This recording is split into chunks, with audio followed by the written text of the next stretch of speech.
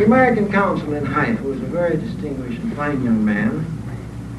And at Christmas time, he used to get all of the Americans, especially all the Americans together, and they would have a sort of a Christmas party. Well, it was very interesting. I got to know some of the leaders very well. The Archbishop of the Catholic Church is a very close friend of mine.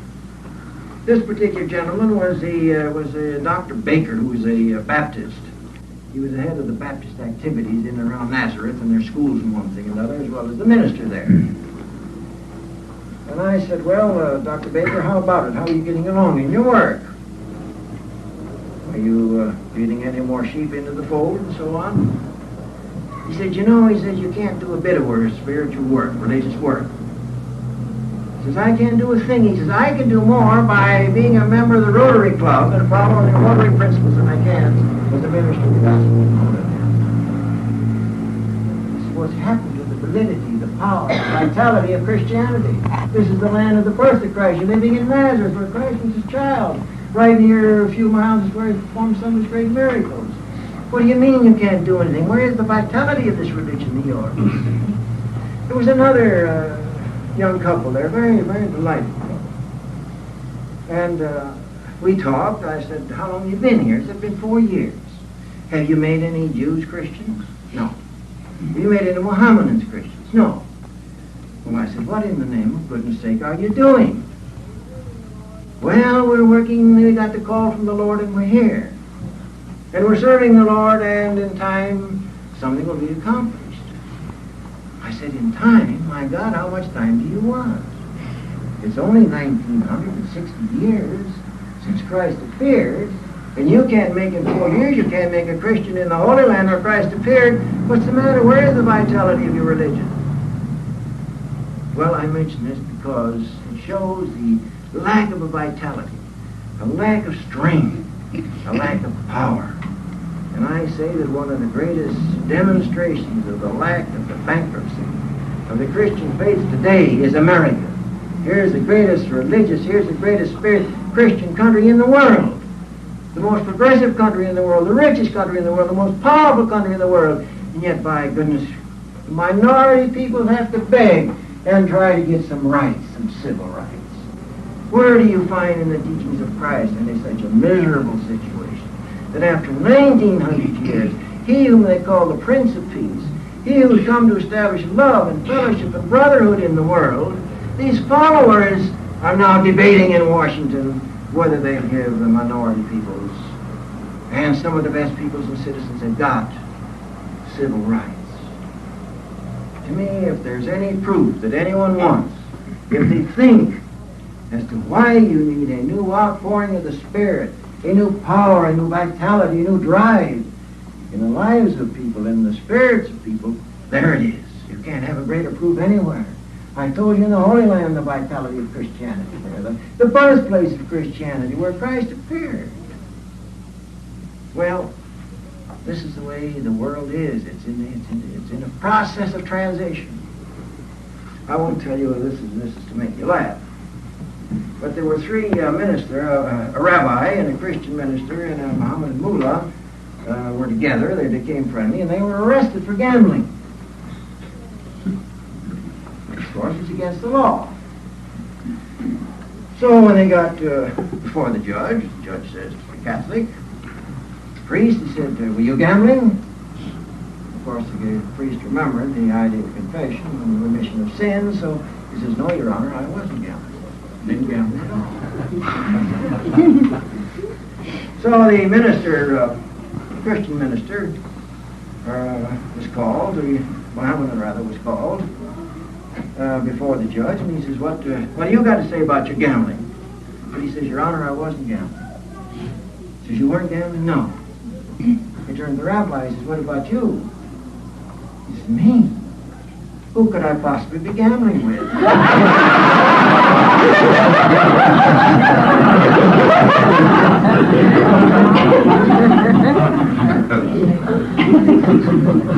Well, this is another story illustrating this prejudice which exists, and this is a true story. There was a Mohammedan mullah who was very, very sick. And he was getting worse. His family were very much concerned, and they finally went to him. They said, look, there's a Christian minister in town here who's very, very capable. He's performing wonderful acts of healing. We'd like to call him in to preach and see what he can do. My goodness, the Marlin says, what is the matter with you dogs of a Christian? You call him in this house to give me medicine, I go straight to hell. Can't even think of it. Well, that's the way it was, and the man finally lost control of himself. Became unconscious. When he was unconscious, the family said, well, now here's our chance. So they sent for this Christian doctor. The Christian doctor went in and spent all night with the man, treating him, giving him medication. He got over the hump and got a little better. In the morning, he came out of the coma. And as he looked up, he saw the doctor with a couple of pills in his hand and a glass of water. And the mullah says, what are you doing here? What are you doing? And the Christian said, I'm going to give you your medicine, your pills. Mullah says, take those pills away. If I took any pills from a Christian, I go straight to hell. The Christian doctor says, now listen, let's have one thing understood. As far as you're going to hell, no question about it. He says, you take my pills, you delay your trip for a little while.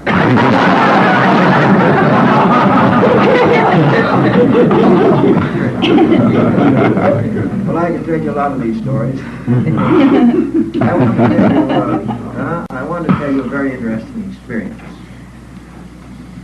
And I want you to pay close attention to this because it bears very strongly on some Baha'i teachings regarding the coming of divine manifestation. I told you about the Knesset being the parliament. Each year they have a party, a birthday party if you please. It's about 14 years now since the Knesset was established, so every year they have a birthday party. It was about the 12th party. A couple of years ago, the Baha'is are always invited. We went to this party, and at the party there's always the president and his wife, the prime minister and his wife, the speaker of the Knesset and his wife, and that's the receiving line. And you meet them all, and you talk to them all, and then you mingle around amongst the various people who are there. So we went through the line, and how do you do, and met all of these people, whom I personally knew very well. And Sylvia and Mrs. Haney were there. They hadn't gone through the line, and there was a break in the line, so I said, come on up, you can meet the president now, and the prime minister, and the speaker of the Knesset. So they went up and met them, and there still was no one coming. And Mr. Ben Gurion said to me, he says, Mr. Ioas, I want to talk to you. I said, yes, sir. Here we are. Shall I come to your office, or what do you want? He said, we talk right now. He says, you're an American. Yes, sir, I'm an American. Baha'u'llah, he spoke, pronounced the name beautifully, says Baha'u'llah was a Persian. Yes, sir. What is there in the writings of Baha'u'llah Persian that makes you a Baha'i, one of his followers? I said, well, Mr. Ben Gurion, I could answer you in many ways, but this is a simple way. I said, you know, the world today is seeking peace and understanding. And certainly the one who has contributed the most to the idea of peace, and in whose writings include the greatest program for the establishment of world peace, is the Baha'i faith. The writings of Baha'u'llah. Now I'm interested in establishing universal peace. Being established in an interested universal peace, I find Baha'u'llah's writings the most comprehensive, so I'm a Baha'i. Now, Ben Gurion says, now listen, that's a social program, that's not religion. He says, what is it that makes you an American become a follower of Baha'u'llah? I said, I'll tell you another way. I said, we believe that from time to time God chooses a certain individual, a certain person, to be the mirror of his revelation. This person that's chosen usually comes from one of the darkest places of the world. And he takes the people and makes a great civilization out of it. I said 3,000 years ago approximately, where was the darkest country in the world? It was Egypt. Who appeared in Egypt? Moses. What did he do? He took the Jews into the Sinai Peninsula, into the Holy Land here, and established a great civilization, Jewish civilization. I said, Jesus appeared in this very country here, the darkest country in the world 1900 years ago was what? It was the Holy Land. Jesus appeared here. And he established the Christian religion and the Christian civilization. I said, Muhammad appeared in the Arab Peninsula 1,300 years ago, and conditions were very complicated and very difficult. And he established the Saracen civilization. So we feel that Baha'u'llah has come today and is going to establish a civilization, a new civilization based on oneness and of unity and of brotherhood. That's why I'm a Baha'i. He said, now listen. Moses took his own people, the Jews, and created a great civilization. Now if you tell me that Baha'u'llah is going to take the Persians and make a great civilization out of the Persians, his own people, yes. What is it that makes you an American a follower of Baha'u'llah? Well, I said you forced me all the way now, Mr. Hector, and I explained it to you the last way. And this I'd like you to pay close attention to. I said the Baha'is believe that the cause of the evolution of society is religion. This is an important point for you all to think about. The cause of the evolution of society is religion. And religion is always renewed and revivified through the appearance of a divine manifestation who is the expression of the Holy Spirit. This Holy Spirit comes through the divine manifestation, and he teaches men's hearts and minds a more noble way of looking at it, of understanding the things of life, and of creating a wider sphere of unity under which they can operate and function. 3,000 years ago it was Moses. And Moses took the Jews, as I explained to you, went into the Holy Land and created a great civilization. But how did he do it? He did it because he had the power of God that spoke through him, this power of the Holy Spirit that quickened the lives and the minds and the hearts of the people so they aspired towards more noble things. And out of that developed the greatest civilization up to that time, which was the Jewish civilization at the time of Solomon. Now Jesus did exactly the same thing. He came into the world. He was persecuted by the Jews, as you know. He was crucified. And yet, through this power of the Holy Spirit that he released, this creative energy which he brought into the world, he was able gradually to unite all of the peoples around the Mediterranean basin. Rome was a great power at that time, and it conquered all of the Mediterranean basin. And Rome wanted all of these countries under its domination. They wanted peace, they wanted unity, they wanted harmony, but they wanted it on the basis that Rome was supreme and all the others were subject to the dictates of Rome and were inferior to Rome. And Jesus appeared, and what did he teach? The freeman and the slave are equal. The Roman and the Assyrian are equal. The African and the Chaldean are equal.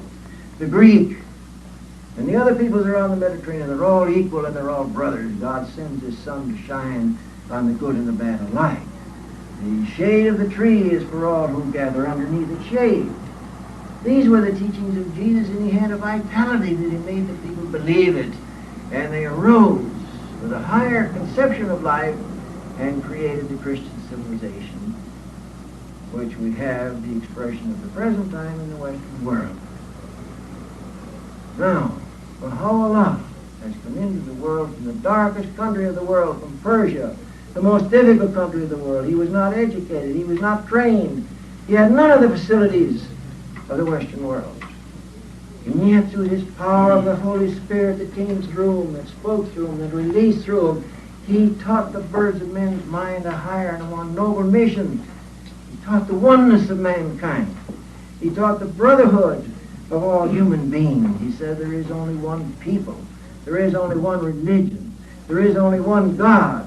And there are, of this one religion, there are different expressions that came in the world at different times according to the capacity and needs of the time. I said, Mr. Ben-Gurion, this is why I'm a Baha'i. I believe that the power of the Holy Spirit has come through Baha'u'llah.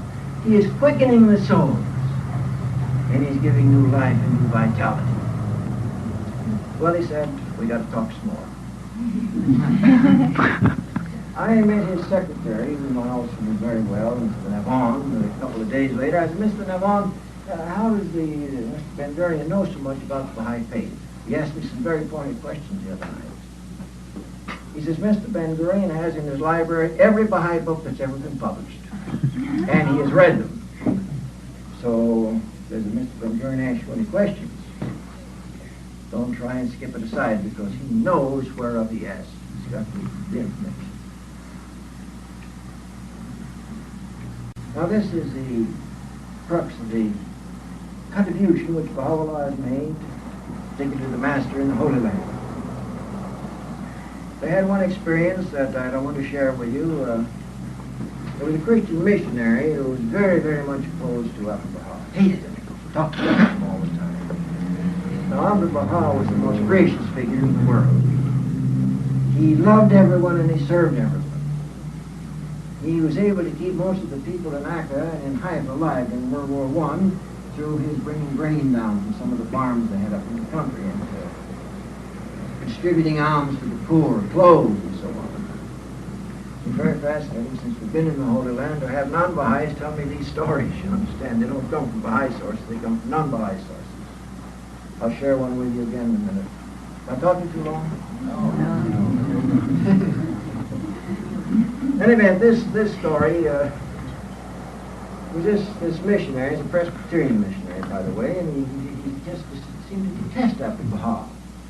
And Abdul Baha would be walking up the street, and this missionary was coming down. He'd cross over the road to go to the other side so he wouldn't have to pass him, say anything to him. And this happened quite frequently. Abdul Baha, when he went out for his walk, he was always followed by a whole group of Baha'is, because everybody fluttered around Abdul Baha like a moth flutters around the light. And this particular day, this man was coming down, the missionary, and he started to turn over, and Abdul Baha said to one who was with him, a Persian Jew by the name of Sfandiar, he said, Sfandiar, you come with me, the rest of you stay back. And he crossed the street, so they met in the middle of the street. He said to the minister, he said, now, tell me, why do you hate me so much? Well, so on and so forth. He said, but why do you hate me? What have I ever done to you? I'm here, I'm serving all the people, I treat them with love and with fellowship, Christians and all. We distribute alms, we take care of the poor, and yet you have this intense hatred for me. Why is it? And the man, of course, had no good answer, and Abdullah said this is interesting. He said, listen, you measure the extent of your hatred towards me, and to that same extent I love you. So if you want to know how much I love you, you can measure it by the extent to which you hate me. But he said, why should you hate me? He says, you've been here how many years? 10 years. Have you made one Jew a Christian? No, sir. This is Sfandiar. Now, I said, the Sfandiar is a Jew, a Persian Jew. He says, he will prove to you why Christ was a divine manifestation. He says, go ahead, Sfandiar. So Sfandiar did, giving the Baha'i proofs of how we tell a divine manifestation. Not that he performed miracles, because many people perform miracles. Not that he raised people from the dead, because that dead person died again in a couple of years, few years. But because he ministered to the spiritual wants of the people. He gave them spiritual vitality, spiritual power, spiritual vigor. He gave them what Christ called the second birth. He was able to create this movement which established a high civilization, a Christian civilization. He lived his teachings. He was able to change the lives of other people. These are the proofs of a prophet. Sfandiar gave all these things, and the minister was becoming very enthused. And as Sfandiar says, and sir, by the same token, today that's the way we prove the validity of the mission of Baha'u'llah. And this missionary hit the ceiling and he says, that's why I hate you people. You don't stop when you make a Jew a Christian, you keep on, you make him a Baha'i.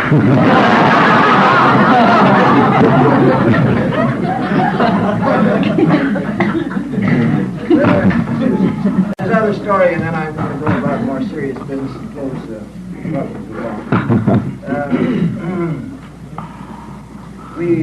Jewish people are very hospitable. They're always entertaining. Always having cocktail parties and receptions and so on. We used to go to quite a number when we first went there. We went to this reception, one of the homes there, and we walked in, Sylvia and myself, and said, oh, Mrs. Ioas was there, welcome, so on. They said, what do you have to drink? Well, thank you very much. If you have some grape juice, we'd like it very much, or some tomato juice, or some ginger ale. Oh, no, how about some nice cognac? Got some delicious brandy, just got it. Thank you very much, we don't. How about some wine? Thank you, we don't drink. Some beer? Don't drink. You don't drink at all? Why? I said, we're Baha'i. Baha'i, you don't drink. Oh, is that so? Is that one of your religious teachings? Yes. It's a religious teaching that Baha'is don't use alcohol in any way or any form. Oh, goodness gracious. Now, tell us about it.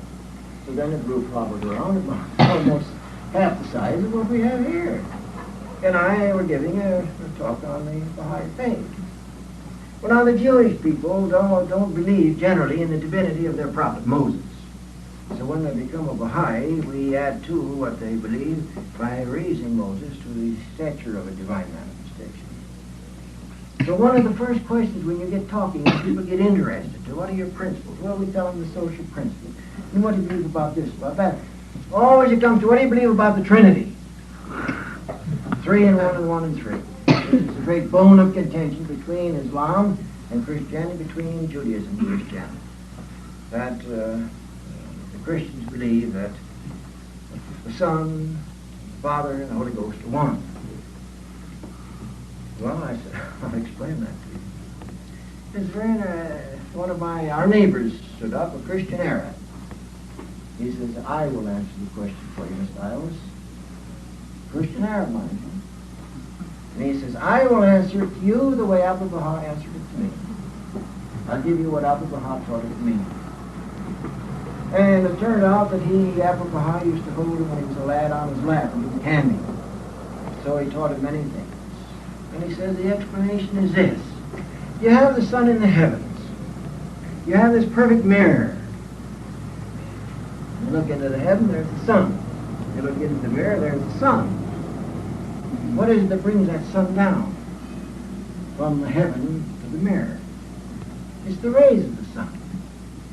So, using that symbol, that illustration, the sun is God, the mirror is the prophet, and the rays of the Holy Spirit. So that is what the Baha'is believe about the Trinity. Well, I said, Fred, no, that's wonderful. Next time I'm asked to give a talk on the Baha'i faith, I'm going to ask you to give the talk. He told me very many stories because his father was a very close associate of Abdul Baha. Many stories I won't take time to tell you now. I wanted to, before I close, share this thought with you. You see, what a divine manifestation does when he appears. I pointed out to you that the teachings are all the same. There are no difference in the spiritual teachings of Moses or of Jesus or of Muhammad, of Baha'u'llah, of Zoroaster, Buddha, any of the divine manifestations. Then why should we be trying, or why should we ask a person to become a Baha'i, and why should you become a Baha'i if our teachings are exactly the same spiritually as the teachings of the previous divine manifestations? Now the answer is this, that our religion has a secondary part. The secondary part has to do with the social conditions at the time that the divine manifestation appears, and these always change. So Jesus changed some of the social teachings of Moses. He declared everything clean, and the kosher laws were no longer necessary. He broke the law of the Sabbath. He changed the laws of marriage. When Muhammad appeared, he renewed all of the spiritual teachings of Jesus, but he changed some of the social teachings because society had evolved. Now, Baha'u'llah appears in the world. He gives the same basic spiritual teachings, so that when a person becomes a Baha'i, they don't have to give up the pure teachings of Jesus, or of Moses, or of Muhammad. What they have to give up are the theology, the ritual, the ceremony. They have to understand that Baha'u'llah has today taken these spiritual teachings and has translated them into a social program for the establishment of world peace. Now, how does this operate, friends? Just listen a minute to this. You see, you've got all over the world all of these problems. We have in America this civil rights problem. You have all over the world an economic problem. I spoke down in Austin, Texas, and one of them, an economist there, wanted to argue with me about economy. Well, all right. Economy's all mixed up. You have the religious problems of antagonism. You have the social problems in England, the class systems. You have the caste system in England. You have all of these things. Now, does it mean that we're going to fight the way we're fighting in America to overcome these things? Or does it mean that there's a better and an easier way? Now, the better and the easier way is this. When Jesus entered into the field of quickening mankind 1900 years ago, did he tell the Greeks to start fighting with the Romans? Did he tell the Assyrians to start fighting with the Africans? No, he taught them brotherhood. And he taught their minds, he lifted their minds above those differences and on a higher plane of existence, a wider sphere of unity, he established a brotherhood. Very simple. He elevated the minds and the hearts of people, and religion is the only thing that can change the minds and the heart of the people. My friends put this down, that the only thing that can change the mind of a person, the heart of a person, is religion, because it enters into the consciousness of the individual.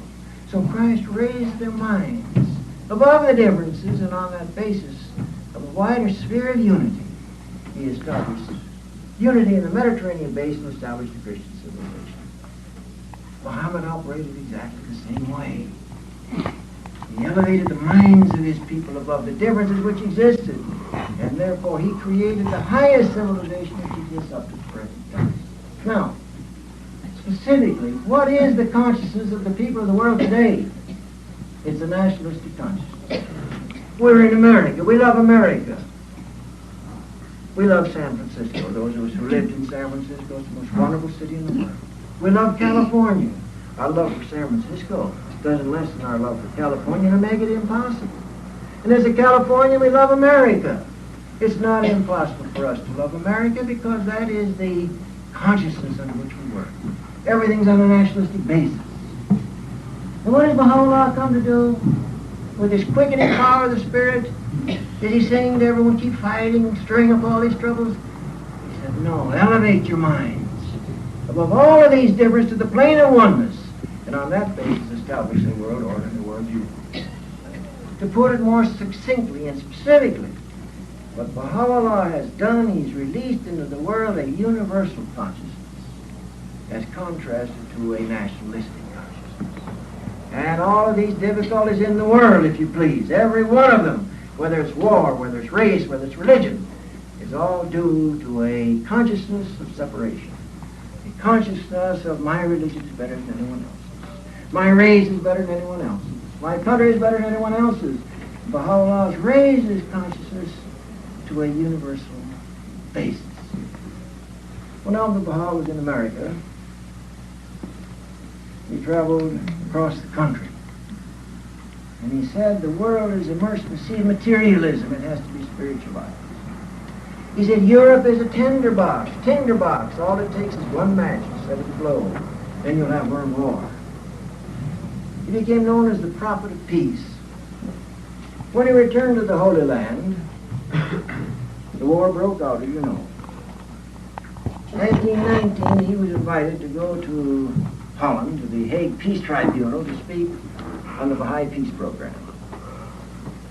Abdu'l-Baha was not able to leave the Holy Land at the time, and he wrote a statement to them about the Baha'i teachings concerning peace. And here's what he said. 2 points only. He said, everyone today is interested in universal peace, so I don't have to discuss that question. Everybody accepts it. We need it. But what we have to discuss is how are you going to get it? Well, he said if we try to solve the problem, one problem, say it's a political problem, we establish political peace, the next year you'll have a racial war. Then you solve the racial problem, the next year you'll have a religious war. You ever solve the religious problem, then you're going next year you're going to have a war revolving around economics. The only way you can establish world peace, said Abdu'l-Baha, is to solve all of the problems of the world at the same time. And that's why we have the Baha'i teachings with this comprehensive program for the establishment of peace and unity. That's point one. The second point he made, which is very important, he said, I pointed out to you that everyone believes in universal peace. But greater than universal peace is a universal consciousness.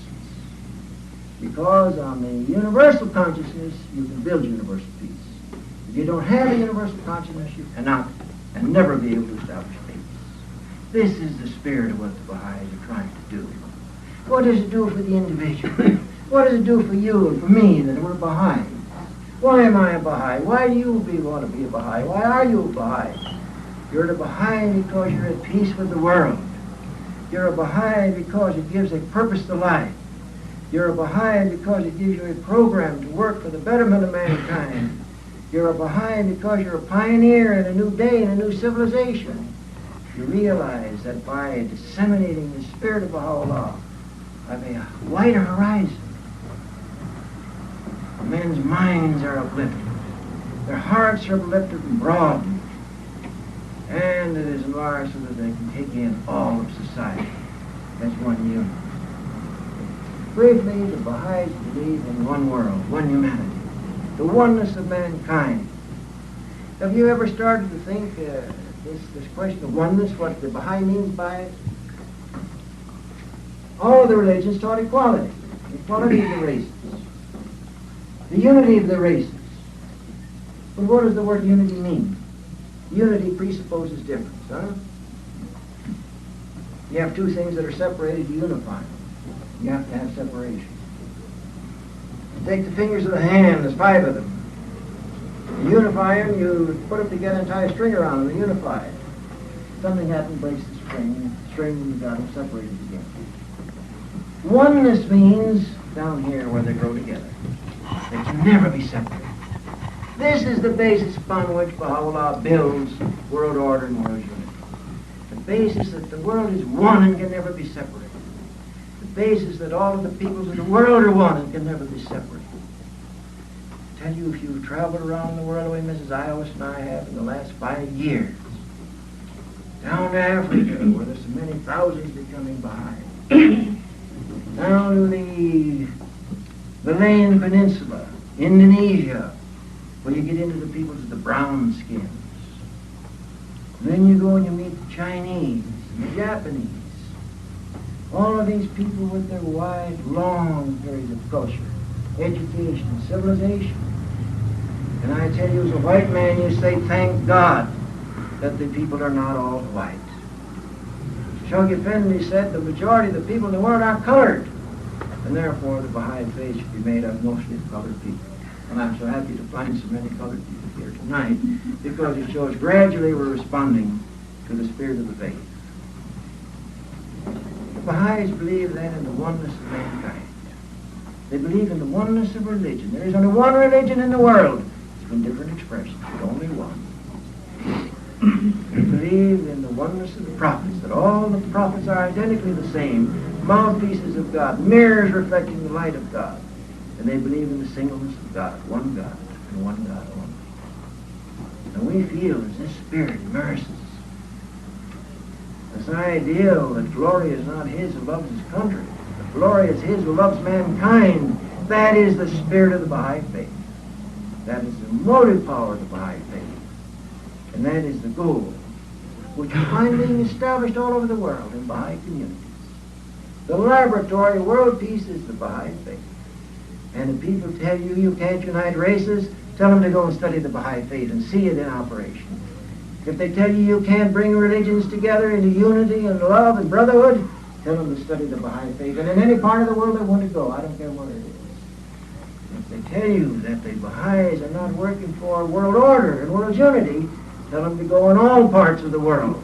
Because the Baha'i faith is established in over 260 countries and islands in the world.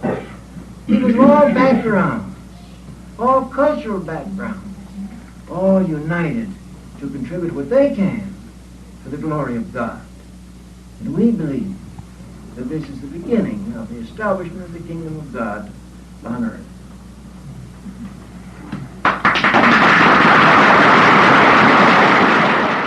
Dear friends, Their loving reception has sort of overcome Sylvia and myself. We feel it's a very great privilege, a very great privilege and a very great honor to be here and to have the opportunity to talk to you about the World Center of the Baha'i Faith, perhaps something about Abdul Baha, something about Shoghi Effendi. It's also a very great pleasure to us to be back home again. But we figure ourselves Californians. Our work in California, we lived in San Francisco, but our work took us to all parts of the state. And I rather feel that our home is San Francisco and our second home is Los Angeles. And we have been able to teach in many of the cities in between. When we left the Holy Land, the hands of the cause in the Holy Land asked us to convey to all of the friends their deep love, their deep appreciation, especially to those Baha'is who had served so diligently, so effectively and so well during the 10-year crusade. When the beloved guardian was suddenly taken from our midst in 1957, and it fell a lot to the hands to direct the affairs of the cause until the end of the crusade in 1963. We, as well as all of the Baha'is throughout the world, were wondering what the reaction of the Baha'i world was going to be to the sudden passing of our great leader. And it's been really a miracle. It's been marvelous to witness the manner in which the Baha'is of the world solidified themselves. How Shoghi Effendi's passing actually deepened their spirit of devotion to the cause of God. And how they arose with a renewed effort to win all of the victories which were outlined in this 10-year crusade. This afternoon I'm going to talk to you about the 10-year crusade in the World Center, which I think you'll enjoy very much because you get a picture of what took place in the World Center, where this whole great world campaign was organized, where it was developed, where it was carried through. The reaction of Shoghi Effendi to many of the things that occurred. And actually the instructions which he gave to the Baha'i world with a few of us sitting around the table with him when this occurred or that occurred or something else. I think you'll enjoy that very much. The hands want particularly to express appreciation to all of the Baha'is, both old and new, who stood fast, who caused the faith of Baha'u'llah to go forward, and to close the 10-year crusade with such great resounding victories in every part of the world. Shoghi Effendi, shortly before he passed away, spoke about this last 5 years of the 10-year crusade. And he said it would be more wonderful than the first 5 years of the crusade. I'm getting ahead of my story and what I should be talking to you about this afternoon. But the guardian, I mentioned this, he said the victories which would be won by the Baha'is during the second 5 years of this 10-year crusade would be so great that the Baha'is themselves won't believe it. Just won't believe that they were able to win such victory. So for this reason, the hands particularly thank all the Baha'is for what they've done in helping gain this great victory. And in translating the Baha'i faith from somewhat of an unknown item in the religious world to a recognition of the Baha'i faith as a great world religion, because that is what you've done.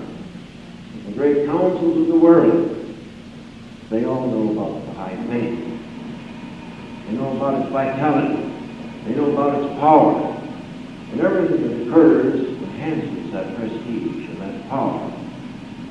So that from day to day we go forward from victory to victory. The members of the House of Justice likewise asked Sylvia and myself to convey to all of the friends their appreciation of their devotion, of their support, of their cooperation. And to bespeak from each and every one of the friends a deepening of the Spirit, because of God in their hearts, in their minds, in their lives.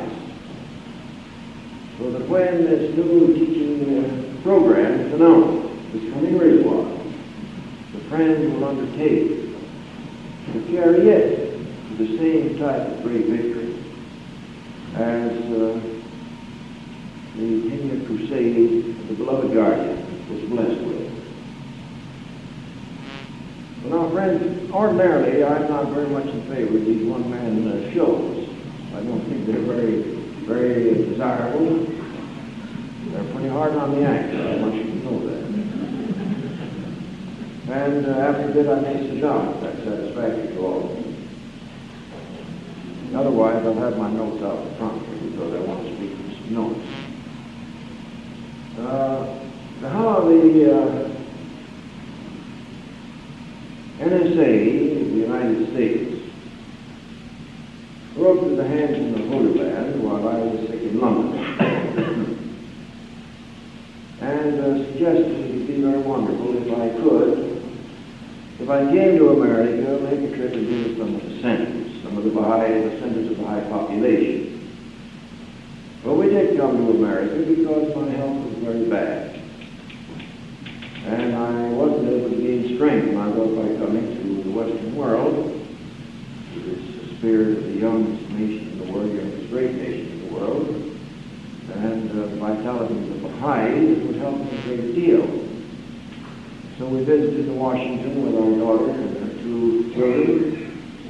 By the way, if any of you want to see any pictures of our granddaughter, Sylvia just happens to have them with her.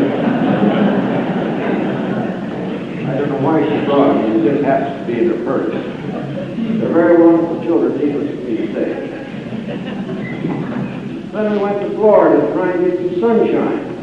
We made a very serious mistake. We should have come west for sunshine. But we couldn't find any down there. It was cloudy, it was rainy, it was blowing all the time.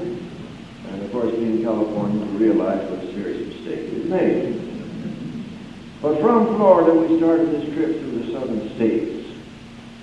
And we have had these meetings, which we're having today and last night, in 9 different cities. This is the 10th, a week apart.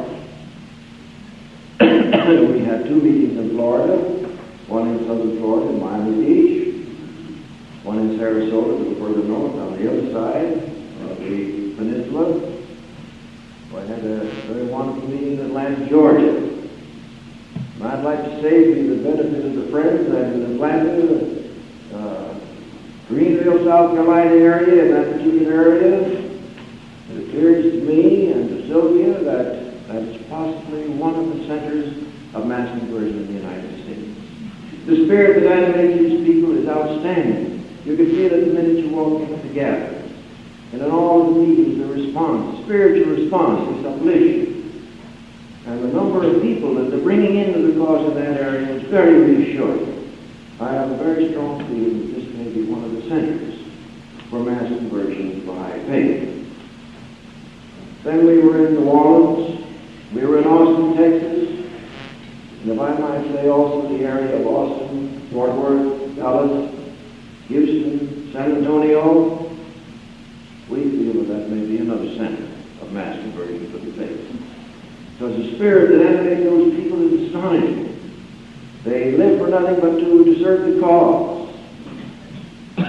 And very remarkable members. The spiritual assembly in San Antonio, or in Austin, is made up of members of various races, which are very, very interesting. I think you see a picture of that spiritual assembly in the next behind news.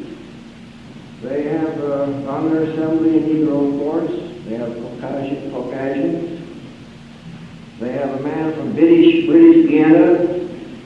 They have a former member of the National Assembly of Peru who is partly Spanish and partly Inca Indian. They have another member from, I think it's Pakistan, I'm not sure.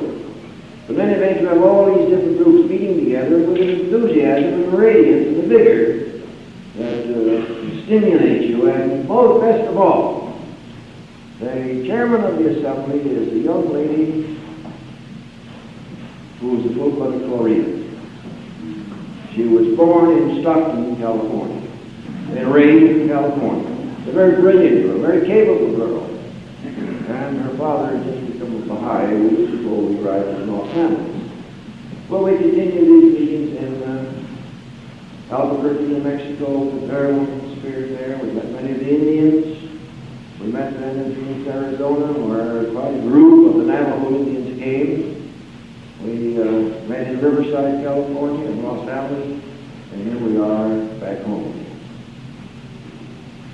Now, friends, what the National Assembly had in mind is this, that there are so many new Baha'is.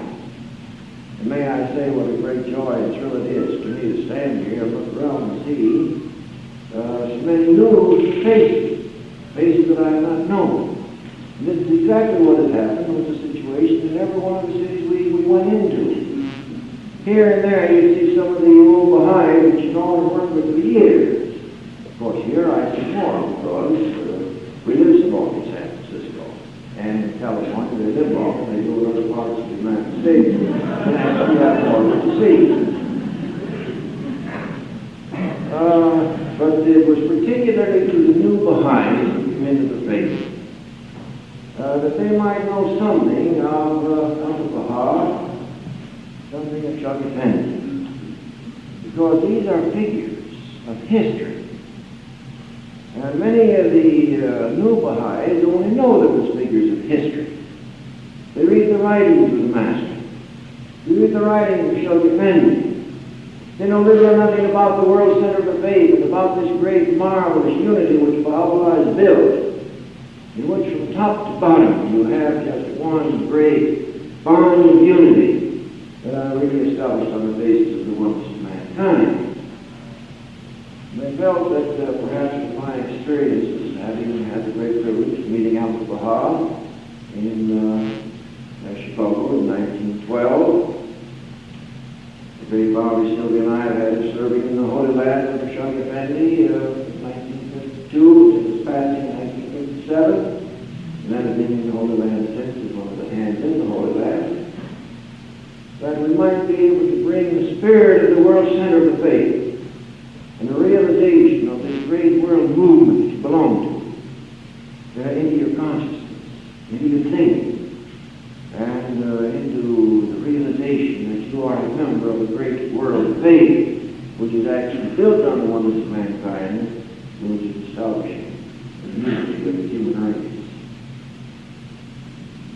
This was the thought of the National Assembly. Now we've divided this meeting into the two parts, this morning and this afternoon. And if it meets with your approval, this morning's meeting was divided into four sections.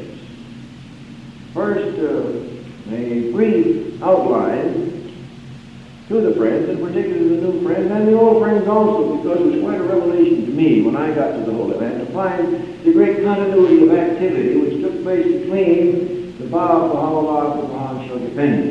There was just one theme that went through all of their activities. Rather than the feeling which I previously had that the Ba'a announced himself, that the Ba'a winded up the period of the prophetic ages, that the Ba'a was the forerunner of Baha'u'llah, and Baha'u'llah appeared and started the movement again. That after Baha was appointed the center of the government, he carried out as he saw fit. And after Baha said that Shaggy Effendi became the guardian of the cause, and he carried on as he saw fit. But this isn't the case. It's a different line of continuity, and I want to present that to you. That'll be part number one. Part number two, we might say a word or two about Baha'u'llah himself, if you'd like. Then we would talk a bit about Abdul Baha, so that you might know the person of Abdul Baha, the experiences we had when we met, and some of the things which we know about firsthand.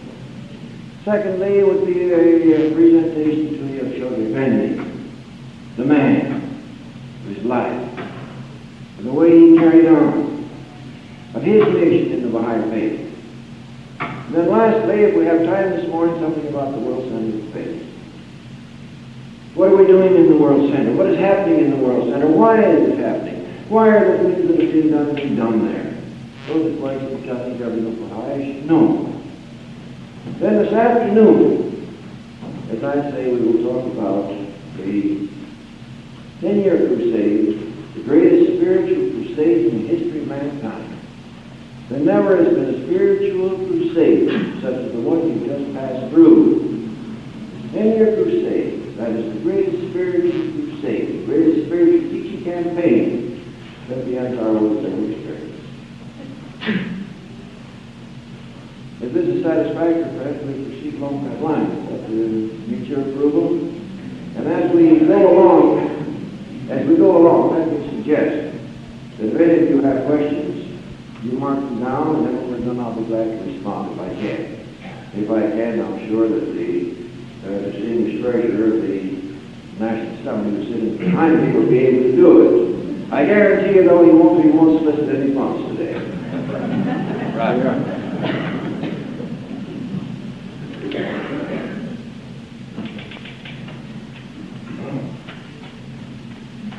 You know, I make voluminous notes, and I never refer to them, so don't be scared. I'm going to speak a bit first about this idea of continuity in the Holy Land. Let me first lay this foundation. Baha'u'llah likened the Baha'i world to the human body. The various areas have various functions they perform, but they're all part of this great human body. For instance, in more detail, Baha'u'llah has said that the heart of the cause was Persia because of the deep spiritual devotion, the deep spiritual consciousness, the great sacrifices they have made, and the very nature of the Persian people. The mind of the Baha'i faith would be might be like Germany. We have these great scientific people and all their accomplishments and all their devotion to science and understanding. The hands of the cause would be America, where so much is done. The American Baha'is do things. They don't talk about it. They don't dream about it. But where there's a task horizon, they accomplish the goal. So that the hands would be the United States and Canada. And of course, the Western Hemisphere. When I say America, I mean the entire Western Hemisphere. But the heart of the cause, the heart of this body is the Holy Land. And if the heart of the cause is strong, then the entire body is strong. I'll show you, Finney pointed out, that the heart becomes strong when the various members, just as you do with the bloodstream, come into the Holy Land through their pilgrimages, and they bring a new spirit to the Holy Land, revivify the Holy Land itself. And they take their conditions which are existing all over the world and bring a report to the Holy Land. And then in the Holy Land, they are re-quickened, rededicated to the cause of God. And then the heart, the blood, is pumped out again, the spiritual vigor which comes from your visits to the sacred shrines, the visits to the world center of the faith, to our holy places, and particularly your devotions and prayers at the shrines. These shrines revivify, they re-quicken, they give you new spiritual strength. And friends, let me call attention to this very important point, which I always mention, and that is that these shrines are not places of the dead. You're not going to visit a dead place where the remains of the Baba are buried, or the remains of Abdul Baha are buried, or the remains of Baha'u'llah are buried. You are going to visit the place of spiritual vigor and spiritual life. Please bear that in mind, that the greatest spiritual centers in the entire world are the shrines in the Holy Land. And if you won't misunderstand me, I'll say to you this, so you won't be disappointed and say, well, I should have made this pilgrimage, well, I should have defended was alive. Of course you should, so you could have met it. But the spirit which you feel in the shrines is greater today than it was in the days of the Guardian. And the explanation is this, that perhaps the Guardian was such a great figure that you sort of were overpowered by his spirit. And so when you went to visit the shrines, you weren't in a position to really appreciate the spirit that was there. Again, the guardian pointed out that as the Baha'i faith grows in strength and power over the world, that releases the divine spirit of the divine manifestation with greater intensity. You're all familiar with the illustration which Dr. Baha'i used, that when the sun arises in the morning, it's not very hot. But as it starts to arise and higher and higher, and at noonday, then you have the direct rays of the sun, you have its full vigor and its full power. And that is what's happening now in the Baha'i world. The Baha'i world is spreading everywhere with great increasing strength and vigor. And so it's reflecting itself in the spirit which is in the shrine. I said this was a place of life. Jug Effendi pointed out one evening, I'll never forget, because it was rather a great surprise to me.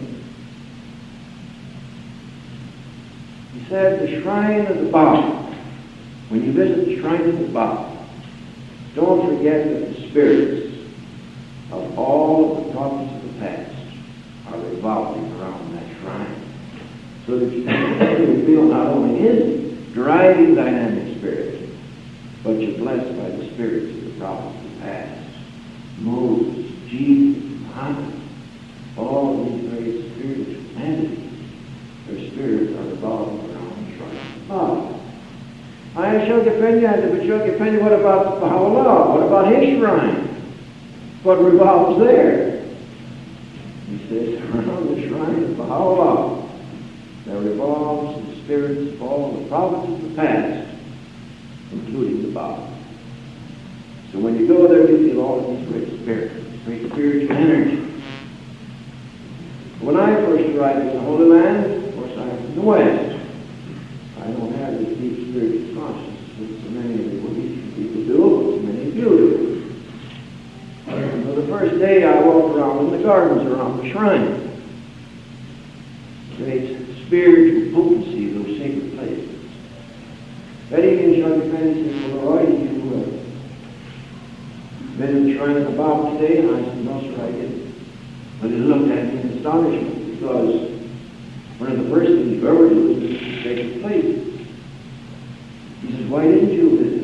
I said, well, I walked around the shrine, I walked around the garden, and the spirit was so strong that I thought that was about all I could say. And he says, tomorrow you visit the shrine of the Baba. Which I did. I went up to the garden, walked around again, and I visited the shrine of the Baba. That evening at dinner, Jug Effendi said, all right, did you visit the shrine of the Baba today? I said, yes, sir. Did you visit the shrine of Abdul Baha? I said, no, sir. And again he looked at me with his astonished eyes, and he said, what's the matter? Why didn't you visit Abdul Baha's shrine? I said, Jug Effendi, when I visited the shrine of the Baba, that was as much of a spiritual outpouring as I could take. Tomorrow you visit the shrine of the Master. I mention this because this is the effect on me as a Baha'i. It's the effect on the Baha'i and all who go there.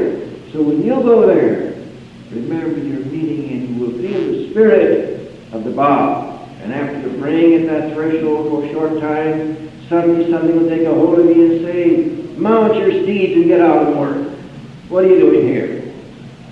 The same dynamic spirit with which the Baba impressed his followers when he was alive. You feel it there. And you want to get out and go to work. You don't want to stay around anymore. You've been around too long. Go out and teach. When you go to the shrine of Abdul Baha, it's just like meeting Abdul Baha. His arms are reached out and takes hold of you, and he draws you to him, and he kisses you on the cheeks. You can just feel him doing it. It's that same spirit of allurement and attachment. And then when you go to the shrine of Baha'u'llah, I always wondered in the writings what it meant. When it spoke about the most great peace, what could that be? I tell you, after this, the shrine of Baha'u'llah, no. You don't need to ask any more questions. You're in a different world. You're out of this world. And there's a peace, calm, and a holiness that sets over you that you can't explain. And one of the things that's most important, friends, is this. Sylvia and I and the ones in the Holy Land have visited these shrines hundreds of times. Each time it's a new event. It's not that you ritual where you go and do it once, you do it twice, do it 3 times, and it becomes a familiar thing. But every time you go, it's new. Because there's life pulsating there, and life is forever new. It's never old. So it's a new experience, never new experience. And that's what you're going to have in this holy night. That's why Baha'u'llah has made it compulsory in the future for all the Baha'is of the world again to make it so you get the benefit of this in these holy places, to be quickened by the Spirit that is there. Now, you say to me, oh, you're a Baha'i, perhaps sentimental. I tell you one experience about these shrines. That's all I'm going to tell you, just one. I could talk for hours on this subject. You remember during the persecutions of Persia in 1954-55, there was, we got great help from the United Nations from the Latin American delegation. The dean of the Latin American diplomats was the ambassador from Colombia to the United Nations, Senor Camargo. He's a Roman Catholic and a devout Catholic, a very fine and distinguished gentleman. He was invited by the state of Israel to visit the Holy Land. And he accepted the invitation, and when they were corresponding, he said, there's one thing I want to be sure, that you arranged for me to visit the high holy place. Well, when he arrived, we had word from the government.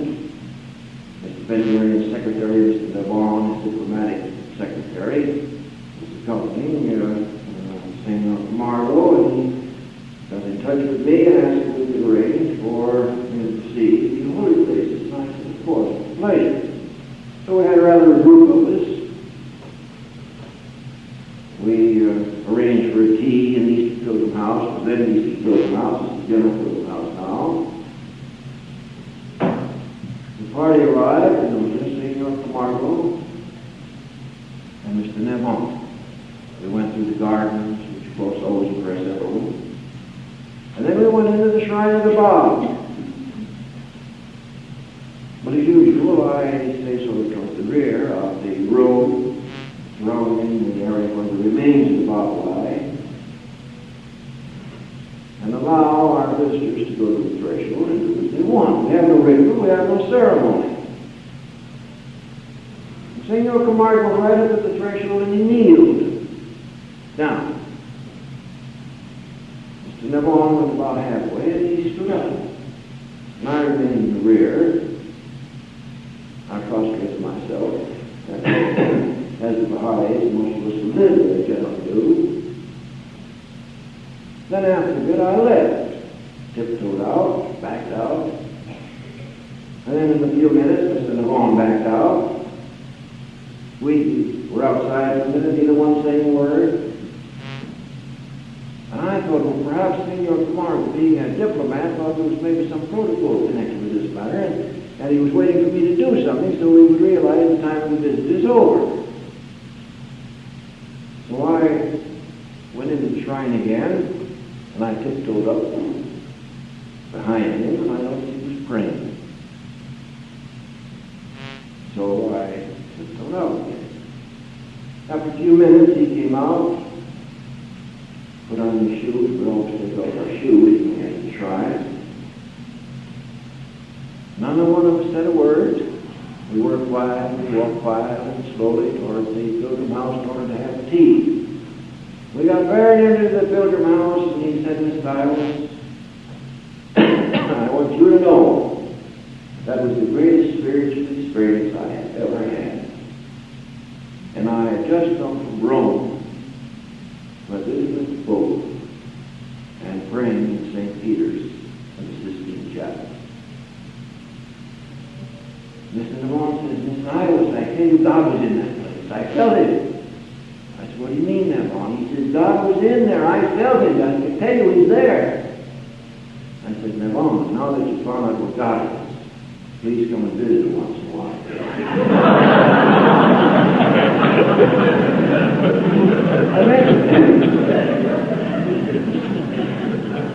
I mention this, friends, so you realize that the spirit of the shrine is not something that the Baha'is are affected by, but the living, driving spirit captures the heart of everyone. This is the shrine of Baal. This is the shrine of Baha'u'llah. And while I'm talking about these shrines, maybe I better digress entirely and change my whole program and tell you about the visit of President Ben Shvi to the shrine. Would you like to hear that? You see, I was a member of the Rotary Club in Haifa, and I used to travel around there in my business, buying land for the protection of holy places under the direction of Sheikh Effendi. I got to meet most of the members of the government. And I got well acquainted with the chief of cabinet of the president of the state of Israel, and Mr. Silver, Ronnie Silver. He became president of the Rotary Club of Jerusalem and invited me to speak at the Rotary Club of Jerusalem. It was very interesting, so Sheikh Effendi had said, I was speaking with these various clubs in Akka and Nazareth and Tel Aviv and so on. Sheikh Effendi says, Leroy, I'm not going to be satisfied till you speak on behalf to the Rotary Club in Jerusalem. And very shortly after that, Mr. Silver became the president and invited me to come and speak, which I did. Spoke around world peace and world brotherhood, something such as that. The minister from Holland was there, a very fine character. When we had finished, he stood up and said, I consider this the greatest talk I've heard about peace and brotherhood in my lifetime. I mentioned to show how the spirit of God is impregnating everywhere. And eventually we became good friends, and one day I said, Ronnie, don't you think it would be wonderful if His Excellency, the President, could come and meet His Eminence? Now, in the Holy Land, we always refer to Sheikh Effendi as His Eminence, Sheikh Rebbe. We didn't speak to Mr. Sheikh Effendi, he was a Baha'i. But we had to give him some distinction, because all the religious leaders there had their titles, your grace and your reverence and all these things. So we put Sheikh Effendi as His Eminence. They don't seem to be well if the president could come and see and meet His Eminence. He says, yes, of course, why not? And I said, why not? Let's get busy and arrange it. So we did. We worked out all the details, and it was arranged the president was going to be in Haifa on such and such a day, that he would come to visit Sheikh Effendi and that morning. So Mr. Reedy and myself went up to the Megiddo Hotel, which was the best hotel in Haifa at the time. And the president to meet the president and his wife. When we arrived there, they were just finishing breakfast. And the president invited us to have a cup of coffee with him while we finished. We did. We visited. The president was accompanied by a military aide, Colonel Carmel, a very delightful character.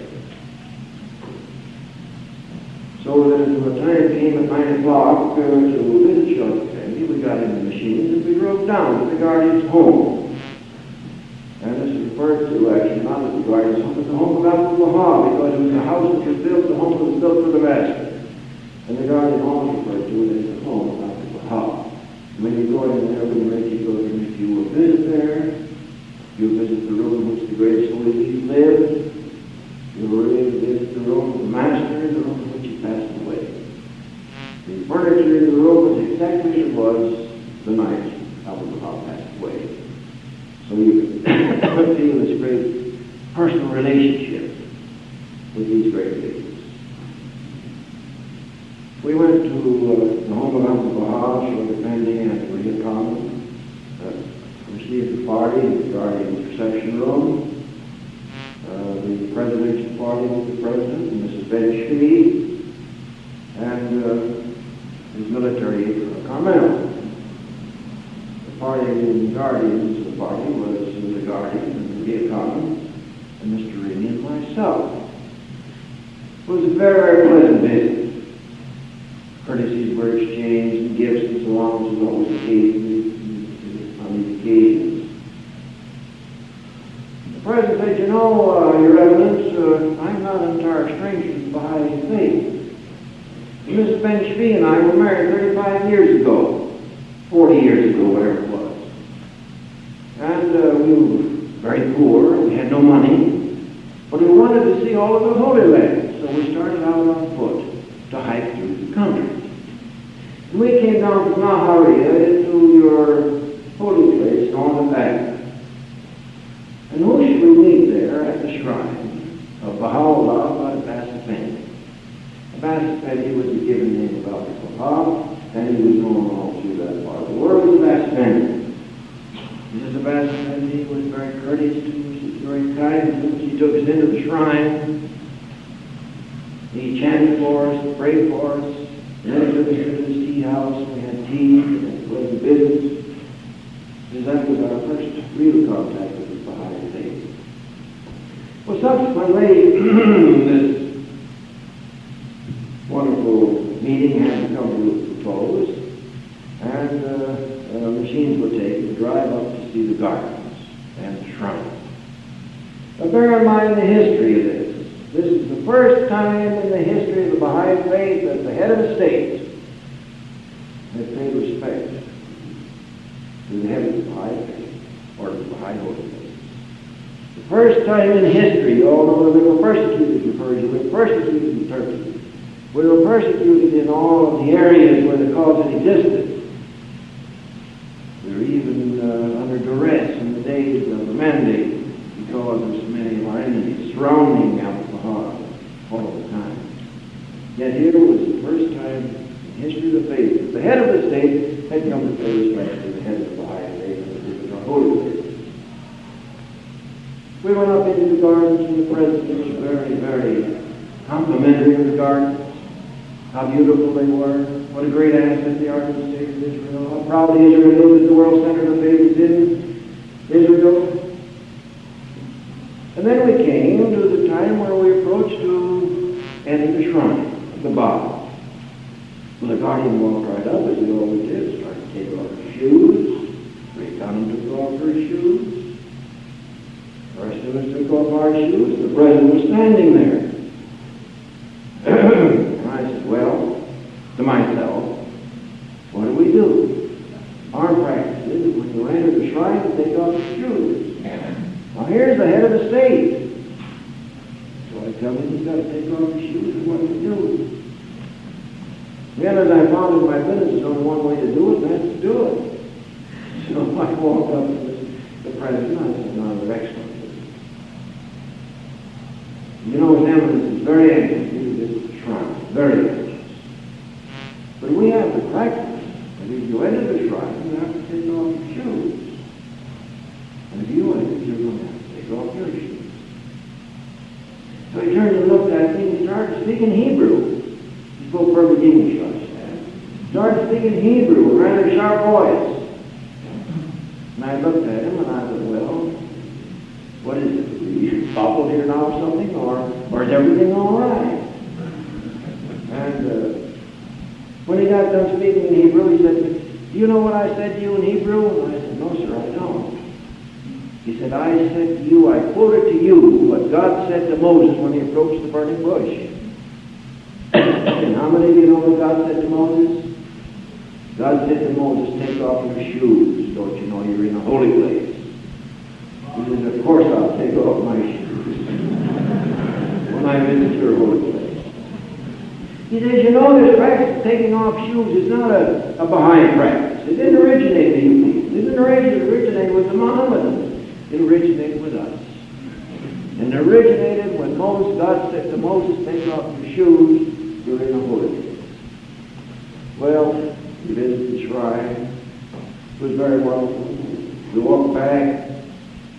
As we get ready to leave, I said to Colonel Carmel, don't you usually make a release when the president visits a holy place like this? And he said, yes, I'm supposed to do that, but I am so busy today. He said, how about you writing the release and giving it in and just telling them I it's my release? Okay, that's fine.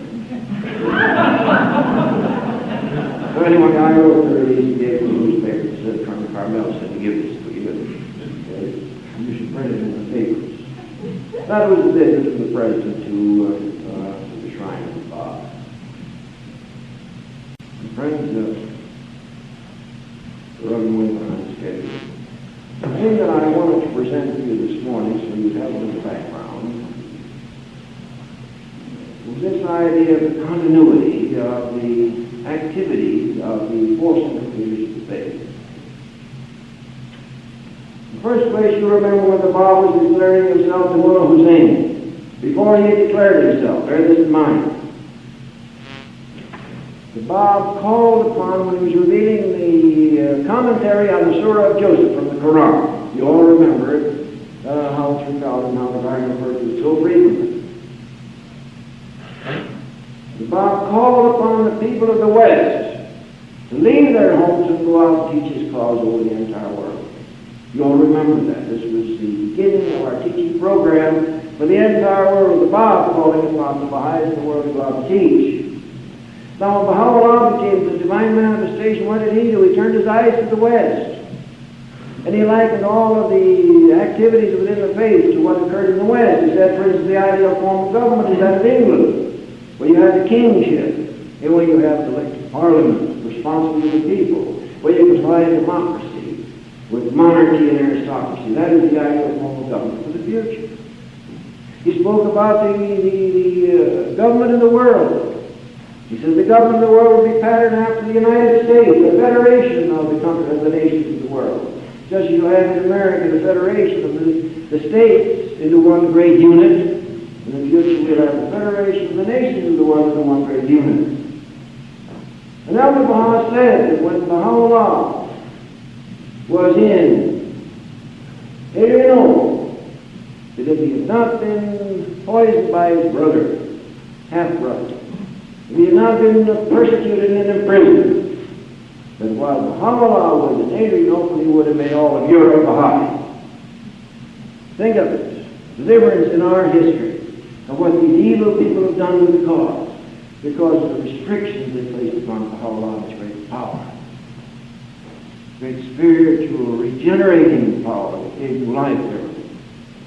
One little incident which is most interesting regarding to talk about in connection with our teaching work and you'll all enjoy it very much. Well, Baha'u'llah was in Baghdad.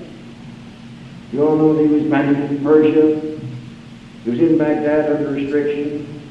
And yet the cause started to spread. He started to teach, and all the divines came to him from all over that part of the world to study and to understand. One of the Baha'is went north 20 miles, mind you, 20 miles, to a place called Adno. And he wrote Baha'u'llah a letter, and he said, I've been here on my business, and it's been very wonderful, and the people I've been with, and I talked about the cause. And one of them is very much interested. Baha'u'llah called all the Baha'is and took them out to the Garden of Rizwan and had a great feast. He said, just think of how wonderful it is. The cause of God has already spread north to Adno, 20 miles. The Garden talk about that when these reports come in of all of these great teaching mysteries in all parts of the world. After Baha, when he became the center of the company, what did he do about teaching? He first turned to the West and he sent 5 of the greatest Persian teachers to America to establish the cause. The correspondence he had tablously revealed that the American Baha'is and answered the questions are more voluminous than his writings to any other part of the world, including Persia, which is a very important thing to bear in mind. He himself, when he was released, where did he go? Back to Persia, to the East, to Africa, to one of these countries? No, he went to Europe and America in order to establish the cause here. And then, in the darkest days of war, he turned again his eyes to America and revealed the tablets of the divine plan, which is the chart of the teaching work for the next 1,000 years.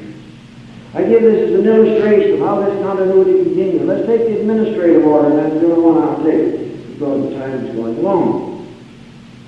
The Bab in his writings refer to the order of Baha'u'llah. Baha'u'llah in his writings outline the basic principles of the Baha'i administrative order. You all understand the importance of the administrative order.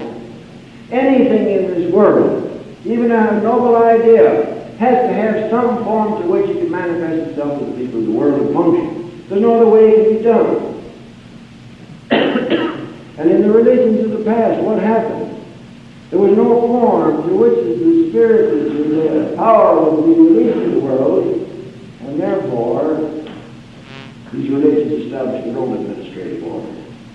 Now Baha'u'llah not only gave these spiritual teachings, revealed the law, but expounded all of the inner secrets and the mysteries of God, and established his faith spiritually.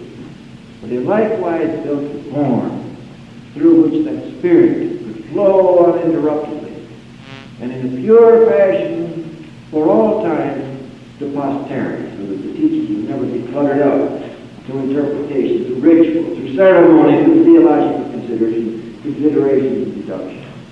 For the first time you have the opportunity for a perfect spiritual entity, and that is why mankind will achieve perfection at this time, because Baha'u'llah reveals the administrative order and spiritual teachings which are the quickest society. He laid the foundation. Abdu'l-Baha started to build his administrative order. And in his Will and Testament, Abdu'l-Baha made the blueprint for the real construction of the world order of Baha'u'llah. Shaykh Effendi says the Will and Testament of Abdu'l-Baha is so great that we can only begin to gain a glimmer of it right now, because it reveals the order through which the cause of God will spread for and grow and develop during the next 1,000 years.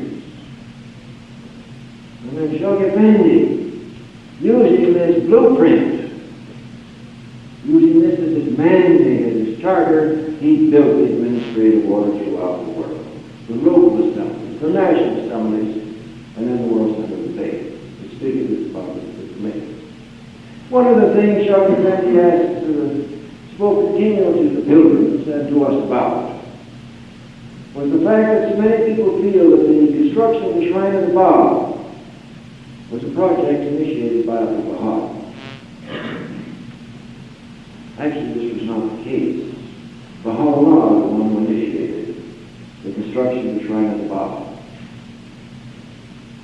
In 1890, while Baha'u'llah was preaching his tent on Mount Carmel, 4 times he visited Mount Carmel and pitched his tent. Once at the end of the mountain when he revealed the top of the Carmel. We'll speak about that a little later. Twice he pitched his tent right up in the area where the Shrine of the Bab is being built, and once on another part of the mountain.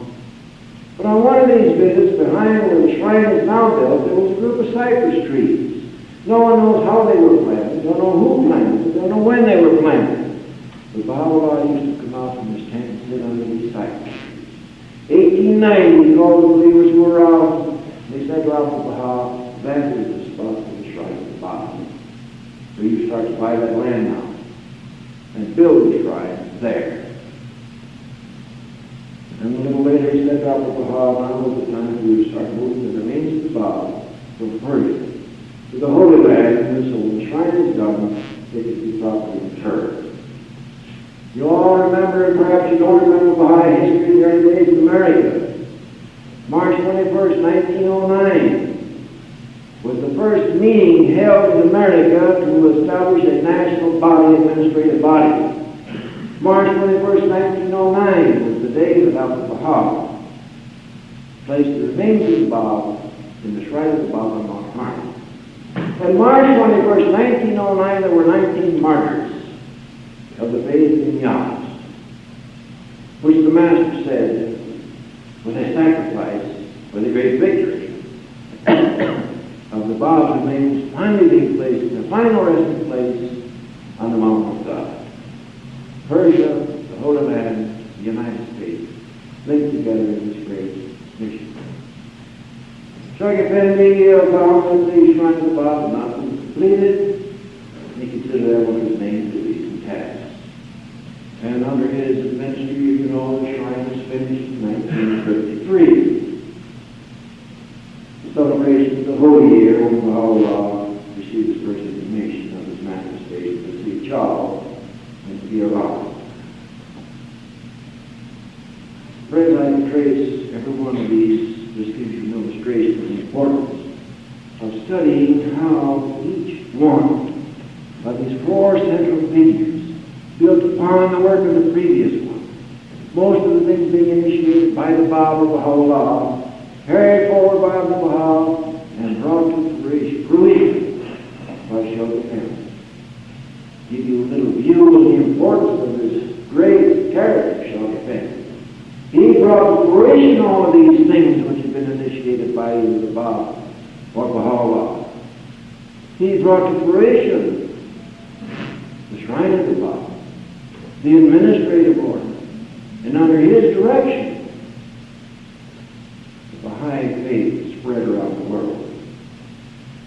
great crusade. Now, friends, would you like to stretch for a few minutes before we go on with the fresh air? I'll give you all we can get in. I wanted to say a word to you about Baha'u'llah himself. I don't know, perhaps many of you have had exactly the same feeling for the divine manifestation as I used to have.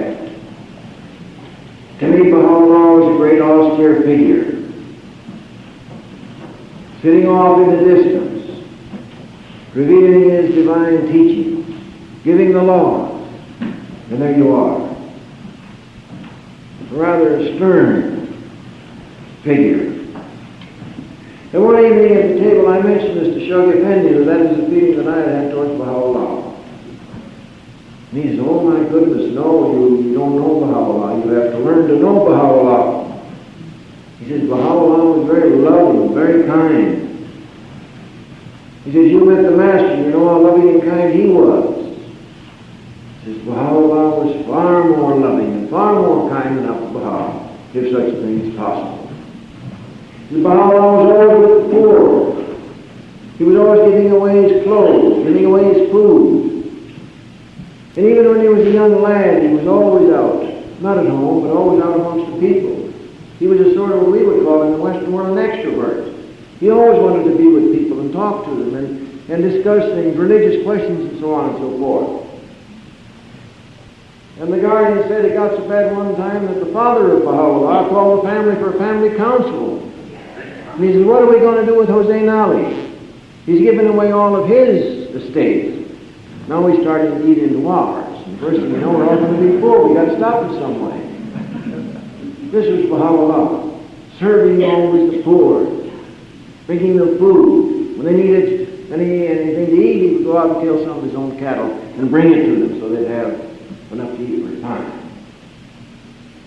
One of the most interesting things to me was while we were going through, rather Samandari was going through some of the writings of Baha'u'llah and Abdul Baha, some of their tablets and so on, I might say to you that in the International Archives you have the sacred writings of the faith. But outside of those writings which have already been recorded and codified, there are over 10,000 tablets of Baha'u'llah and Abdul Baha that have not been read and not been recorded. And Samandari spent quite some months taking each tablet. He knew the handwriting, he would say who the amanuensis is, what the tablet covered, and it was from Baha'u'llah, from Abdul Baha, who was two. Well, they found amongst these things a tablet which Baha'u'llah had revealed to the Shah of Persia when he was 11 years old. This is very interesting, friends, because it reminds you so much of Jesus in the temple arguing with the divines when he was 12 years old. Baha'u'llah wrote to the Shah. Mind you, the Shah knew the family because his father was one of the courtiers, one of those who was associated with the Shah and the government. And in this tablet, Baha'u'llah said, you know, Your Excellency, Your Majesty, that I'm a young boy. You know that I've had no education. You know that I've had no training. You know that no one has ever taught me how to write. And yet, I'm writing to you. He says, God taught me how to write.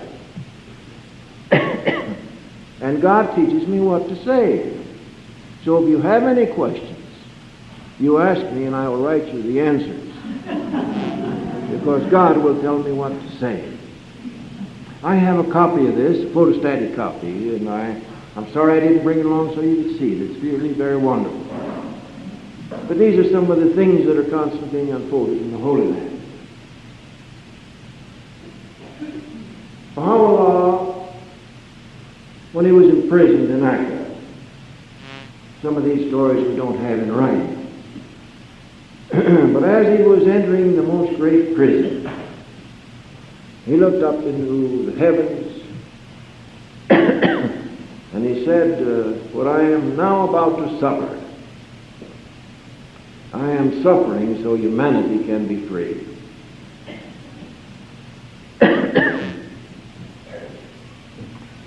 I think you all are familiar with the stories of Baha'u'llah realized that in order to overcome sorrow and sadness, you should be happy. So as all of these 80 prisoners were in these 2 rooms, Baha'u'llah had a cell by himself, the others had 2 larger rooms in which the 80 of them lived. Baha'u'llah used to gather them together for dinner every night.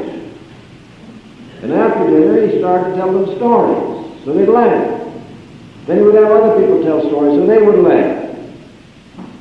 And one evening, the storytelling and the laughing got so boisterous that Baha'u'llah said, "Now listen, you got to stop. Tone it down." He says, "These people think we're crazy. Hear you people laughing when you're in prison, you should be weeping and wailing. They'll know that you're crazy. Stop it." I want to tell you a very interesting story. You've all read Nabil's narrative. I think everyone here read Nabil's narrative. If you haven't, you should. It's the story of the dawn breakers in the early days of teaching work and how to cause spread surrounding the announcement of the Bab. The writer was a Nabil. Now this same Nabil was a very devoted servant of Baha'u'llah. He was a sort of an emissary carrying messages from the Baha'is in Persia to the presence of Baha'u'llah.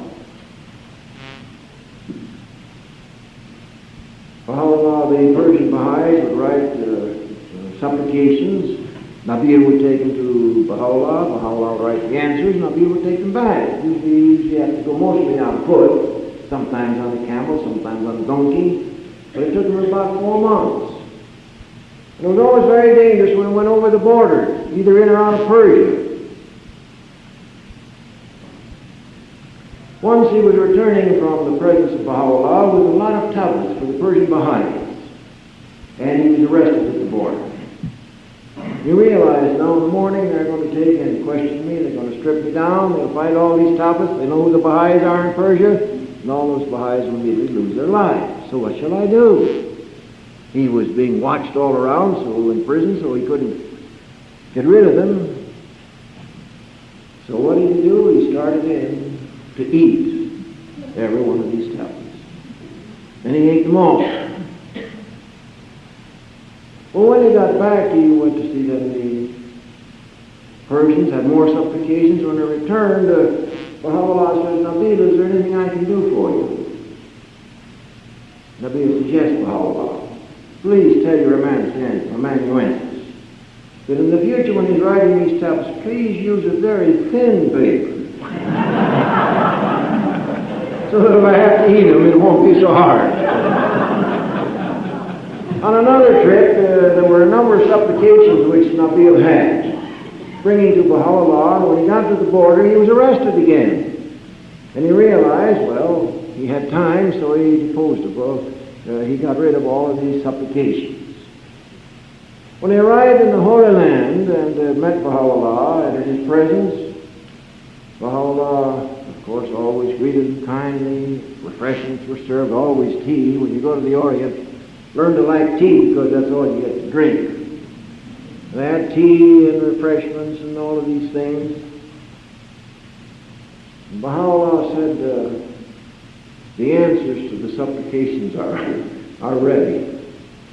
Nabil said, what is that, Baha'u'llah? Baha'u'llah says, weren't you bringing some supplications from the Baha'is in Persia? He said, yes, but I had to destroy them. Baha'u'llah said, I know, but here are the answers all ready for you. You take them back to them. I want to show another little face of Baha'u'llah. Muhammad Tabrizi. Muhammad Tabrizi was a very very wonderful man. He's passed away now.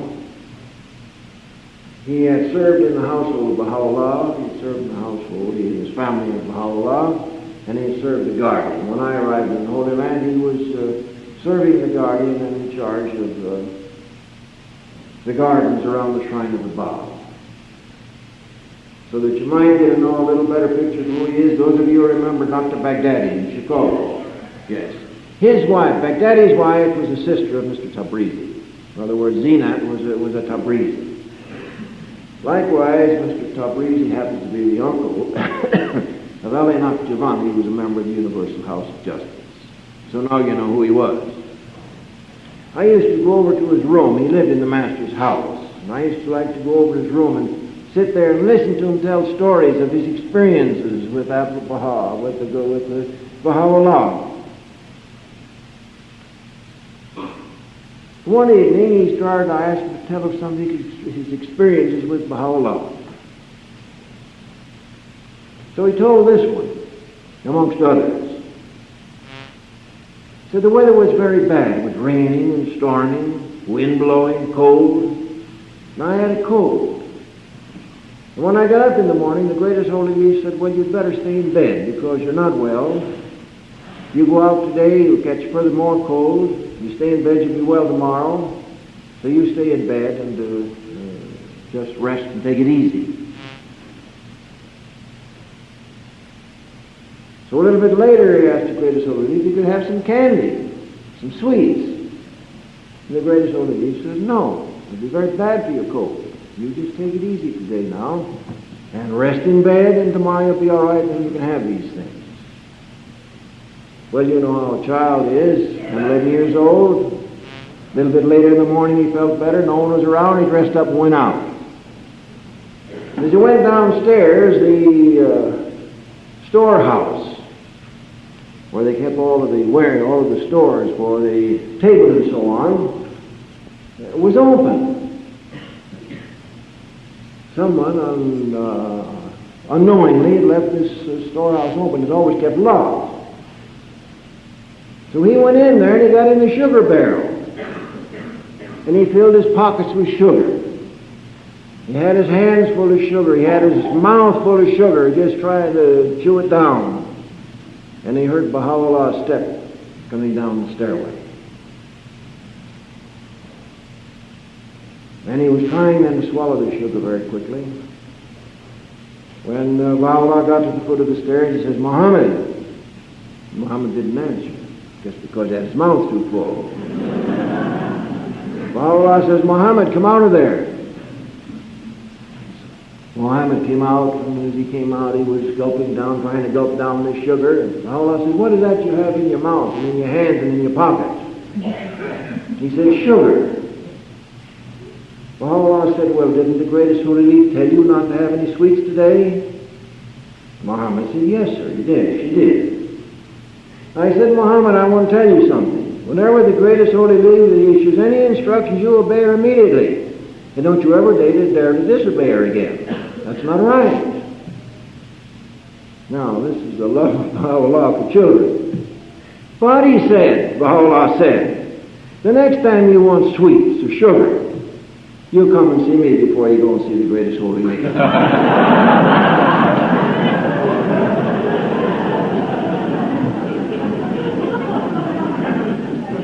This was Baha'u'llah's love of children. He just couldn't say no to a child, as he could to the Baha'is.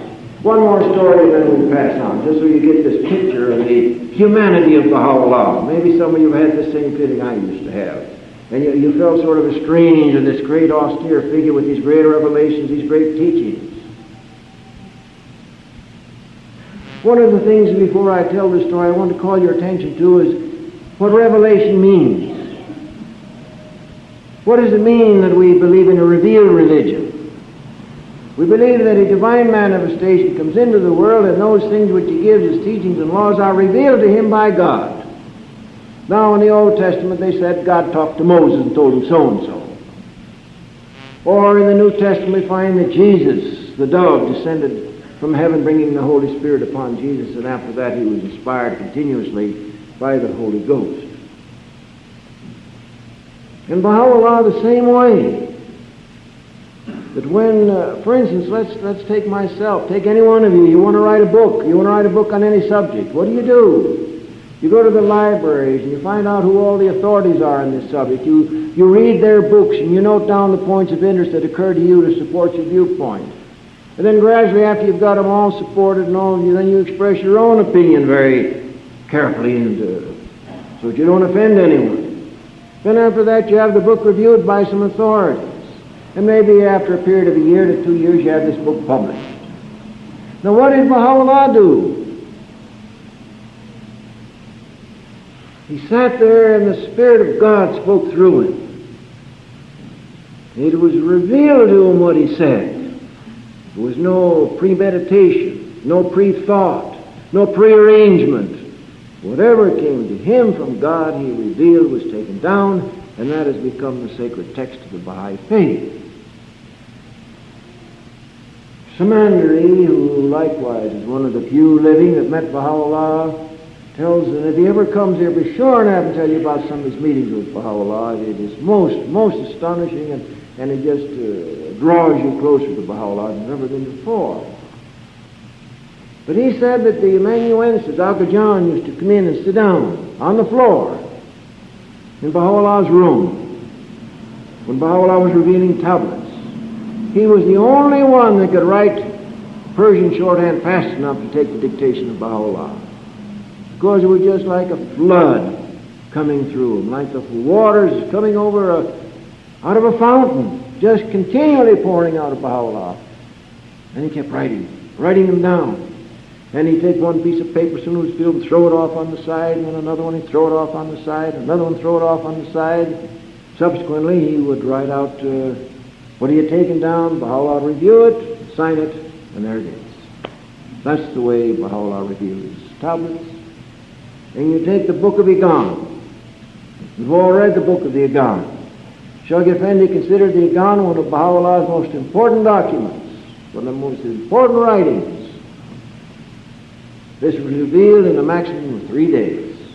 Because his relative to the Bab appeared in Baghdad, asked these questions, Baha'u'llah dictated the answers, the book was written, and it was handed to him to take with him when he left. So a maximum of 3 days for what is probably the greatest piece of Baha'i literature. This is what we mean by revealed religions, that the divine manifestation doesn't have to sit and think it over. You ask a question, there's the answer. When I speak about the Quran in a few minutes, I'll show you how he has the same power. Well, in any event, we get back to Baha'u'llah now that we've had this dissertation on Revelation. Before we pass Revelation, you'll all recall the Tablet of Carmel that I mentioned, which is the guardian's charter for building the World Center of the Faith on Mount Carmel. I asked the guardian one night, Shoghi Effendi, why are you building the administrative center of the faith on Mount Carmel? Why shouldn't it be in Akka around the shrine of Baha'u'llah? He said, because in the Tablet of Carmel, which is the charter for the World Center of the Faith, Baha'u'llah says, soon will the Ark of God sail upon thee, O Carmel. And that is our charter for building the World Center of the Faith, the administrative center of the faith on Mount Carmel. Soon will the people of Baha walk upon thee, O Carmel. Now it's very interesting, friends. This tablet was revealed when Baha'u'llah was at the end of the mountain. The only way how we know where it was revealed is because the story that he revealed it so loudly, so forcibly, that the monks in the monastery came out to see what was going on. I mention this, I'm digressing to mention this, because we won't have time for all we had in mind. Subsequently, when we bought the temple land, it was at the head of the mountain. This was a very, very complicated negotiation. It was one which had been assigned to Mr. Remy. And in the course of Mr. Remy's usual practice, he was too busy eating and sleeping to do his assignments. So I got the task, after I arrived in the Holy Land, to buy the temple land. After we had a 2-year period of negotiation, too, very complicated, very, very complicated. Someday I'd like to tell you about it, some of the stories incident to it. But I asked the guardian one night, I said, Shoghi Effendi, is it possible that the temple land is near the site where Baha'u'llah revealed the Tablet of Carmel? He says, yes, I think it is. Well, a little later, I said, Shoghi Effendi, is it possible that the temple land is the exact spot where Baha'u'llah revealed the tablet of Carmel? And he says, yes, I think it is. It's interesting how the cause moves along in its devious ways, and in all of these sacred spots where the divine manifestation was finally come into our possession, and to think that this temple in the Holy Land on Mount Carmel will be built on the site where Baha'u'llah revealed the tablet of Carmel, which is the charter for building the world center of the faith on that sacred mountain. Well, this last story, and then we'll go on to a little presentation about Abdul Baha. Baha'u'llah was surrounded by these great early figures of the gods, showing again Baha'u'llah's sense of humor. And as he was talking one evening, he stopped, and then he said to the first one sitting there, and he says, how would you like it if I sent you to the Abha kingdom tonight? This Baha'i told Baha'u'llah, he said, you know, I'm not ready yet. You gave me that task to do in Persia. And I got to go and finish that, certainly. Baha'u'llah said to the next one, he said, how would you like it if I sent you to the Abha kingdom tonight? Oh, he said, Baha'u'llah, you know, you've given me this to do, and I've got that to do, and I'm so busy, no, Baha'u'llah, no. So he turned to the third one, he says, how would you like it if I send you to the Abha kingdom tonight? And the third one turned to the fourth one. He says, will you tell Baha'u'llah, please, that I'm deaf in both ears tonight?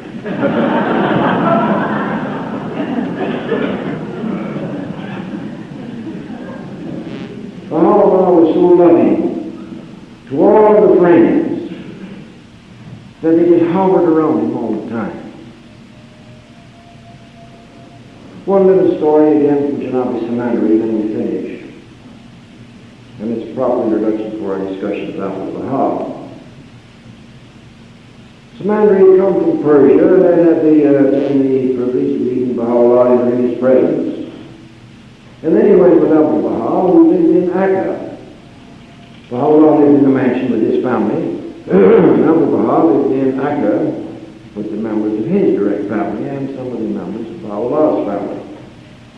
And all of the pilgrims came and lived with Abdul Baha.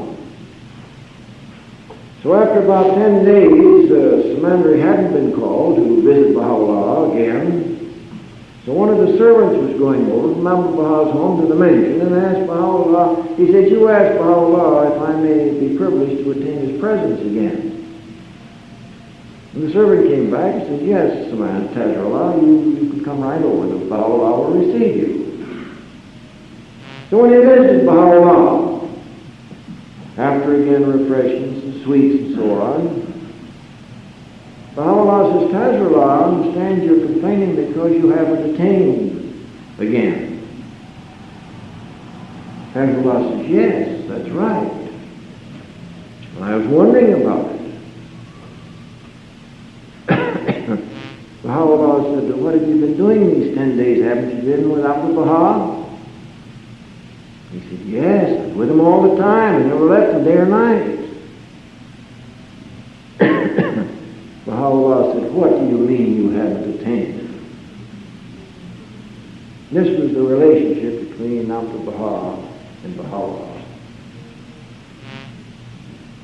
Remind you of the statement of Christ, when you've seen me, you've seen the Father.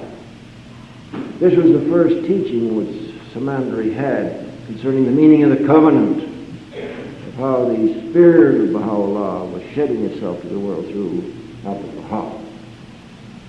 Well, now, Abdul Baha, as I've said before, friends, I'm telling you these personal experiences because you have them firsthand. You can take them for what they're worth. I do it because the National Assembly thought it would be well if you knew a little more personally about Abdul Baha, about his life, about his conduct.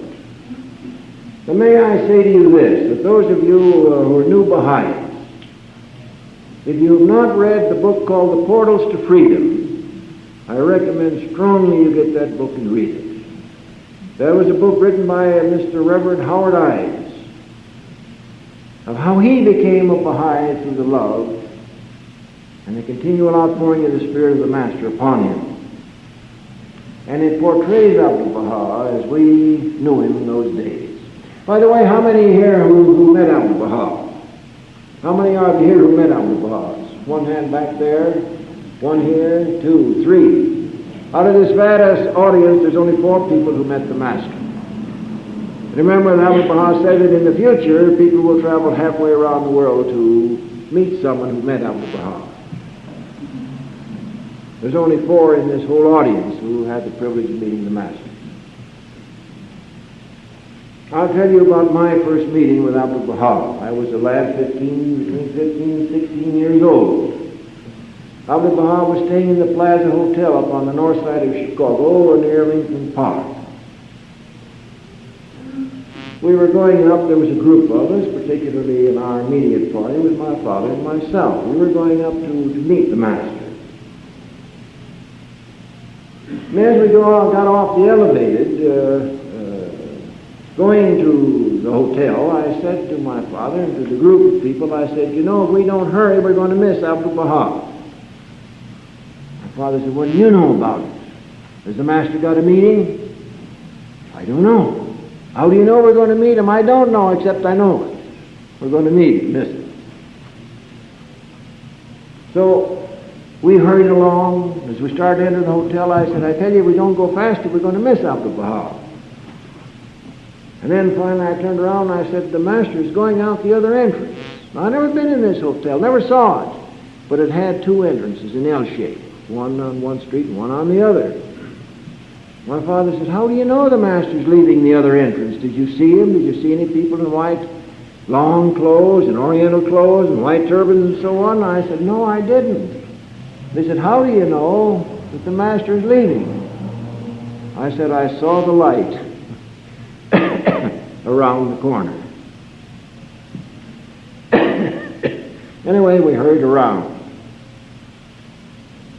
And surely, when we got out of the door, the Master was just getting into the automobile to go for his meeting at the Hull House to meet Jane Addams and his wonderful talk at the Hull House, which you've all read.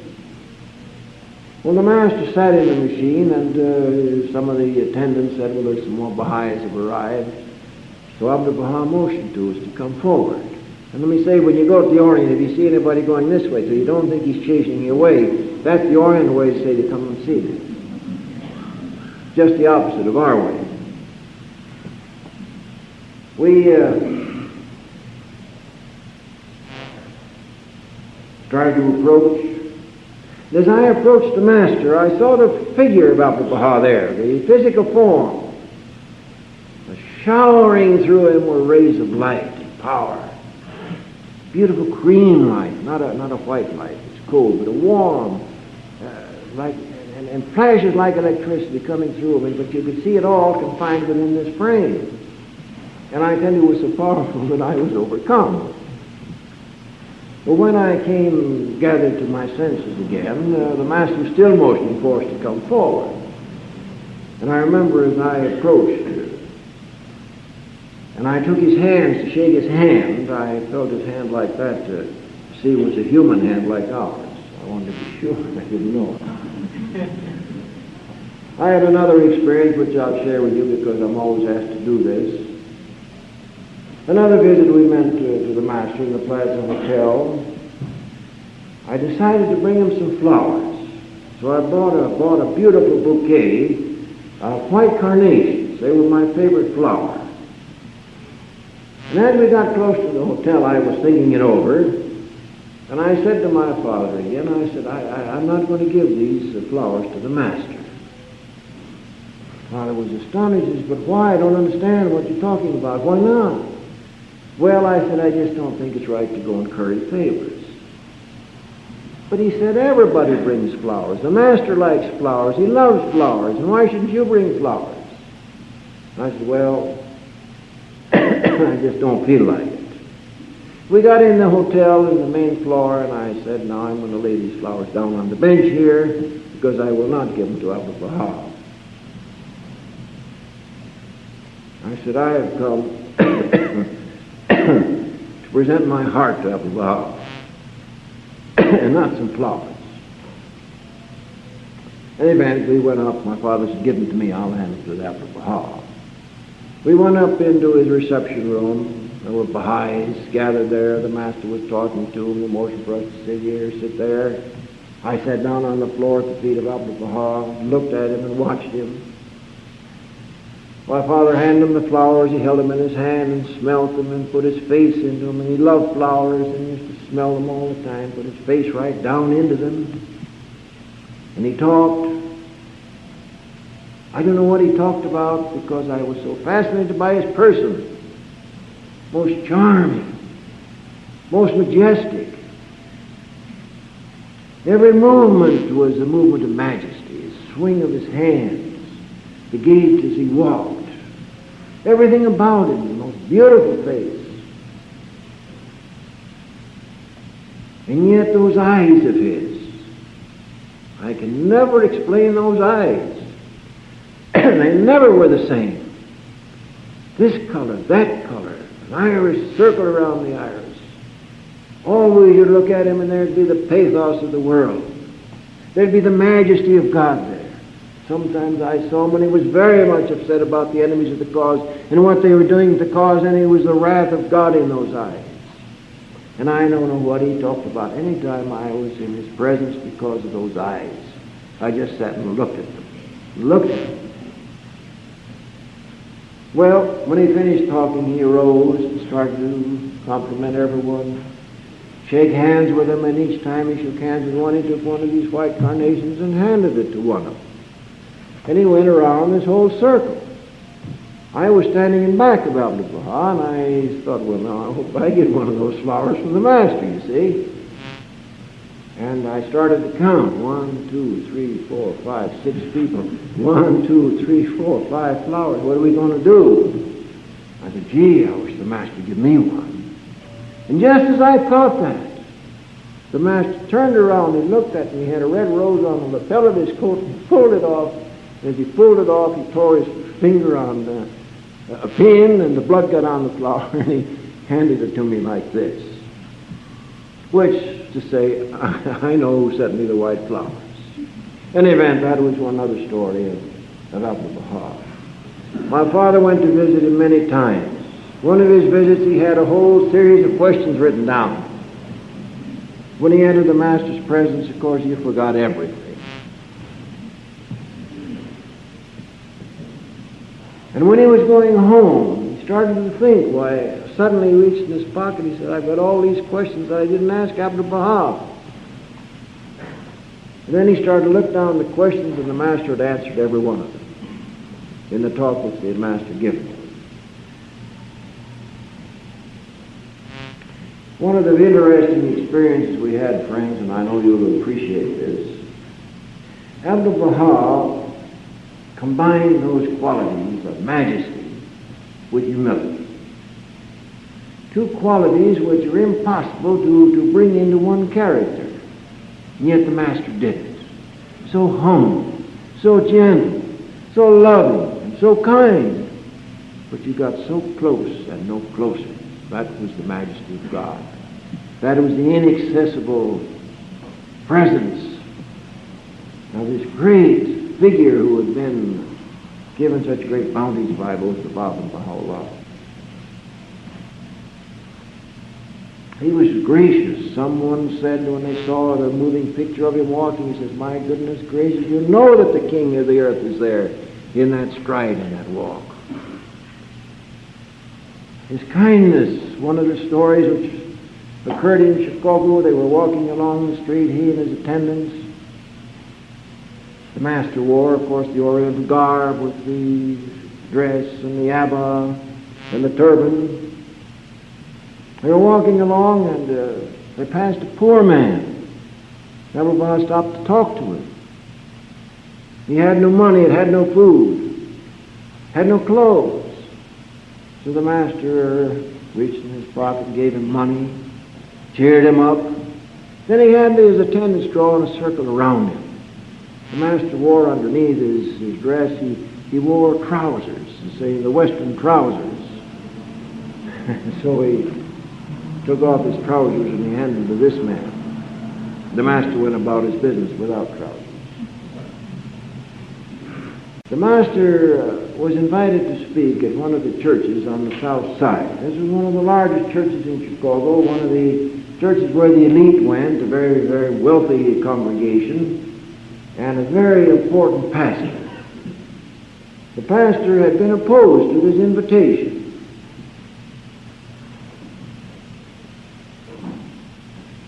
One of the deacons had heard Abdu'l-Baha talk in New York. So he insisted that an invitation be sent for Abdu'l-Baha to speak at this church. And finally the invitation was extended. Well, of course, we were all there early on the Sunday morning when the master was to speak. We got time, 11 o'clock, time for the service, and Abdu'l-Baha had not arrived.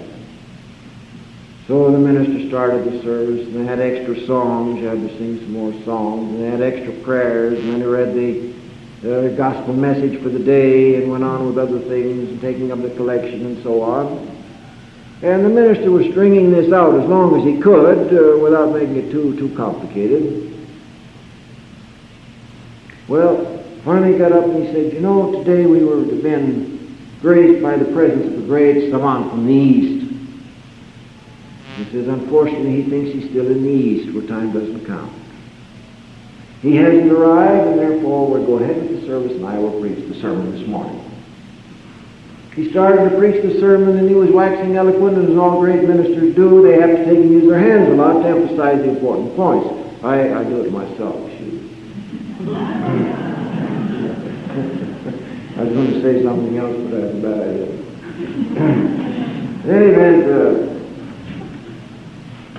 he was just waxing eloquent, and there was a noise at the back of the church. And he looked back with consternation. Then there was more noise. And some of the people were rising to their feet. So he stood up and doing his hands, he motioned, sit down, sit down, sit down.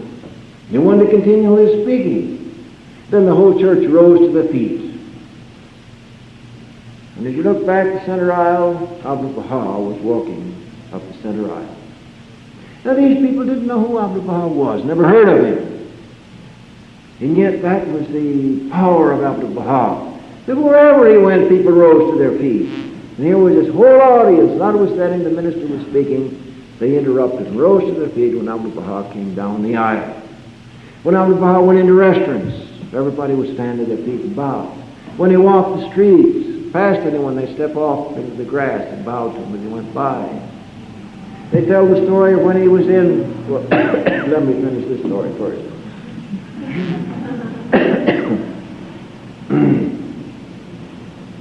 The master walked up, sat on the platform, everybody came to attention, sat down. The master sat on the platform, he folded his arms, put his head down, closed his eyes, looked like he was going to sleep. The minister didn't know what to do, whether to introduce him or not to introduce him. So finally he did. He introduced Abdu'l-Baha, and when the minister had finished, Abdu'l-Baha rose to his feet, walked over, and said, the Reverend Minister this morning read to you from such and such a chapter of St. John, such and such verses, and I'm going to explain them to you. Yeah. Now the scripture reading had taken place at least 20 minutes before Abdu'l-Baha arrived. The master gave, as usual, one of his most remarkable, penetrating talks, and then the crowd just hovered up to be around him. And of course the minister was delighted with this terrific response. And he then tried to get into the show. It was very interesting to watch him try to squeeze in when these people were rushing to meet Abdu'l-Baha that he wanted to introduce them. Well, Abdu'l-Baha, as usual, was very gracious and arranged for him to introduce him and so on. And gradually the meeting was over. The story I was going to tell you about happened in Tholen when Abdu'l-Baha was in Europe, in France, on Lake Geneva.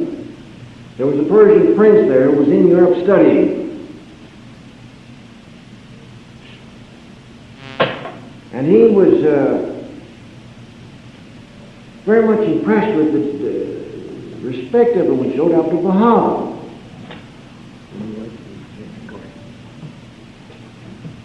He was very much impressed with the respect that everyone showed Abdu'l-Baha. And with him, a prince, crown prince, no one paid attention to him. So he went to Abdul Baha. He said, Abdul Baha, he said, why is it that everyone pays such great respect to you? And yet I'm a crown prince. I'm going to be the future Shah of Persia. And why do they pay no attention to me and pay such great attention to you? Abdul Baha said, what are you studying here for? Well, I'm studying so-and-so, so that when I go back, I can help in the development of my country. And then when the Shah passes away, I'll be the next Shah, and I'll know better how to control and how to rule my country. Abdul Baha said, all right, and then after that? Well, he said, then we'll cause the country to develop and become prosperous. He said, all right, but after that, what happens? Well, he says, I suppose I'll die. Now, Abdul Baha says, and then what? Oh, he says, then nothing. Abdul Baha says, I am nothing now. That's why they pay respect to me now. I was going to tell you about laying the cornerstone on the temple land, but it's getting too late. I do want to tell you about two experiences, and then we close. One in San Francisco, please. This one that I'm going to tell now happened to be at the time of the convention when the cornerstone was laid for the temple in Woodman. I was present, and I saw the whole thing from beginning to end.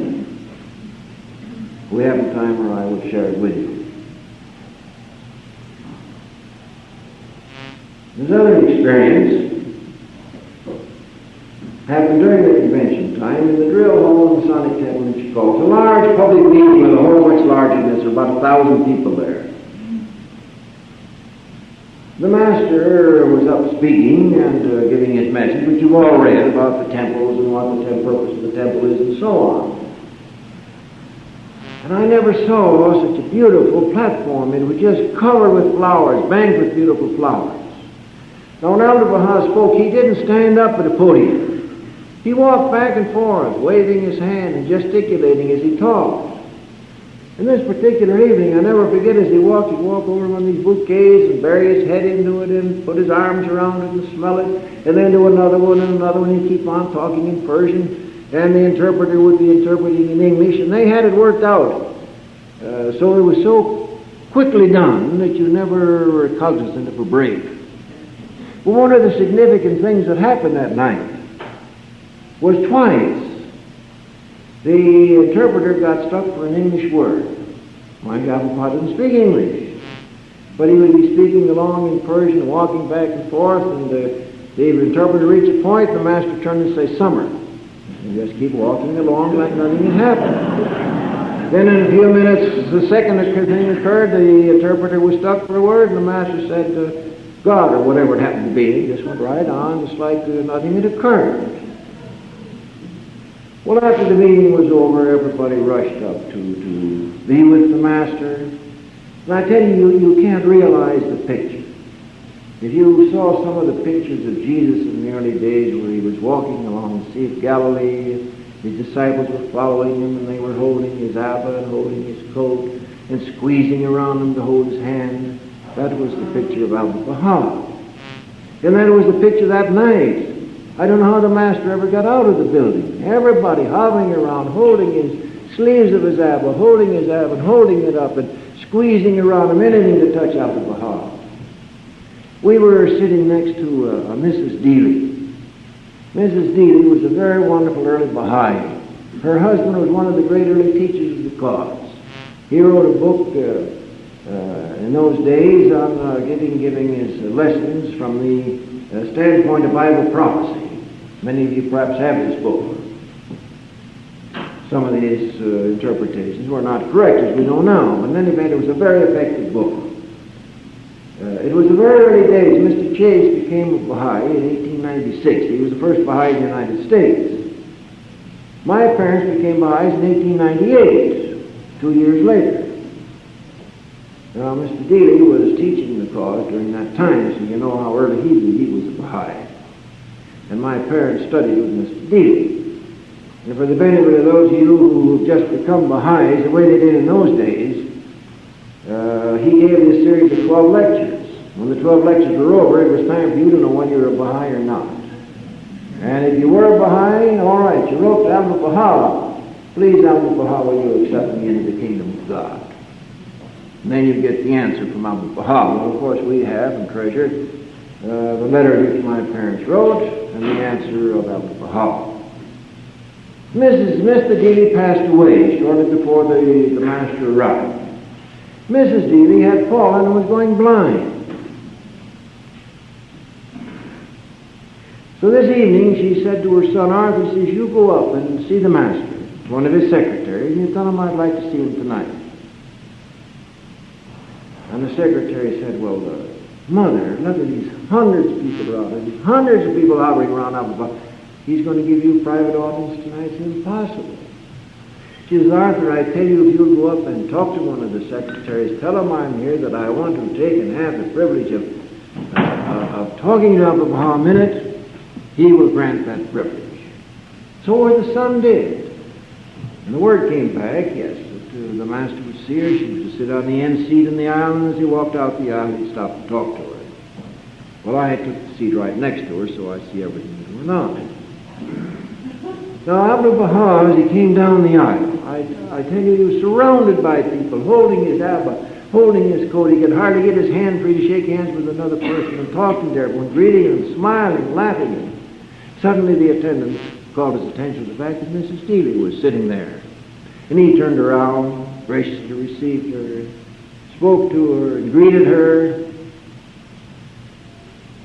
I mention this now, friends, and I tell you this story to show you how Abdul Baha, without a second's hesitation, decides the destiny of people. This was Abdul Baha. This is what revelation is, this power that they understand immediately the whole beginning and end of a person. Mrs. Dealey reached into Abdul Baha's hand. She says, Abdul Baha, if you place your hand on my forehead, I know that I will see. Abdul Baha said, yes, my daughter, that is right. If I place my hand on your forehead, you will see. But, he says, you have to make a choice. You have to either have your spiritual sight or your physical sight. You can have either one. You make your choice. She says, Abdul Baha, that's no choice. I'd be blind for 1,000,000 years before I give up my spiritual sight. And he patted her on the back and turned and said, well said, my daughter. And away he went. And that was the destiny of that woman that fast, with these hundreds of people hovering around, squeezing them. I saw it done many times. I can tell you many more instances. One of them in San Francisco, I'll tell you. There was this reception and the feast which was given at the home of Mrs. Goodall. Hundreds of Baha'is were there. The master had finished talking, was going down, and was shaking hands with everyone. Suddenly stopped in the middle of the floor, and he walked right over to the corner. There were two old Baha'is, the Hurlbutts. I don't know how many of you remember them. Elderly Baha'is, very wonderful Baha'is. He walked right up to them, and he said, Abdul Baha appreciates your prayers. You pray for Abdul Baha all the time. Now, they had been praying that God would give him strength to carry on during this period. How did Abdul Baha know in the midst of this crowd around him that here were two faithful Baha'is over in the corner praying for him, that he left the crowd and went right over to thank him?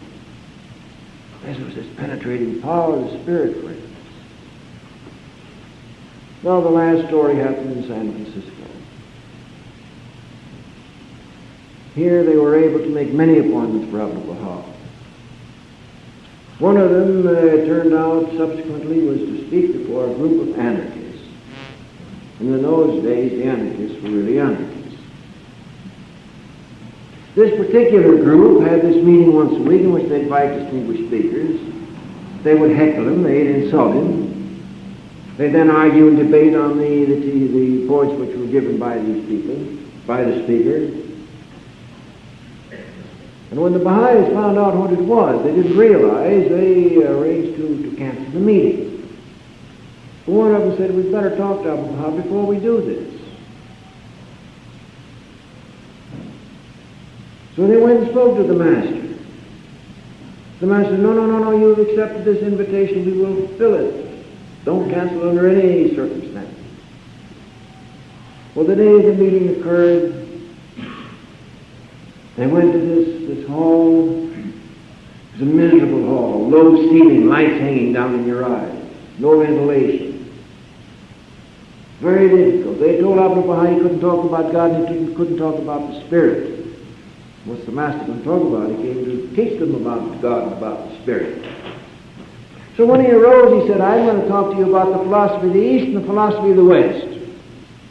And if you want to read one of the finest statements in Baha'i literature of the relationship of spirit and matter, you go and read that talk. It was wonderful, wonderful. When he and the Master finished talking, he sat down, and the leader of the group, who always starts the debate, got up, rather belligerent attitude, the Baha'is thought.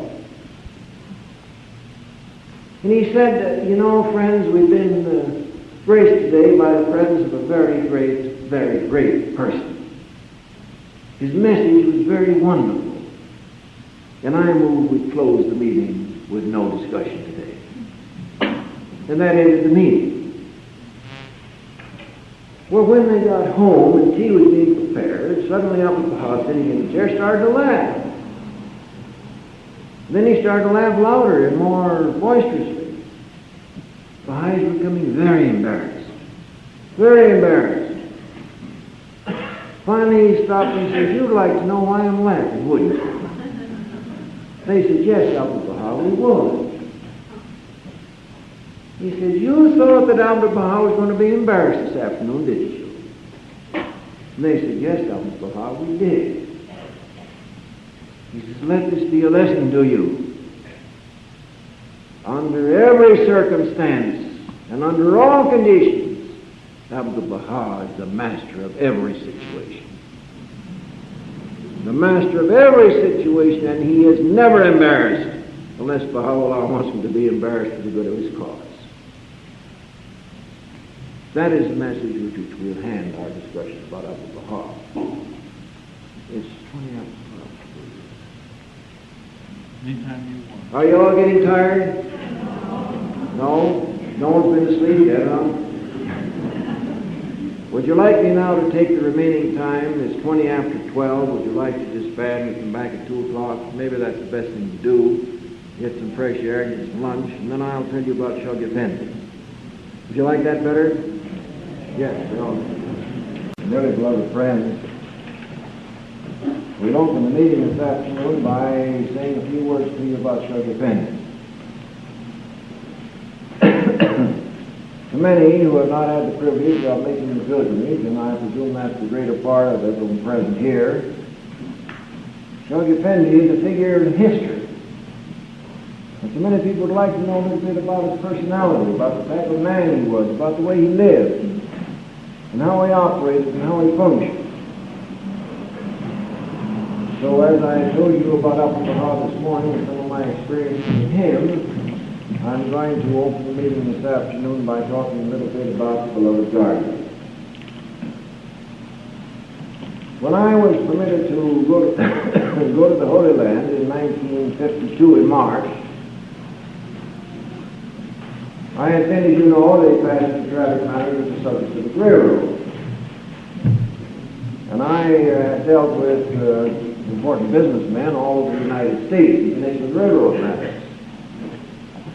We people of the West have a very peculiar idea that in order to manage any big industry, a big institution, or direct large affairs, you have to be a large and formidable person.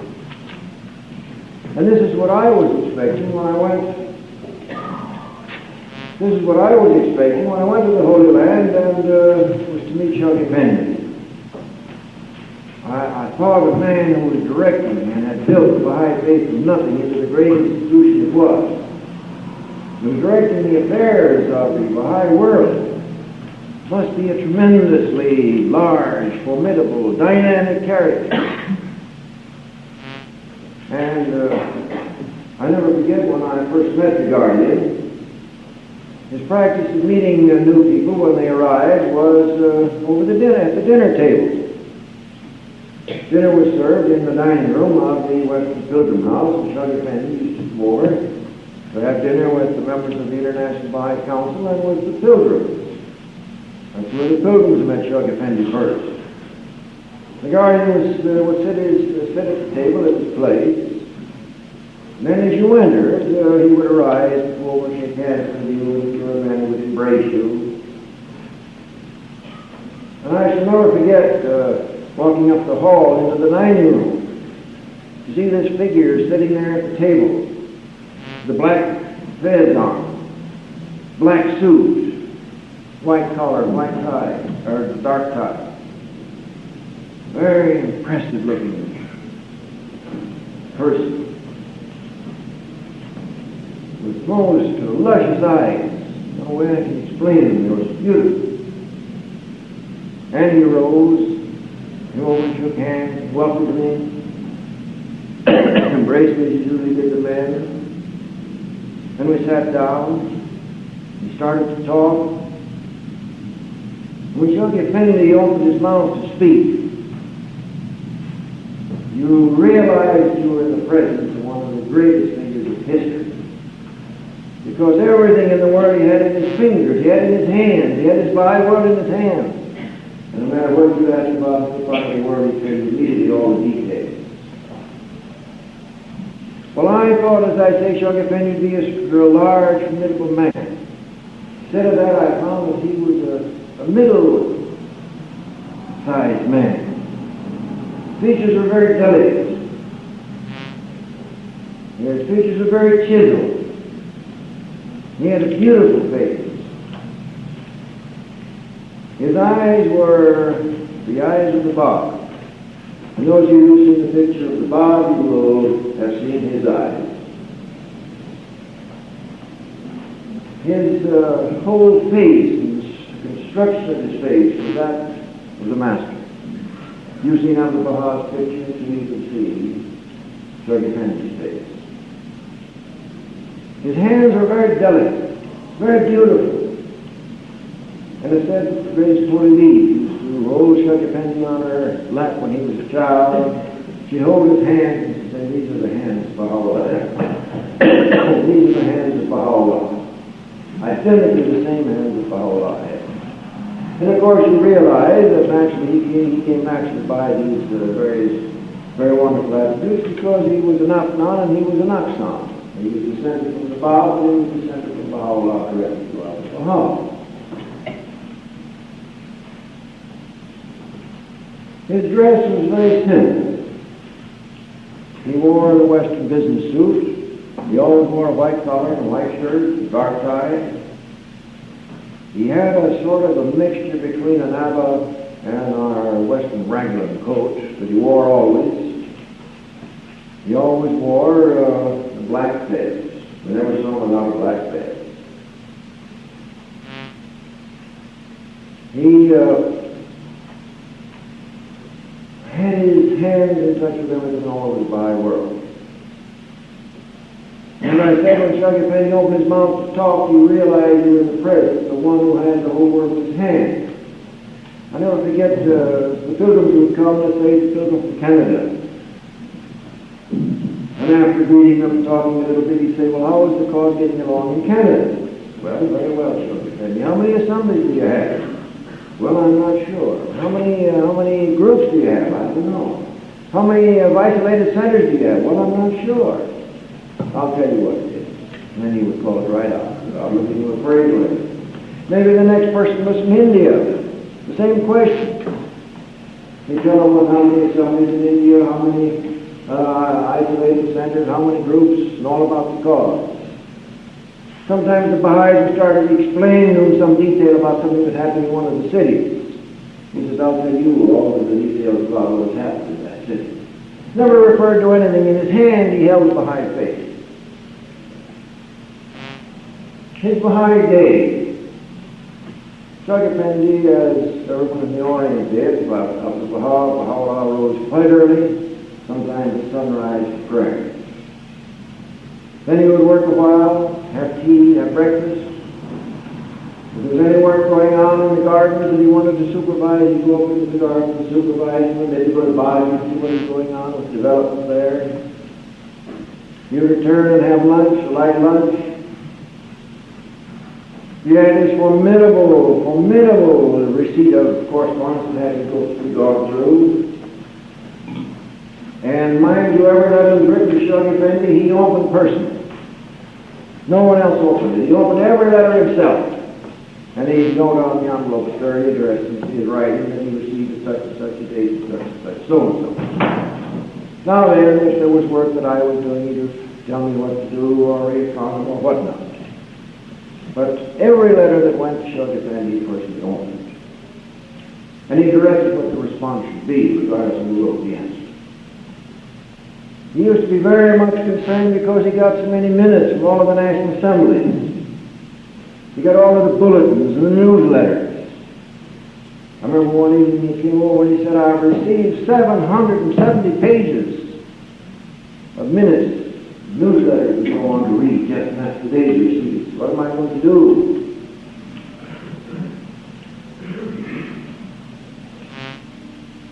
The food that was served at Shug Effendi's table, and we're asked very often about this, was very simple, very generous, very bold.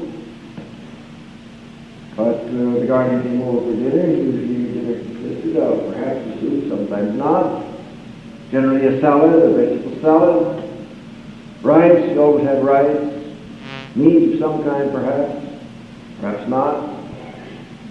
And a vegetable, coffee, and the dessert was usually some fresh fruit. And you had all that you wanted to eat, but that was all. Shug Effendi was a great linguist, in that whatever language he used perfectly. Now, you've all read his English writing, his English translation, his English writing, his own writing, how beautiful that they are. The construction of the sentences, the use of words. But it was far more wonderful to hear him talk in English. You'd sit at the table and actually Shug Effendi would paint pictures with words right in front of your face like an artist on an easel drawing a picture. You could just sit there and watch it. Most beautiful combination of words, most expressive use of the language that you have ever seen.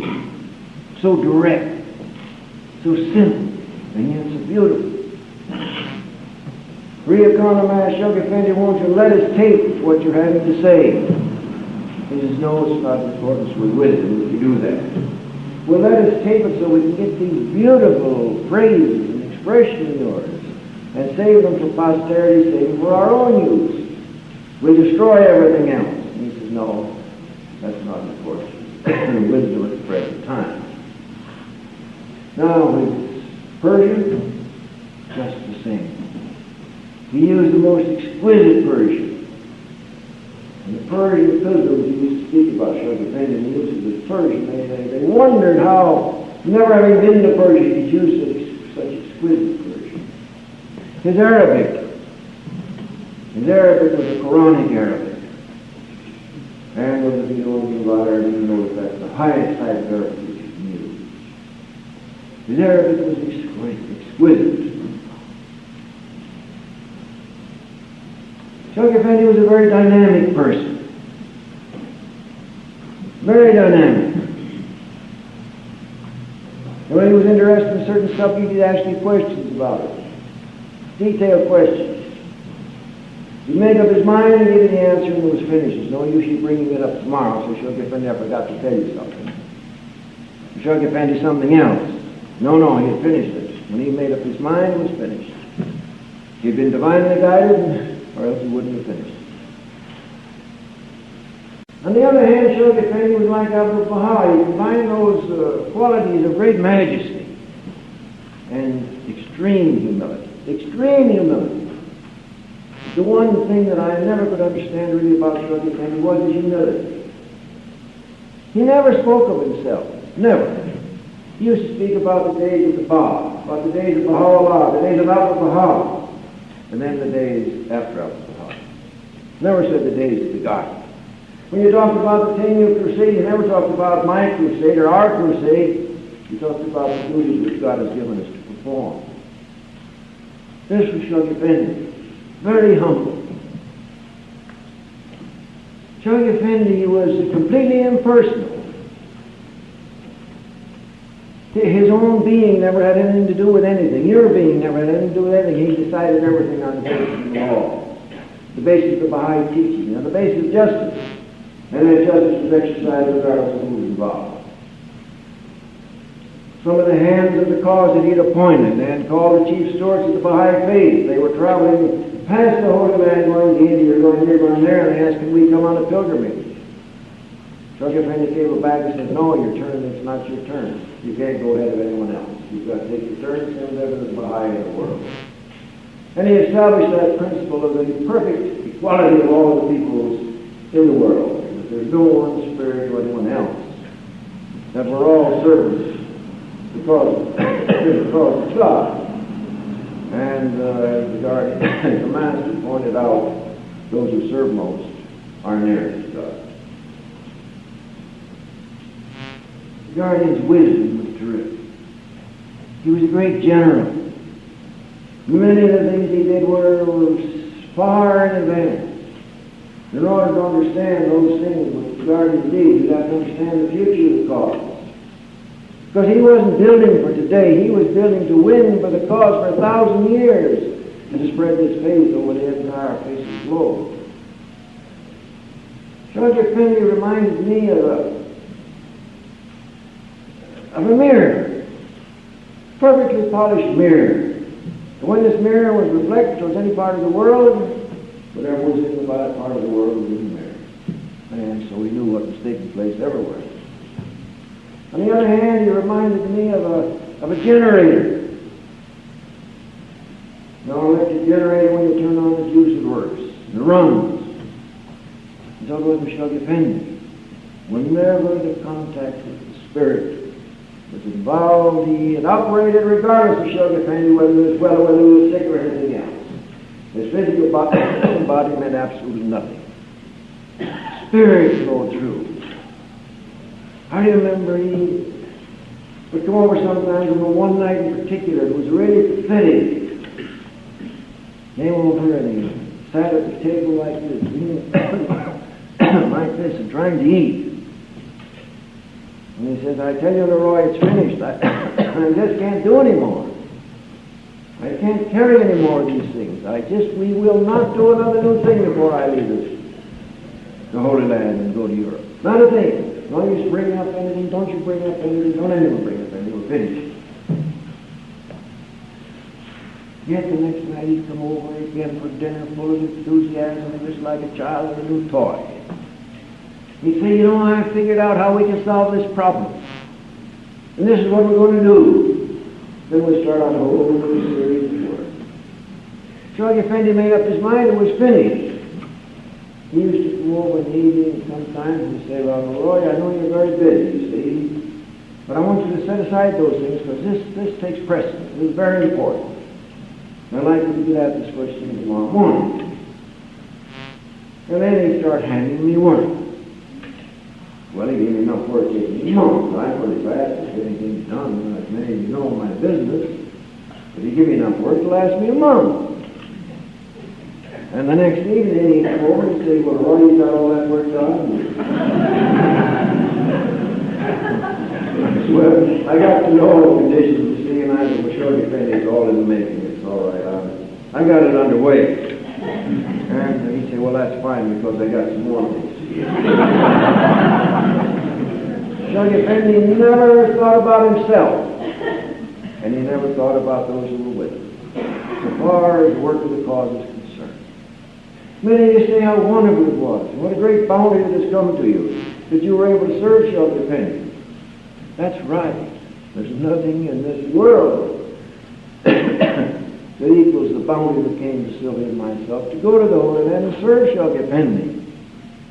Probably the greatest figure that the cause will have produced outside of Al-Baha'u'llah for the next 1,000 years. And yet, Shoghi Effendi was a great, he accomplished everything quickly and immediately. And everybody associated with him was working day and night. He didn't have a 6-hour day or an 8-hour day or a 40-hour week and all this kind of business.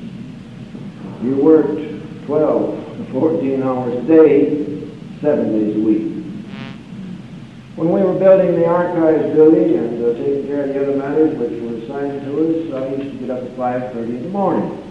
And usually it was 10:30 at night when we went to bed.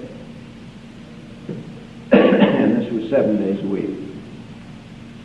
And this continued continuously.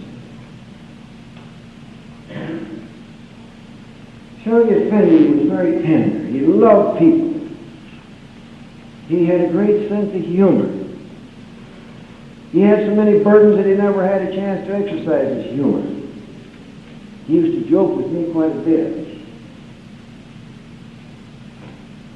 Rhea Garnham said there were only two people he ever joked with, and one was her father and myself. I remember one night, when as a guardian, when I knew he was going to do something, or something had happened that he wanted to try to try me out on, he'd look up out of the side of his eyes like that at me, and I knew, well, something's going to happen now. And one evening, a matter came up, and I explained to the guardian in detail about it. Then he started to talk in a regular sort of an adverse nature to what we were discussing, and I really became quite concerned. Now, in the evening after dinner, when the guardian returned to his home, after Paha's home, I used to have the privilege of walking home with him. And this particular evening, I was quite concerned about this matter. And I said, Shoghi Effendi, I can try and explain this thing to you again. I'm afraid I didn't explain it very well. I'm afraid I didn't make the points properly to you so that you don't make a decision based on my having not giving you a proper exposition. And he looked at me, startled at it, and said, "Oh, Roy, forget about it. I'm just kidding." He used these Westernese expressions sometimes. I'll never forget another evening I was walking home with the guardian. I explained to him some of the things that happened in Jerusalem, where certain government authorities I don't call on. And he was quite concerned. You know, he was in college in England, in Balliol College. And he sat there listening to me and he'd say, "My word, my word, my word." Thinking you would have him to talk to them that way. This is a regular English expression. Then he had the Arabic mannerism amongst the Arabs in which he lived so long. So the guardian was a rounded out figure. As I say, he loved people. And you can't realize, friends, the tragedy with Shoghi Effendi's when so many of his family left the cause. Because he loved his family very dearly. He wanted to be with his family. But for one reason or another reason, and things that you cannot understand, and I never could understand, although the guardian explained it to me many times, I couldn't understand it. Family around the Baha, certain members left the cause. And that hurt the guardian very deep, very deep. So that he didn't have many occasions which he could smile and be happy. To my mind, Shoghi Effendi was one of the saddest figures in the faith. All alone, his family having deserted him, all of the problems of the world increasing momentum on his shoulders. He used to say, "Why don't the Baha'is sometimes cable me good news? Oh, it's bad news. This happened, that happened, the other thing happened. What do we do?" Then I have to decide what they should do in all parts of the world. Shoghi Effendi, I want to tell you one little story that shows his, even with all these great burdens, continuously pressing on us, how he thought of the littlest things to make people happy. There was one of the members of the National Assembly of Canada was present. It came the night before this party was to leave for home. So usually there's a talk about the activities and what are you going to do and see all the friends and so on and so forth. This woman says, "Shoghi Effendi, one of our obligations for the Kenyan Crusade is to translate the literature into Persian or into Eskimo."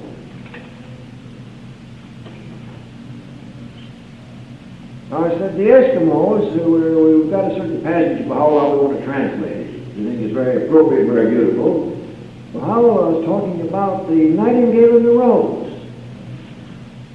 Now I said, the Eskimos know nothing about a nightingale, they know nothing about roses.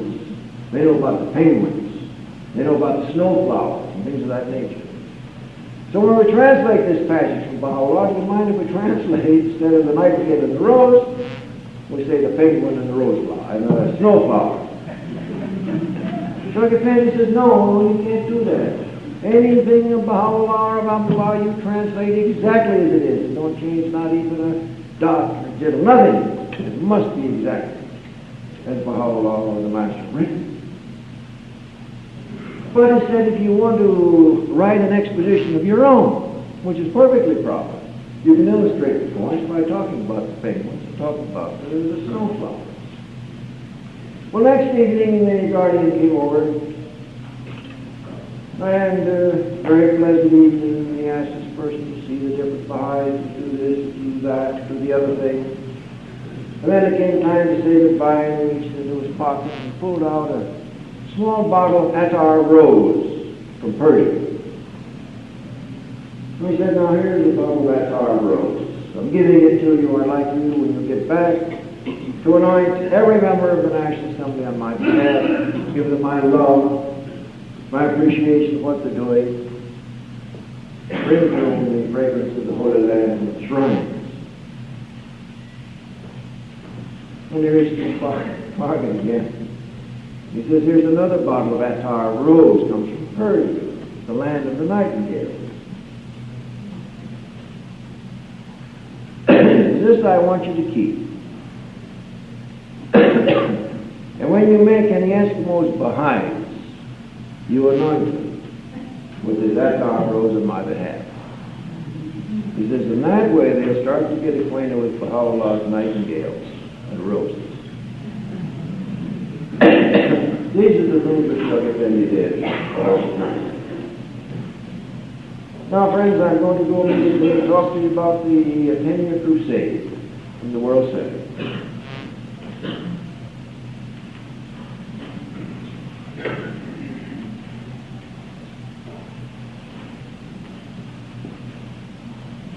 I mentioned to you that Shaykh Effendi considered the 10-year crusade the greatest spiritual crusade, the greatest spiritual battle in the history of mankind.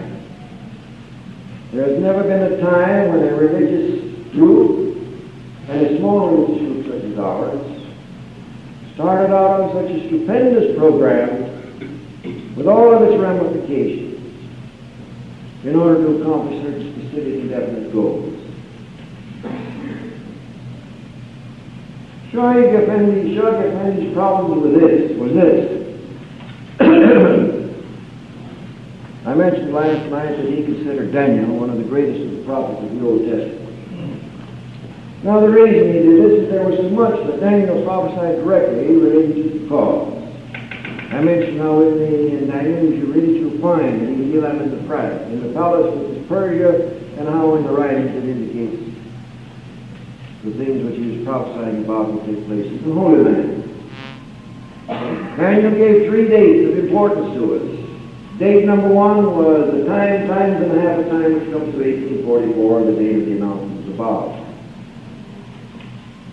The second date was the 1290 date, which comes to 1863, which is the date of the announcement of Baha'u'llah in Baghdad. The last date was the blessed that waited to come to the 1335 days. Now the Master, in 2 different tablets, one of which is published in the pamphlet having to do with the passing of Al-Quran, the Master had indicated that this 1335 days referred to 100 solar years after the announcement of Baha'u'llah in Baghdad, or April 21st, 1963. In some of Abdul Baha's talks, and particularly in some answered questions, and those who want to read it again, we go home and read it. The Master said there'd be an exhilarating move would take place in society. But he also said that at that time the cause of God would be known around the world. And this was what was to be accomplished by 1963. Here you are, Children of India, facing a Baha'i world which is weak. Not very many men in numbers. Very limited numbers. And the strongest group, the citadel of the Baha'i world, the United States, not nearly as strong as it should be. And yet he set up this 10-year crusade in order to fulfill this obligation of the Baha'i faith being established around the world by 1963. Bear in mind what this meant. During the days of the Bab, the Baha'i faith was established in 2 countries. In the days of Baha'u'llah, it was established in 13 countries more, a total of 15 countries. In the days of Abdul Baha, it was established in 20 more countries, or a total of 35 countries. Now, that is the extent to which the Baha'i faith had spread at the time of the ascension of Abdul Baha in 1921. Up to the 10-year crusade, 1853, the Baha'i faith had been established in about 93 more countries, so that at the beginning of the crusade it was established in 128 countries and islands. The 10-year crusade called for the establishment of the faith in another 131 countries.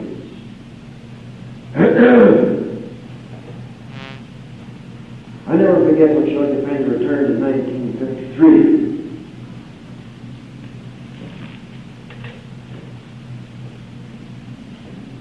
When he came over for dinner the first evening, everything was all excited. He knew something was happening. Leroy Ioas says, Shoghi Effendi has some very important things to share with you. He's been working very hard this summer, and he's worked out a program of teaching us. So the Guardian outlined the 10-year crusade to us. Of course, everybody was staggered. Everybody was overcome. How could the Baha'is of the world undertake such a tremendous task?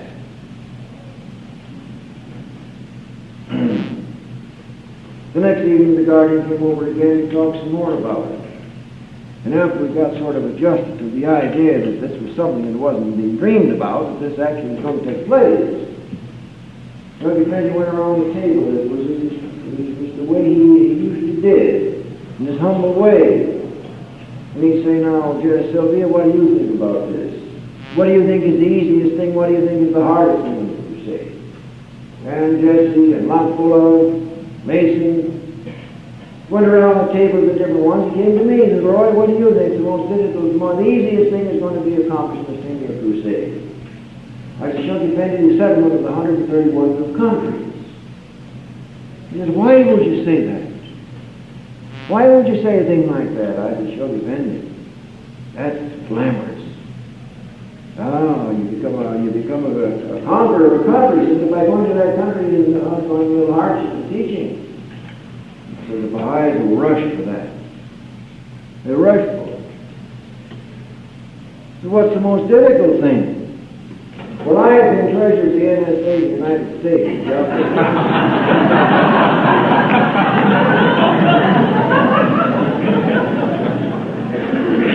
So I said, Shoghi Effendi, the hardest thing is going to be to raise the money to do all this.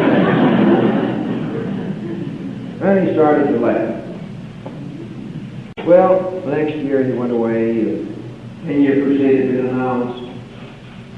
1953 at the convention in Chicago, you remember, it was announced by Leroy Ioas. The work had been developing somewhat.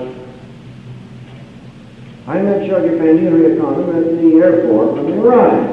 This was in October. We never took Shoghi Effendi through customs or anything. I took him out to the side to his automobile, and then I went back to Leroy Ioas to help her get his baggage through customs and so on. And this particular day, she had some things they had brought in that had to be declared and had customs duty on, so she was delayed taking care of those things, and I went back to talk to the Guardian. And they walked back and forth by the automobile, and I walked with him. He says, you know, Leroy, I've been thinking about this 10-year crusade, especially the settlement of 131 countries. I've been thinking a lot about it. He says, we got to get those settled right away. We've got to get them started right away. Now I've been trying to think what we should do to stimulate activity, get the people there in a hurry. He says, I thought we'd call these people who go in there right away. The first year we call them Knights of Baha'u'llah. He says, what do you think about that? I said, well, it's wonderful. I said, the last year you sent a lot of people to other parts of the world. If they'd have known anything like this was coming, they'd have also they could become a Knight of Baha'u'llah. He says, I never sent anybody anywhere, did I? I never sent anybody anywhere. Well, I can show you that. Maybe you don't. But you know, a wish of the guardian is a command of the Baha'is. When the guardian expressed a wish, he told they should go to a certain place. They went. And he says, don't worry, God will reward them richly for what they've done. Richly for what they've done. You don't have to worry about that. Well, in any event, when the guardian returned to Haifa, got to Haifa, and the guardian spoke about it at the table the other night, the next night, he said he was thinking of calling these people who went there the first year, Knights of Baha'u'llah, discussed. Someone said, Shoghi Effendi, what are you going to call the ladies?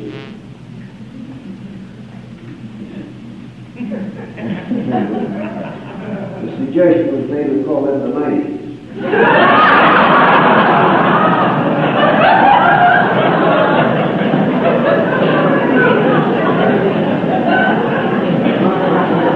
I suggest you take that off the tape like you told us.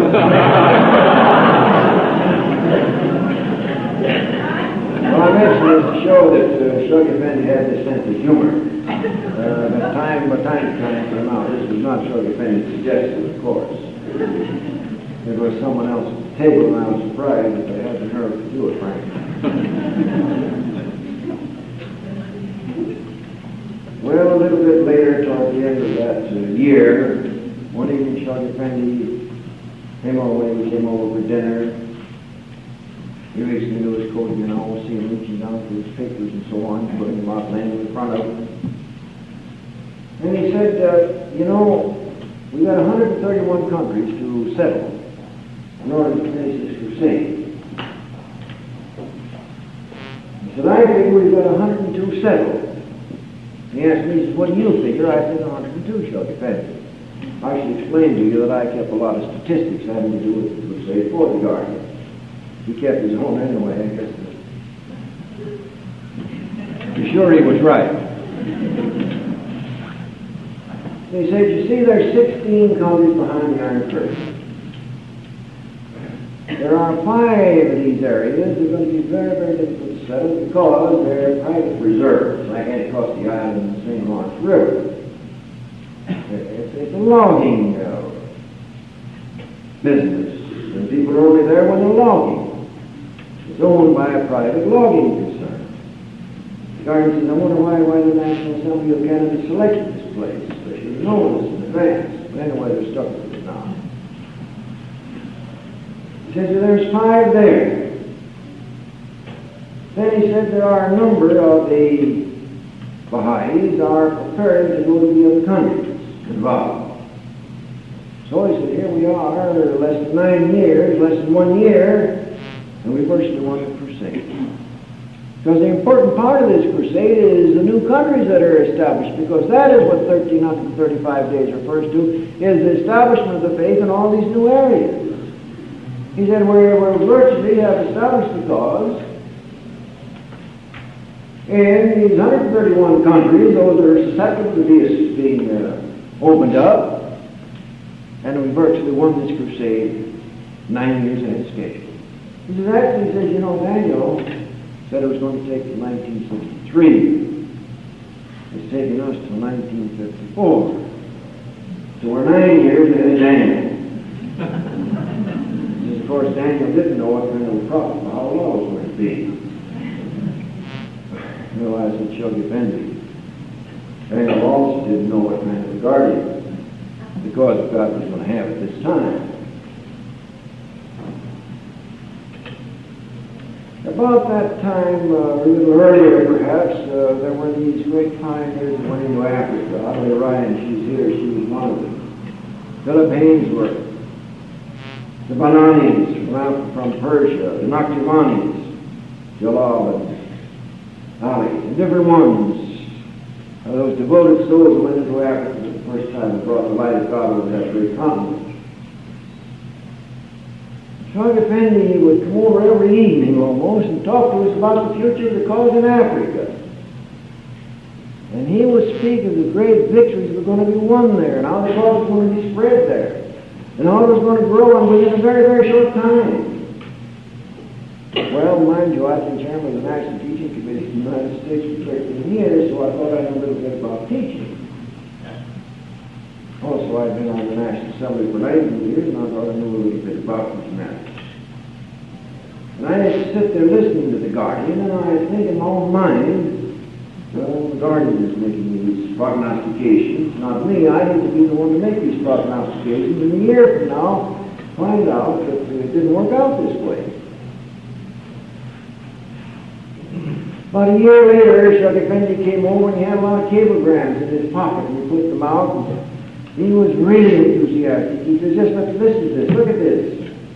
500 new Baha'is in the Tiso district. They want to start establishing spiritual assemblies in all the areas before April 21st. So many Baha'is in Kenya, so many Baha'is in Tanganyika, so many Baha'is in this country, this and this place, and that place.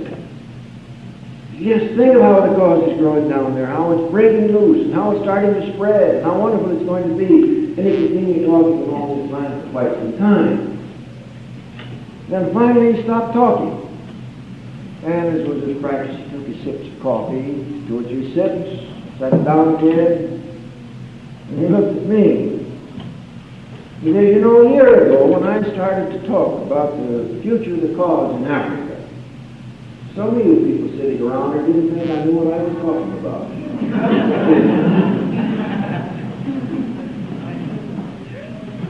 I said, well, Shag Effendi, I must say I thought you were very optimistic. Very optimistic indeed. In my experiences, I thought you were very optimistic. Friends, I want you to listen to this. Now, this is very important. This is one of the messages to the Baha'i world. He says, Leroy, I want you to understand one thing. When I say a thing will happen, it will happen, and don't you question for 1 second. Not a second. It will happen exactly as I say it will happen. Otherwise, I wouldn't say it. When I tell you a thing is going to happen some part of the world, it will happen. That's the way I say it's going to happen. Provided the Baha'is do what I have told them to do. Because I'm the guardian of the cause. I can't go out and teach. I have to be here in the world center of the faith. I can't be everywhere. But if the Baha'is will do what I have told them to do, when I say a thing will happen, it will happen. Bear that in mind, friends. The next year when we went to Europe, Shag Effendi said, now I want you to go to such and such a National Assembly on my behalf. I want you to tell that National Assembly that the time is right for mass conversion in their country. And if they will arise to teach the way I called upon them to teach, the way I have urged them to teach, they will have mass conversion in that country. Mass conversion didn't occur. I went there the next year and I saw the NSA and I saw the National Teaching Committee, and I conveyed this message to them again. And then I told them about the African experience, what the Guardian had to say, that if you will do what I told you to do, you'll produce results. If you don't do it, you won't produce results. Now, as you people haven't produced results, so you haven't arisen the way Abdul Baha told you to do and the way the Guardian told you to do. Mass conversion is not yet open in that country. Whether they've missed it, I don't know. The cause spread rapidly during the last year of the 10-year crusade, the way it has in all parts of the world. But mass conversion hasn't taken place. No, I feel an obligation to share with you people what the Guardian had to say about the United States and the crusade. The Guardian felt that there should be thousands and thousands more Baha'is in the United States. Thousands more. Both white and colored. Both from the north and from the south. This hasn't occurred. You know it. I know it. The Baha'i world knows it. Shag Effendi spoke about it so many times. He wrote to you about the citadel of the Baha'i world in America.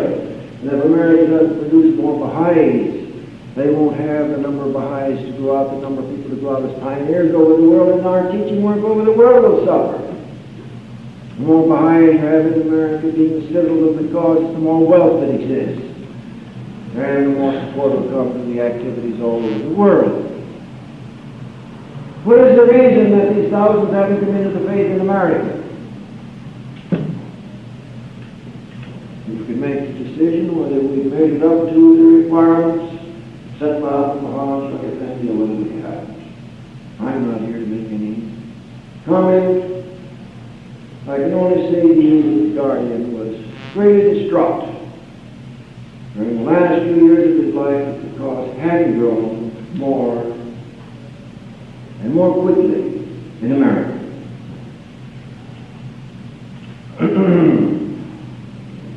Shuggy Effendi, I told you, he was like a mirror reflecting some parts of the world. And this lesson about Africa was a great lesson to me. And I used to, when we'd sit at the table, I'd look at Shuggy Effendi as a human being, a very humble human being. This dynamic drive, this dynamic spirit, this infallible guidance. How does it work? How does Shuggy Effendi get this guidance? What occurs that he knows he's divinely guided? I used to think about this all the time. I was interested in him. I asked him many questions about infallibility of the guardianship, infallibility of the House of Justice. There were times when I shared them all with you, but this is part of this discussion this afternoon. This was on my mind. One evening, Shuggy Effendi came over again for dinner, and he felt in his pocket and he pulled out some cables. He says, "This is the cable."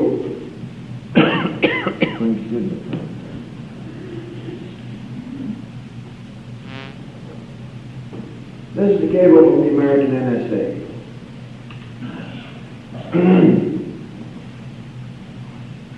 This was about a subject that had been up about 2 years before the National Assembly, and they'd reached a decision, so they cabled the Guardian their decision on whether he approved or not.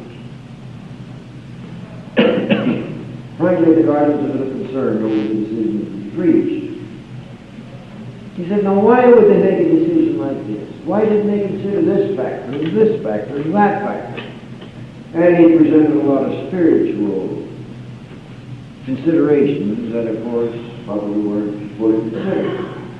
He started to speak of it in quite some detail, explaining the various factors involved. Finally, he looked up at me and he says, "Roy," he says, "you remember the NSA when the subject first came up, weren't you?" I said, "Yes, I was." He says, "Were you present at the meeting where this first came up?" And I said, "Yes, I was." He says, "You tell me exactly what happened at that meeting. I want to know exactly what happened, everything that happened. Tell me all about it." Well, now, mind you, I'd been in the Holy Land about a year, maybe a little longer. This thing had arisen first about a year previous on the American NSA, one particular meeting. So I started explaining to the Guardian what had happened. And the decision he had in his hand, but the thinking a little bit behind it. And I got about a third done. And he held up his hand like that and he says, "Roy, stop. You stop." He says, "I am going to tell you what happened at that meeting. And then you can tell me whether I'm right or wrong." So the Guardian started to describe that meeting. When he finished, he says, "Well, what about it? Am I right or am I wrong?" I said, "Shuggy Effendi, you're right, even as to the details." And the one meeting of an NSA in America over 2 years previous, and he told the detail of what took place. He says, "You see, when a thing occurs, and God gives me a certain feeling, I know what happened. It doesn't make any difference to me what anybody says. I know what's right and I know what's wrong. And I have this feeling about the subject, and I know what happened. You don't have to tell me." Well, that was my answer to this guidance. One more experience I share with you before I go along, and this is all part of the Senior Crusade.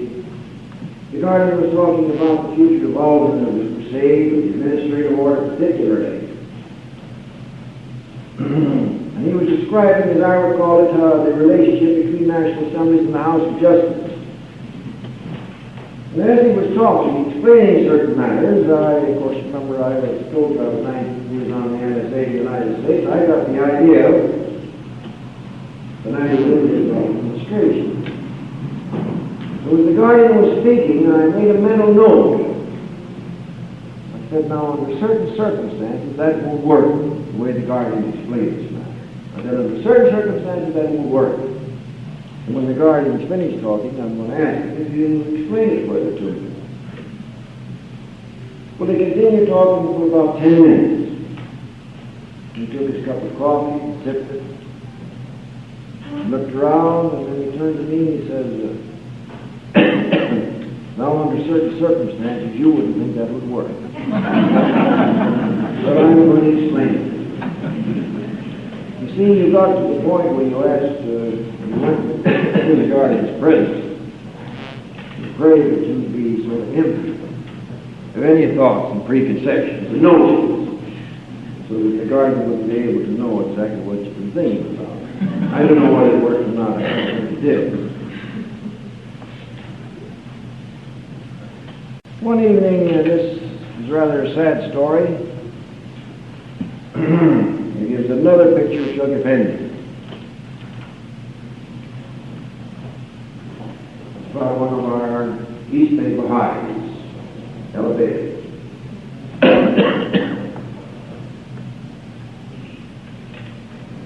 The Guardian came over this evening.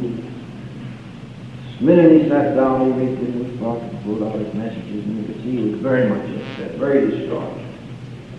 So he announced to Shug Effendi wants you to eat something. You haven't eaten anything substantial all day, just nibbles. Well, he says, all right, and he filled his plate, and he pushed it away again with a few bites.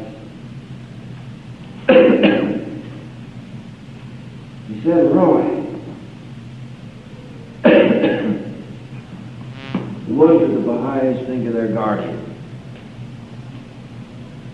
Well, I stood up in the chair, I said, Shug Effendi, I don't know that I don't understand what you're saying. He says, I mean exactly what I'm saying. What do the Baha'is think of me? What do they think of their Guardian? I said, Shug Effendi, they love the Guardian. They're devoted to the Guardian. They do anything to serve the Guardian and bring him happiness. They'd be willing to die for the Guardian. Well, he said, I don't know. He said, we have very sad news. One of the pioneers died in Africa today. On one of the islands off Africa, the Baha'is were all arrested and put in jail. In another area, one of the islands off South America, I think it was, the boat flew a boat up at midnight to call the Baha'is off and send them to the mainland, and won't allow any more Baha'is into that country. What do they think when I send them? He says, I send them to these places. Then they suffer this way. What do they think about me? Well, I said, Shug Effendi, I'm going to answer the American Baha'is. I said, we've had the tablets of the divine plan for 25 years, and we never know how to implement them. We never know how to carry them out. Right, you showing us how to do it. And the Baha'is of America are forever grateful to Shug Effendi for doing this. I said, they want to follow in the footsteps of the non-breakers of Persia. They want to rise to their spiritual heights called for by the Master. They haven't known how to do it. The Guardian showed them how to do it. I said, Shug Effendi, they expect to suffer in order to accomplish their goals. Many of them want to be martyrs, I tell you. They will not be satisfied unless they are. They all expect to suffer. They'll be delighted to be put in jail for the cause, because they're truly following in the footsteps of their spiritual forebears. And I can also tell you that I'm sure that's the attitude of the Baha'is throughout the world. He said, well, Elevated died in Tripoli, in Tripoli today. And then these Baha'is, I told you about it, were very sad. Very, very sad that evening. The next evening, the guardian came over and said, I have a couple of cablegrams I want to read you. I sent them out. One was to the Baha'i world, and you're all familiar with it, where he spoke about the great ladies of the Western world who were going out to teach. Martha Root, who was buried in Honolulu. Maymax, who was buried in South America. Keeler and Keeler in Persia. Dorothy Baker in the waters off the Italian coast. And he said, and now Elevated in Africa, bringing blessings to the continent of Africa. Then he read a second cablegram to the Baha'is in Tripoli.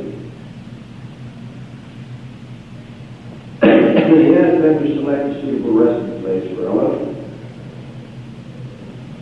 and that he would pay for the resting place for the monument to be erected. When I said, Young Effendi, do you mind if I tell you a story? And he said, yes, you may. I said, you know, I was treasurer of the NSA in the United States. 2 years we were trying to raise $1 million to finish the interior of the temple. I said, I was located in Chicago. I was in San Francisco on business. I had a telephone call from Miller, whom, of course, we knew very, very well. I asked him to come over and have tea. So we went to Berkeley and we had tea with her and had pleasant visits. She had time to go and she says, now, Roy, near the treasury of the NSA, you need money very badly for the temple.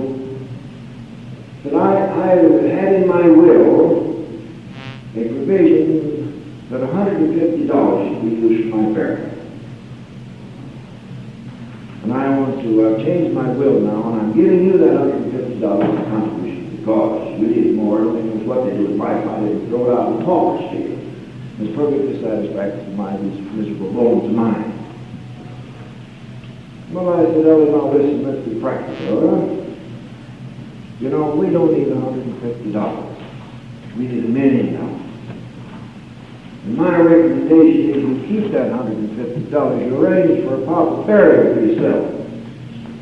I know the Friends are going to be unhappy with what you're doing now, and they want to see you properly buried and so on. She says, no, my mind is quite made up. It's all settled, it's all finished, all taken care of. Here's $150. Well, I took the $150 and went into the fund. The Chuck Effendi. Here is the woman who instructs that her body be thrown into the pauper's field. And now the guardian of the cross of God is going to build her monument. Interesting how this spirit works, isn't it? Interesting how this flow of life is continuously moving.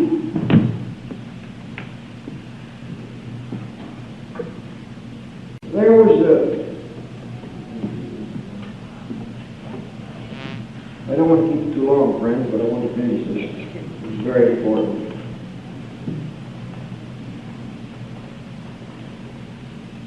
There was a pioneer pioneering all over the island of Africa.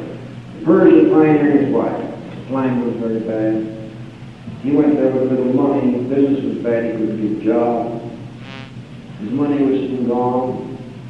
His wife's health failed. She became quite ill. She had to return to Persia. He wanted to return to rehabilitate his fortunes. He wrote Chuck Effendi a number of letters. I used to write most of the letters to the guardian having to do with the 10-year crusade. So the guardian gave me the letter and told me how to answer him what to say. Just what was said is to persevere and stay there. Don't leave. When another letter came in a short time, explaining all of the further difficulties, the guardian spoke to me again about it, so now you write to him, you tell him to persevere, and you tell him that I promised him that all the seeds that he has sown will bear fruit. that he will stay there. He said, you also like to hurry in and tell them that they should help this man stay there. It's very important. Which, of course, I did. A little bit later, cables came that he wanted to return to his wife. Her health wasn't good, and his health wasn't good. And each answer was, persevere in what you're going to do to produce results. One evening, the guardian came over and he said, he then pulled out his cablegrams and laid them there. And he said, here's the cable we got from this island, from so-and-so. 100 new Baha'is declared themselves last night in 2 cities who want to establish 2 spiritual settlements immediately if you give us permission. Well, you should think of it, that man had left, he wouldn't have won these great victories for the cause. Nothing would have been done for the cause, and we'd be without the cause established on that island. Now we've got 2 assemblies there, and we've got 100 Baha'is. Just think of what has been accomplished through the perseverance, the sacrifice of this devoted soul. To think of the victories which he has won. Well, again, of course, I always have to say something. And I said, well, sure, depending, may I make comments? And he said, yes, indeed. I said, I don't think that that man won those victories. I said, I think the guardian won them. He wanted to leave, he insisted on leaving, and you just made him stay there. So I said, you won those victories. Now, mind you, I told you about the humility of Shug Effendi. Never speaking about himself. So he turned to me and he said, Leroy, you are right. I did win those victories. I was the one that won those victories. And he said, I want you to know, and this is a message for the Baha'i world, every one of you. He says, I want you to know that the Baha'is will be surprised at the victories which I can win through them if they will do what I have told them to do. And I sat back. Bendy, what is happening? What are you saying? I never heard him speak this way, you see. This was in 1956, thing of the days. And they will be amazed at the victories which I will win through them if they will do what I have told them to do.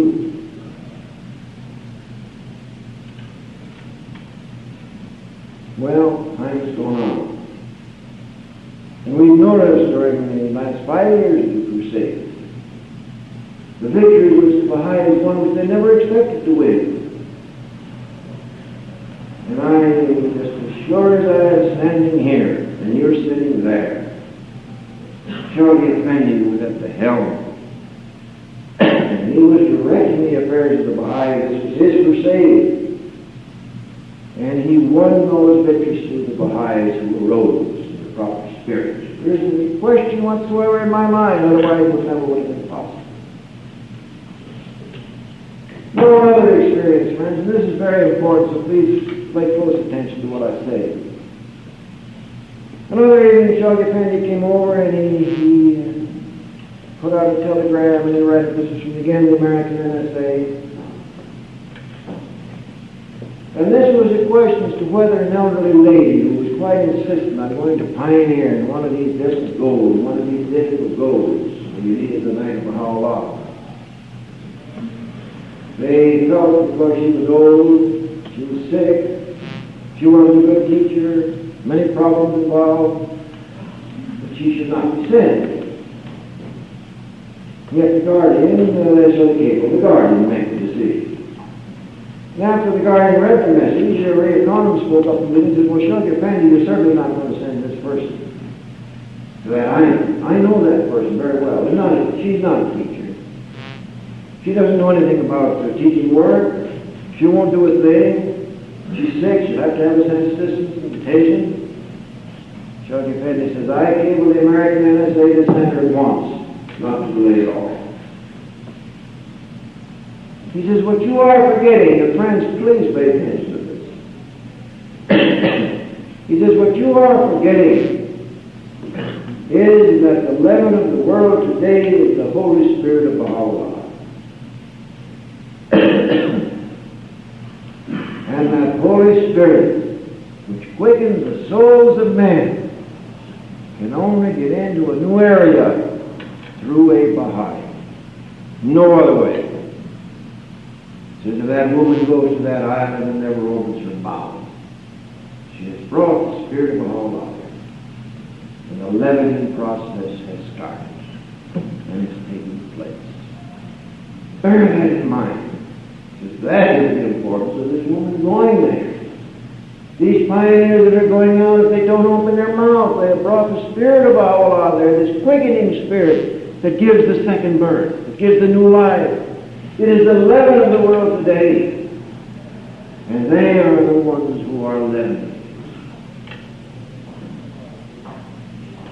I spoke to the guardian at that particular time. I said, Shug Effendi, why do you want people to scatter and leave the big cities? We had in mind, when I was in America, we built up the cause in certain large centers like San Francisco, Los Angeles, Chicago, Washington, and New York, and so on. We would build a great, big, formidable Baha'i community where we had different members of different races, different religions, where the cause was functioning harmoniously. Then we went out to teach. We say to the people, look, we're not dreaming. This isn't a utopia we're talking about. Go to San Francisco, look at the Baha'i community, and see. Go to Washington, go to New York, go to any of these places.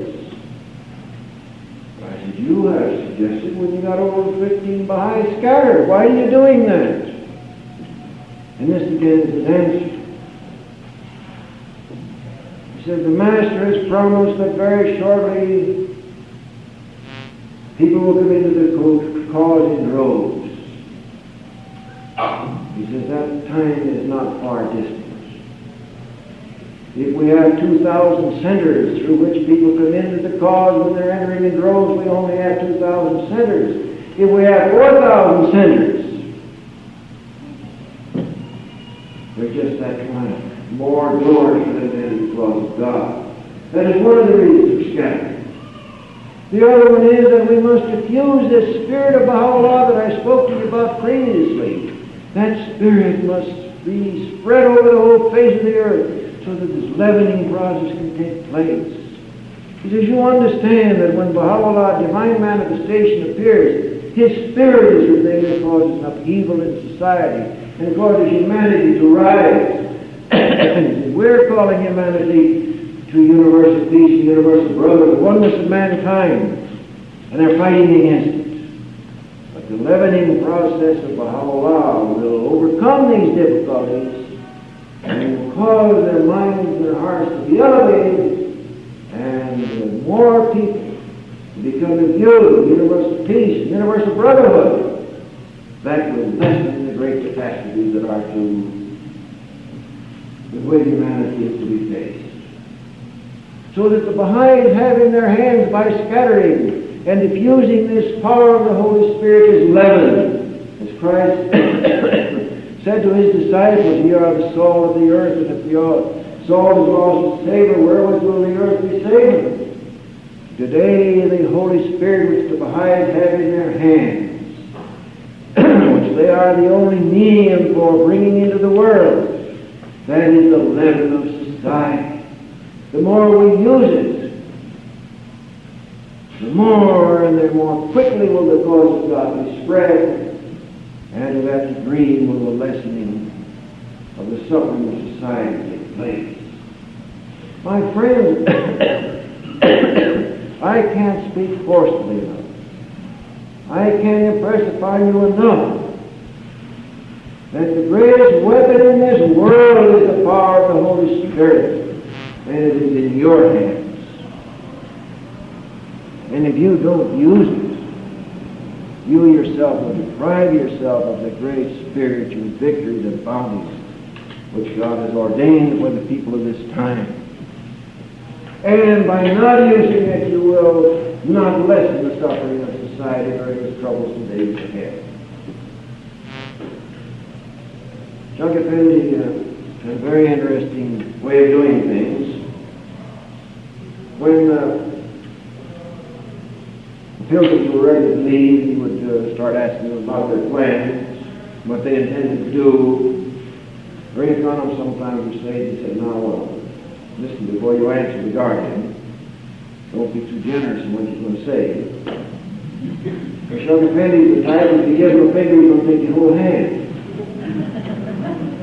Well, this evening, the number of centers to which the Baha'i faith was to be spread was set at 2,500.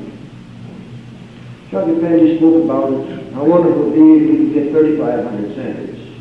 And he asked the different ones around the table, do you think we can get 3,500 centers? Of course, when he came to me, then I have to talk big. Oh, I said, it's very simple, Chuck Effendi. Very simple. The next night he came and shared with his cablegram in the Baha'i world. He says the number of Baha'i centers into which the faith must be spread is 5,000. Just doubling what we had before. But friends, do you know how many centers there were in the Baha'i world at the time of the end of the crusade? Well, we would have 5,000. Do you know how many? Very nearly 16,000. 3 times as many as the garden was called for.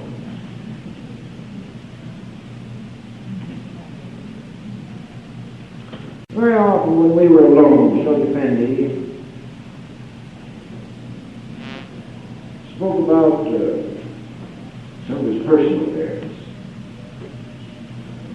And he spoke this evening on the question of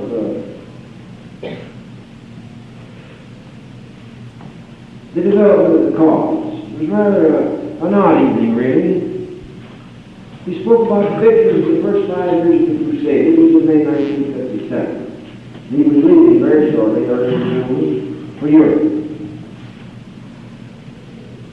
When he spoke about the great victories, he said, you know, in my wildest dreams, again using a Western expression, in my wildest dreams I never thought the Baha'is in the world would come out to win all these victories that they've won.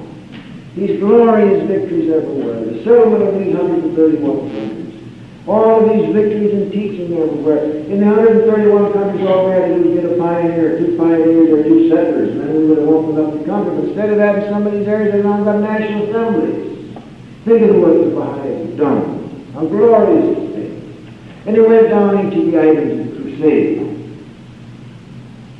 And he said, I want to tell you that as great as have been the victories, the first 5 years of this crusade, the victories of the second 5 years will be far more wonderful, far more glorious, far more dramatic than his first 5 years. Well, I thought it was rather odd the way he was speaking in these 5-year periods. I didn't understand it. So I asked Chuck Effendi, may I ask, in what way will the second 5 years be more glorious than the first 5 years? Because I thought the settlement of these 131 countries, that was the most glorious thing in the world. Guardian said the glory of the second 5 years will be that towards the end of this, these 5 years mass conversion will start into the Baha'i world. And look at what happened in India, in Africa, Indonesia, Malaysia, all those countries in the South Pacific, Southeast Pacific. Think of the movement which is taking place toward the end of this second 5 years. I said, how will it be more dramatic, Chuck Effendi? He says it will be more dramatic than the establishment of many national administrative bodies. Now we started the crusade with 12 NSAs. How many do we have when he ended in 1963? We had 56. And this year we're establishing how many more? 13 is the truth of what happened during the crusade. 13 more. We'll have 69 national assemblies. April 21st of this year. This was the drama of the second 5 years. See how Chuck Effendi was looking forward. Ahead is telling us of these matters. As I say, Chuck Effendi talked to us very often about personal matters. And with this, I'm going to close, friends, because you've been very patient and kind. He spoke about passing about the Baha'i. The Guardian, as you know, was in England, at Balliol College, Oxford. He was very devoted to Abdul Baha, extremely devoted to the Master. And when he got the word the Master passed away, he was overcome, of course. He started meeting him in the Holy Land. When he arrived in Haifa by train, he was taken off the train stretcher, taken home. Now on the 9th night, they decided to read the will and testament of the Master. He did not know what was in the will and testament. And he said, what I expected the Master was going to do for me was that he was going to give me the high honor of calling together the great conclave which would elect the Universal House of Justice. And he said, it said in that, when they read the will, what did I find? I found that I was the guardian. No, I said, I didn't want to be the guardian. I didn't want it. I rather revolted against that. Because I had certain plans made out for myself, things I wanted to do, certain writings I wanted, certain things of that nature. Then finally I left the Holy Land and I went to Switzerland. It was not 2 years, if you recall. The history you find, that's what happened. They said in Switzerland I prayed and I meditated and I fasted. And I did all those things which a person can do to get guidance and understanding. But he said the greatest thing, pay attention to this, friends, please. He said the greatest thing that I did was that I fought myself. And when I conquered myself, I returned to the Holy Land. And I turned myself over to God, and I departed. Now, this is the message, friends, for you, for me. He said, I don't care whether you're a hand at the cross, whether you're a member of the National Spiritual Assembly, whether you're a member of the House of Justice, whether you're a Knight of the High Law, whether you're a pioneer, whatever you are, don't make any difference. Every Baha'i in the world has to fight himself every day. And as he conquers himself, becomes more purified, he becomes a better channel for the service of the cause. He should become like a polished mirror so that the Holy Spirit can shine through and bring his quickening and healing power to the world. He should become like a reed so that this Holy Spirit might send through the individual to the people he's teaching. This is what the Baha'is of the world must do every day. This is the message I convey to you. Now, time went on. The guardian passed what they would expect. Many people asked, didn't the guardian indicate that he was going to pass away? Well, the answer is, if we look back now, yes, in many ways. We were too young to understand it. On the other hand, there was a certain task the guardian assigned me, which he said was the greatest thing that I would have done. If I accomplished it, I accomplished it. And when it was finished, I was getting the covenant breakers out of Bajis, and that place was purified at last. After all these years, we got them out. We got tired of the property. And I knew the guardian intended to pull down the buildings, and I issued instructions to pull them down. Then I thought, well, after all, surely maybe he is the guardian of the cause, maybe I better report to him. And I came with him. This was in October, the middle of October, 1957. And I explained the situation to the guardian, and I said, shall I proceed with the destruction of these buildings? And he came back and said, no. Wait till I go home, because I want to supervise the destruction. And he was coming back early in November. So there you are, friends. I could tell you stories where it is certain things now the guardian was telling us almost in plain English, which you don't understand. On the other hand, you have situations like this one I just reported to you. I had another letter from the Carmen where she written in the direction of the guardian, and he said, Leroy, I want you to do this, I want you to do that, I want you to do all settled before I return again, because as soon as I return, I want you to go ahead with certain plans which I have in connection with these matters. There you are. In any event, the great catastrophe came and befell my world. I mentioned this morning, I mentioned it again to you, the deepening within the consciousness of the Baha'is was one of the miracles of this time. The manner in which the Baha'is redoubled their efforts and trouble their efforts in order to win these victories which they had ahead of them. It's one of the miracles of all time. When the hands of the cause, the chief stewards of the faith, met in the Holy Land after the session of the guardian, the reports would come from all over the world of this victory, and that victory, and the other victory. They would just sit back and say, well, as the guardian says, this is another victory, another miracle of our life. It's impossible.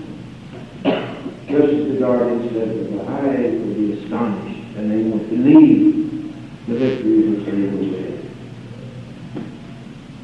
This 10-year crusade was one in growing glory. And isn't it interesting, friends, when you think that the first World Congress was called by Shoghi Effendi, and at that same time this House of Justice was elected in the Holy Land. Shoghi Effendi called the election of that House of Justice. The thing which perhaps wasn't clear to him when he was appointed guardian was that he was going to have to build it. Because he built it from the bottom up, the local assembly, the national assembly. And then he started to build the World Center, the hands of the cause, International Baha'i Council, developing into the House of Justice, setting up the Ark around the administrative buildings that future to be built, first in the archives building. The guardian built these things almost with his hands. And out of the great sacrifice, there's arisen this great glory which is the Baha'i faith today. The beginning of this crusade was sort of a nondescript body. A few Baha'is here, a few Baha'is here, a little cohesion. The present time you have a powerful, yes, friends, don't forget it, a powerful international administrative body. The world order of Baha'u'llah has been set up. The kingdom of God is being built, and you people are building it. One of the sources of great joy, friends, has been, as we made this trip in these 10 different areas, to see so many young people coming into the cause. Everywhere young people, because it's on the shoulders of the young people. That the future of this cause in hands. They have the vision, they have the enthusiasm, they have the vision. For many of us haven't had. Don't forget that this cause has always been a cause of young people.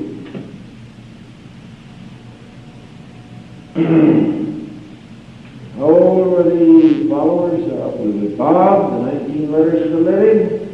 Some of them 19 years old, 21 years old, 20 years old, 22 years old. A few of them older, most of them many people in their youth, sacrificed everything in terms of God and won these great victories. I want to say that you don't realize the period in which you live. All of the religions of the world, if you study them, follow a certain pattern. The first 100 years of every religion has been a period of slow growth, when the cause has sown its roots deep into the soil of society. It has laid a foundation which is unshakable. Every religion, towards the end of the first 100 years, its administrative order was perfected. But watch the Baha'i faith, how slowly we developed over the first 100 years. The end of the first 100 years, we practically completed the building of the administrative order. The second century is always a century for the propagation of the faith.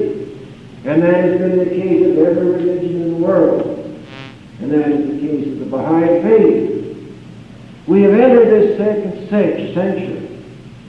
The second century is to propagate the faith, to carry it forward. The Holy Spirit is leavening among society and preparing people. Shoghi Effendi said we have our plan and there's God's plan. They're both God's plan, but the one we're concerned with is our plan, do our part, and God will do His part in shaping the destinies of people so that sooner or later they'll all come together, and then the cause will grow like wildfire. This is the period you're facing today, friends. This is the period in which you worship yourselves. And this is a period in which the cause of God will spread over the earth like wildfire, and will become the means of saving and the salvation of society. You know, there are certain periods in history. Certain people strive for glory and honor. Certain other people through destiny have glory and honor trust upon them. And whether you like it or not, we handful of Baha'is have had glory and honor thrust upon us, even though we don't deserve it. But let us, to the extent that is possible, measure up and go forward with healing in our wings, according to what it says in Revelation, and bring joy and bliss and honor to a striving society, so that the glory of the Lord might cover the earth as the waters cover the sea.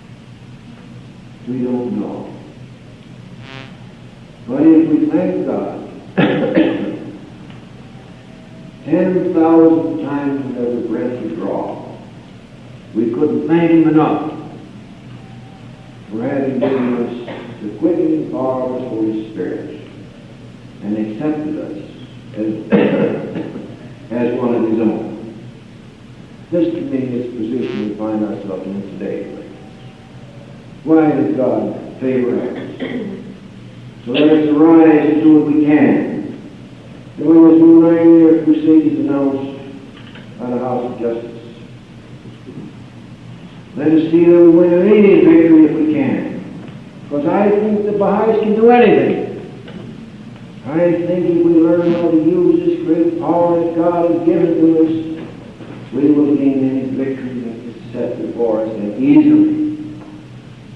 I wanted to mention one thing to you about the House of Justice, if I may, before I close. Most of the members of the House of Justice are young men, regarding speak. And I was very much interested and rather surprised to see when they undertook their responsibilities and their duties, to see the manner in which they did so, the positive, aggressive manner almost, in which they took over their responsibilities and made their decisions and rendered their opinions. I thought that they would be very, very slow in making up their minds about certain important matters. Instead of that, no, they stepped right out and did it. Here's what's to be done, and here's what's to be done here, and here's what's to be done there. I remember one time I was sitting in our apartment and David Hoffman came in. David and I have been friends for many, many years, even before he was behind. He says, "Well, Roy, I tell you, this House of Justice business is wonderful." I said, "David, what do you mean?" "Oh," he says, "it's divine guidance." But I said, "David, how does it work? I don't know how it works." Well, he said, "Actually, I can't tell you." But he said, "We sit around and we talk and we discuss." Boom, suddenly there it is.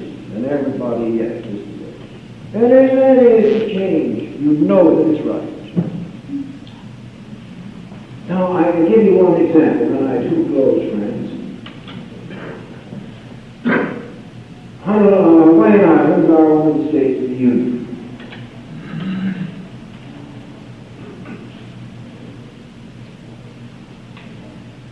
After all, we have the teachings that in our administrative institutions we follow the general plan of the institutions of the world. Therefore, Honolulu or Hawaiian Islands is a part of the United States. Well, you all know that the National Assembly voted, the Universal House of Justice is announced that the Hawaiian Islands should have a National Assembly coming to reform. Many places I've been behind them asking me, why is this? Does that mean that you're going to do that with every state in the Union that you want? Can California secede and have its own National Assembly, or what? And I explained, no, that cannot be. Well, then how about the Hawaiian Islands? Well, this is the interesting story I want to share with you, friends, that the Hand of the Cross prepared a proposal for a 10-year crusade. The House of Justice in reviewing it thought we should have 1 year for consolidation of what we done during the 10-year crusade, the garnering victories that might be growing out of the crusade, things of that nature. They were very wise. Then they took our program, and out of that worked a new program of a 9-year teaching program. Now, we had recommended a number of assemblies to reform this year, but we had not recommended an assembly in the Hawaiian Islands. These were the Hands of the Cross. When we were in the Holy Land, September, I think it was, we met many times at the House of Justice about this teaching program.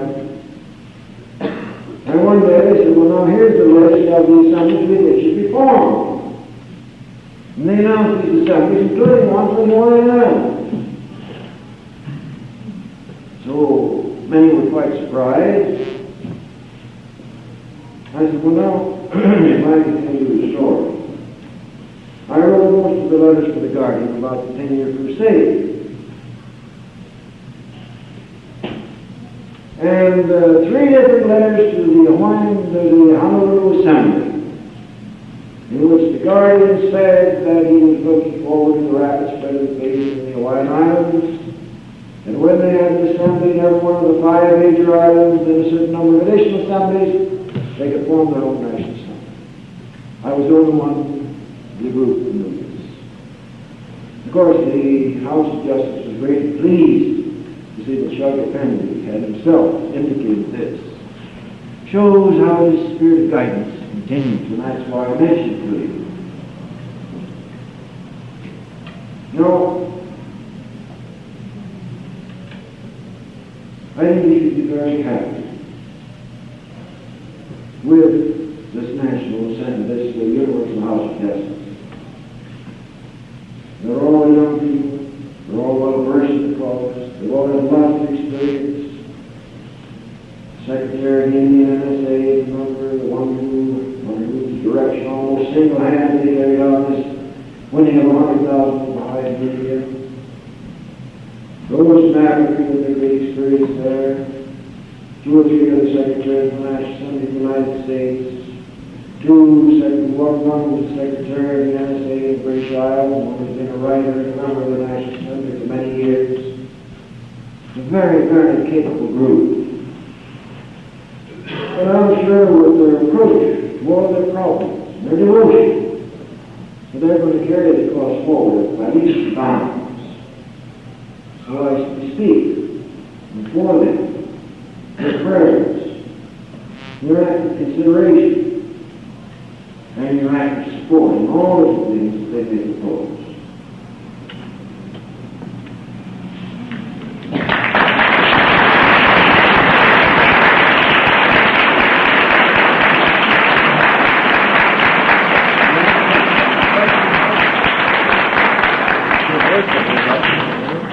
It'll be all right.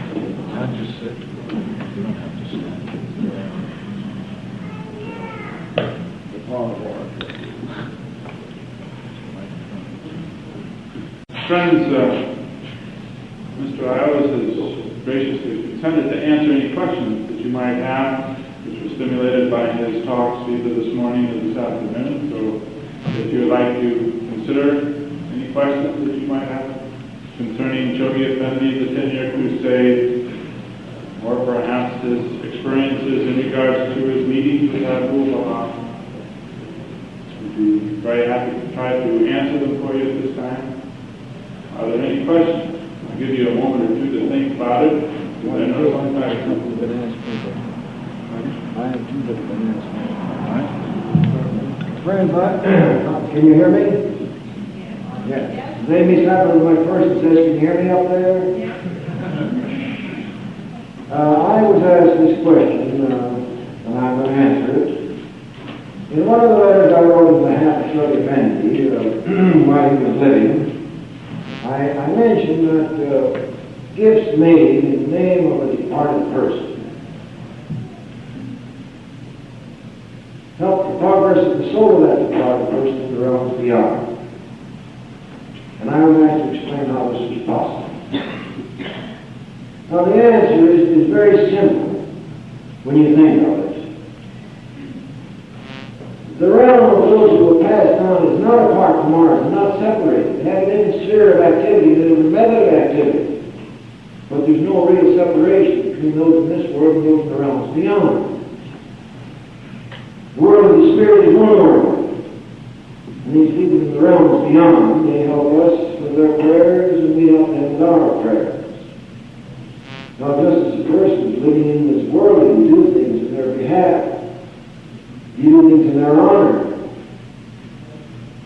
you do terrible deeds for a person that enhances that person's character and enhances their spirit, even more so in the realms beyond.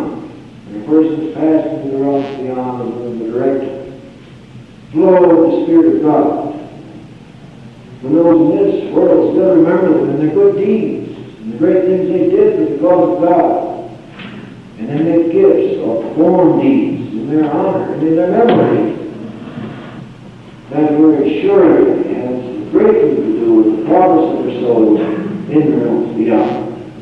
You can find various subjects about how dealing with the subject. You can find various subjects of Chogi Effendi.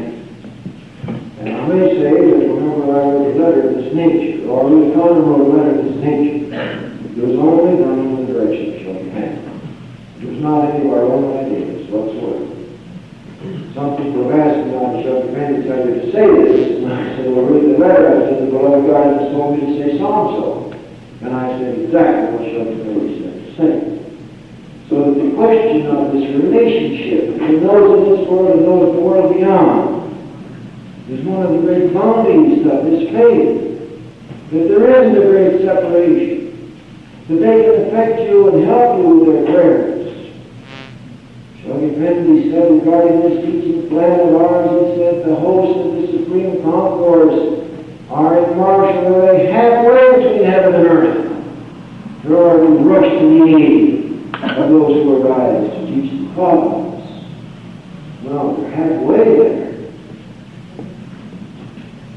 Certainly you can see the manner in which our prayers and our services in their behalf and in their memory are helpful to them in a pathway towards nearer and nearer to God.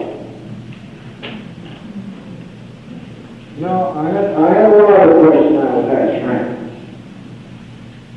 Shoghi Effendi spoke, and I didn't have time this afternoon, I would like to have gone into detail. He spoke about the administrative order. He said the purpose of the administrative order today is principally to teach the cause of God. It's an instrument for teaching. So that when our pioneers go out, we can supply them with funds if necessary. We can supply them with literature. We can pray in their behalf and give them our moral support. This is a unity. This is the body, the one body that we have. And we're all working together in the great body which is a pulsating thing to which the blood of the course can flow on the administrative bodies.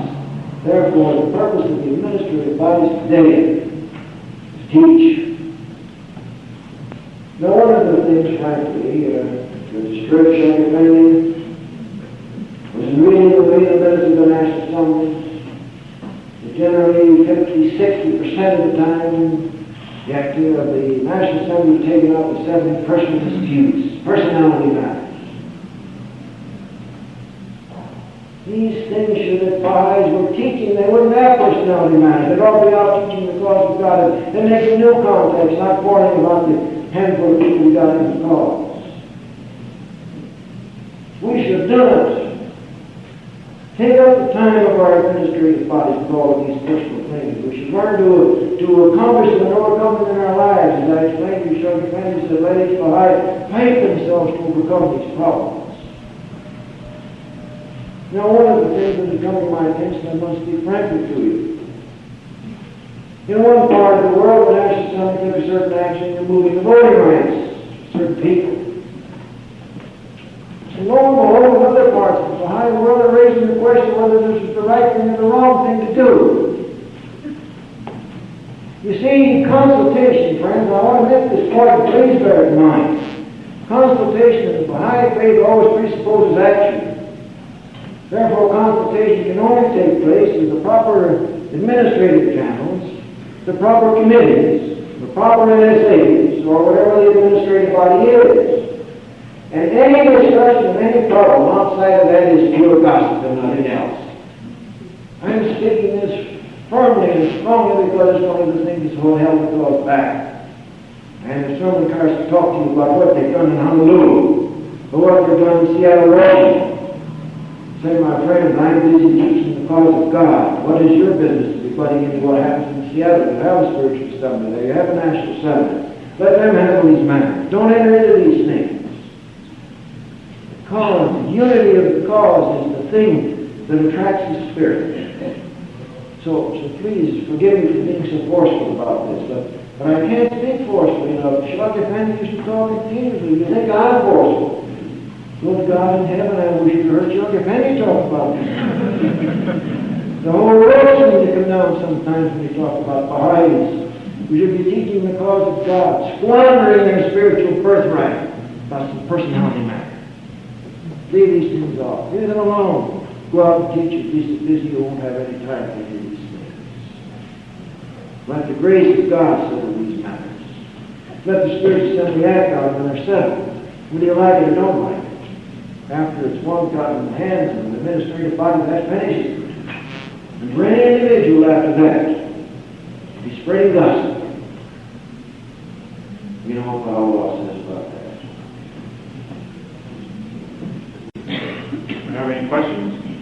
Mr. Ioas, in the early 40s, the beloved Guardian wrote a comment on Abdu'l-Baha's statement that the 24 elders mentioned in Revelation were the 19 lovers of the living and 5 others. And in this comment, he said that these were holy souls who were not yet known. Had you ever heard him comment on this further? Yes, yes, he spoke, he spoke at different times about this question. One of the additional ones, the 20th, has been named. It's one of the Apnons, and he's buried in Haifa. He was one that had a lot to do with helping with the building of the shrine of the Baal. He ran a very distinguished teaching service in Persia. It's not the great Apnon who helped with the temple in Ishkabad. That's a different Apnon. But it's this Apnon, and he is one of the 24 elders. He's the 20th. Now the other 4, the guardian said, will become known in time. Thank you. Yes. Another question? Yes. Mr. Ioas, could you illuminate on the Church of Latter-day Saints began with the hope of the kingdom coming upon earth soon. What is our relationship to this? Can you have anything to say on this? Dr. Bahal indicated that the time would come when the Mormons, the Church of the Latter-day Saints, would come into the cause in droves. One of the reasons is that the purpose of their religion is to prepare the way and set up the kingdom so when Christ descends from heaven, he can sit on the throne. Their administrative scheme is based on this premise. They have the 12 apostles. So when Christ appears, he sits on the throne at the head of the 12 apostles, and there it is. Now there are prophecies in the teachings of the Mormons that refer specifically to the Baha'i dates and to Baha'u'llah. And you can readily see that the people who were moved with this idea were preparing the way for the return of the Lord. And they realize that Baha'u'llah is the return of Christ, coming in the glory of the Father, that they will come into the cause in droves. So that's our relationship that we have with the Mormons, that we are expecting, and I think the Baha'i should teach them whenever they can. Their association is very desirable because the Mormons are very high-type people, very wonderful people. Bearing in mind that if you can once break through, they will come into the cause of droves, according to the Master statement. The same way with our teaching work in America today. There's going to be mass conversion. Where is it going to be? Where is the breakthrough going to be? You don't know. So everyone churches and teaches in every way they can. Suddenly the door opens and there it is. And I think this is the way it will be with the Mormons. Does that answer your question, Adam? Another question? Yes?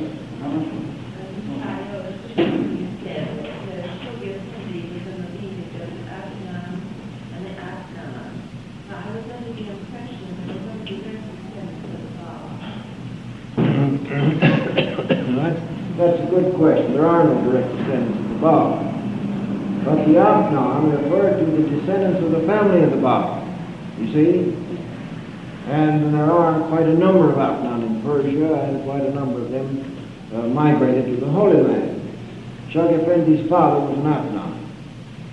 There were other Apnons married the daughters of Abdul Baha. The Akstan refers to the descendants of Baha'u'llah, particularly through the line of Abdul Baha. Any other questions? Yes? I don't know if this question is pertinent to today, but I'll ask it.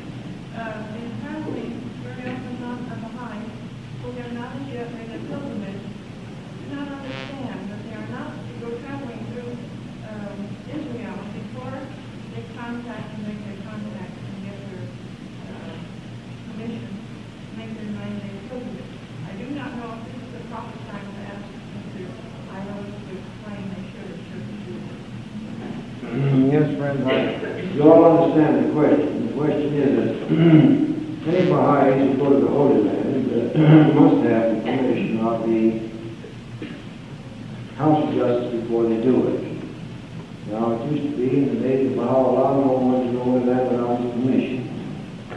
In the days of Abdul Baha, it was exactly the same thing. In the days of the Guardian, it was the same thing. You ask, why is this? Well, the answer is very simple. That the condition of the world center of faith has been fraught. It's the most powerful place in the world as far as Baha'i faith is concerned. The most powerful forces of good are operating there. By the same token, the most powerful forces of evil are operating there. So that in order to protect the cause of the world center, and in order to protect the Baha'is, mind you, the Baha'is, instructions were issued, don't come to the Holy Land without permission. And if it's feasible at the time, why you can come. Now, in the days of the Master, it was very clear the Master was in prison.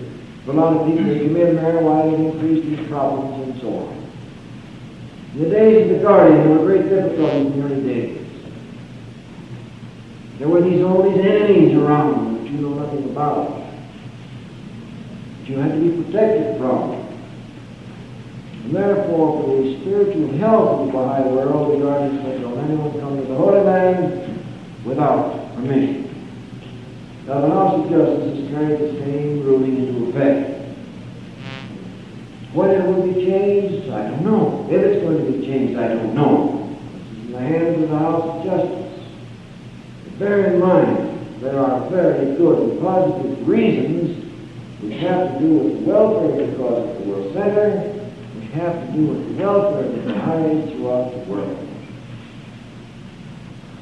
The danger of these enemies of the cause you don't understand.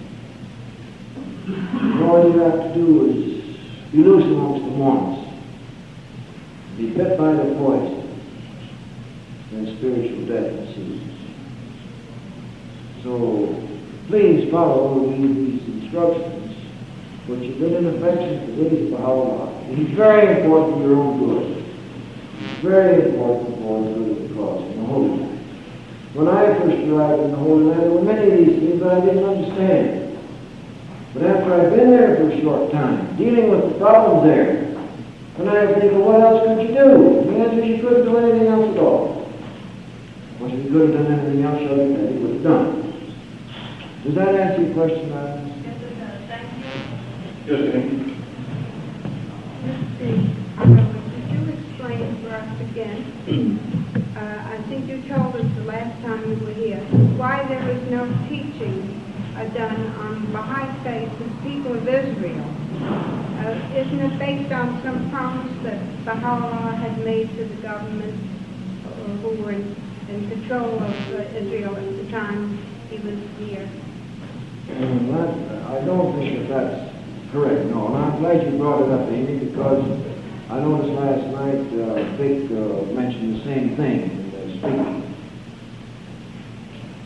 John Effendi's reason, and I told you he was a great general, his reason for not teaching in the Holy Land was this.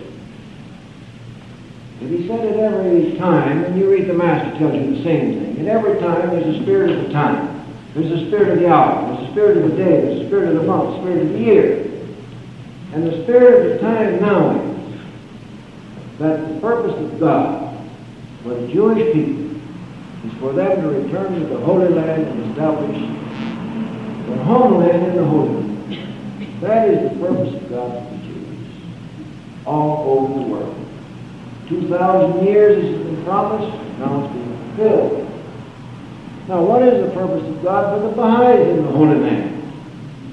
The purpose of God for the Baha'is in the Holy Land is to build their world center.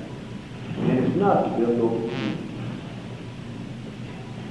And the Guardian didn't want any conflict between two plans of God. It's very simple. In other words, if the Jewish people are able to build up a strong homeland, and within the confines of their country are our holy places, and they remain true, as we're sure they will, to their promises, then that becomes the first world settlement which protects the holy places of the cause of God. It's very, very long-sighted, and very wise, and very clear to understand. Now I say one word more. And that is that I probably knew more Jewish people in the days of the Guardian than any other of the Baha'is in the Holy Land, because I was out amongst them continuously. And I talked to them about the cause continuously. An underlying motive power in the life of all the people in Israel is the fact that they want to establish their homeland.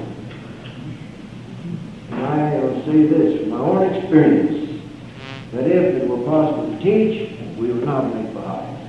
Because their hearts were centered towards the task which God had destined for them at this time. That's my conclusion. And you know that I want to teach. The Guardian spoke one evening about it. Someone asked a question like you've asked a question, and he says, of course in the future we teach in Israel. There's any question about it. We teach all over the world. But today, no. But he says, anyway, sometimes we'll teach. He looked at me and he says, Roy, that will make you mad, will it? If we left the band, and I said, no, sure, you're very certain. Well, not. If you left the band tomorrow, I'll guarantee I'll make an assembly there in one of the large cities of Israel within a year. Good thing he didn't let the band on that. I probably would have failed. There's a question been asked here, friends. Can I give the background and authenticity behind the long heated prayer of the fire tablet? You're all familiar with it. Let me say that they're both authentic. In the Orient, this fire tablet is not known under such a name. This is one that was given in the West. Why, I don't know. Now, why aren't they published? They're not published because Shuggy Fendi felt that the present translations do not do justice to these very important prayers and documents. He said there is no objection to their being mimeographed and spread privately like in that manner. But to have them published as a part of approved Baha'i literature, he couldn't agree to that because the translations, although they've been done by experts, are not good enough for the original, in which the way they appear in the original documents. Does that answer your question?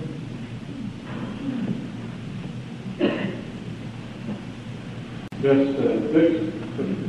Is there any reason why that out-of-print book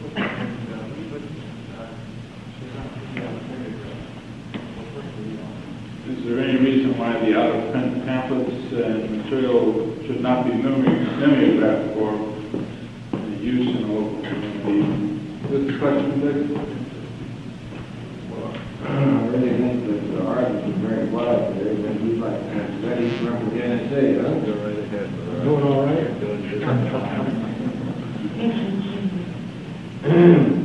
You see, one of the things I want you to bear in mind about literature, you rather have an overabundance of literature in the United States, in my opinion. I don't know, that's my opinion. Now, if there is some particular piece of literature that's out of print which was approved, mind you, it was approved. I don't know whether you're referring to something that was approved, it was not approved. Some of the things that are not in print were not approved because the sources were not known. Perhaps there were quotations that weren't authentic. I don't know.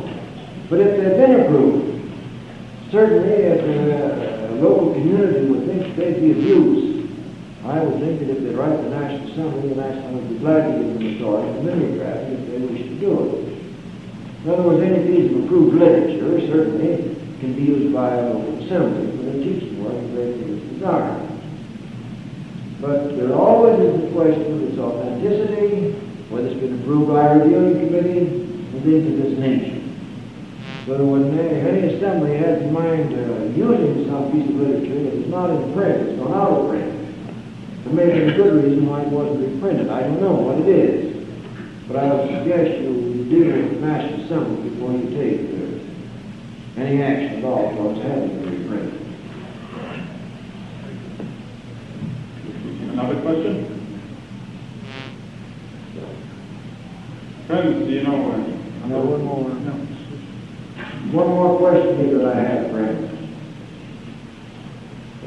In connection with this drive that's being made at the present time for the maintenance of spiritual assemblies and for the establishment of new spiritual assemblies.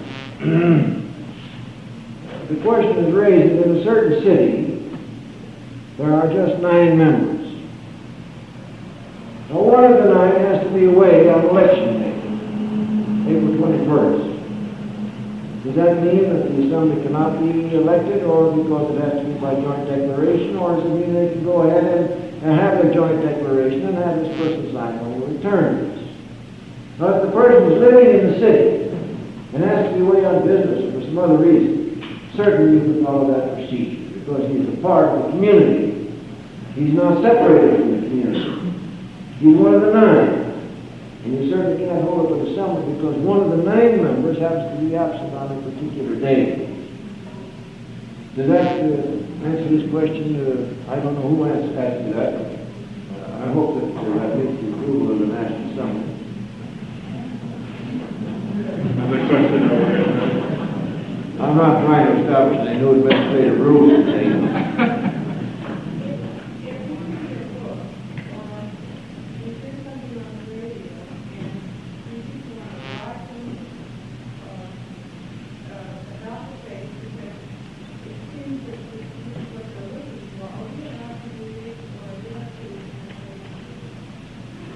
The answer to that question is very, very important. It depends entirely on who the person is, what the prominence is. For instance, if I'm living in Birmingham, and someone in Birmingham writes something in the paper that's very wonderful, certainly I would feel free to answer it, write them a letter. But if this person happens to be some national figure, by no means should a local person write to them. Now, I'll give you the example.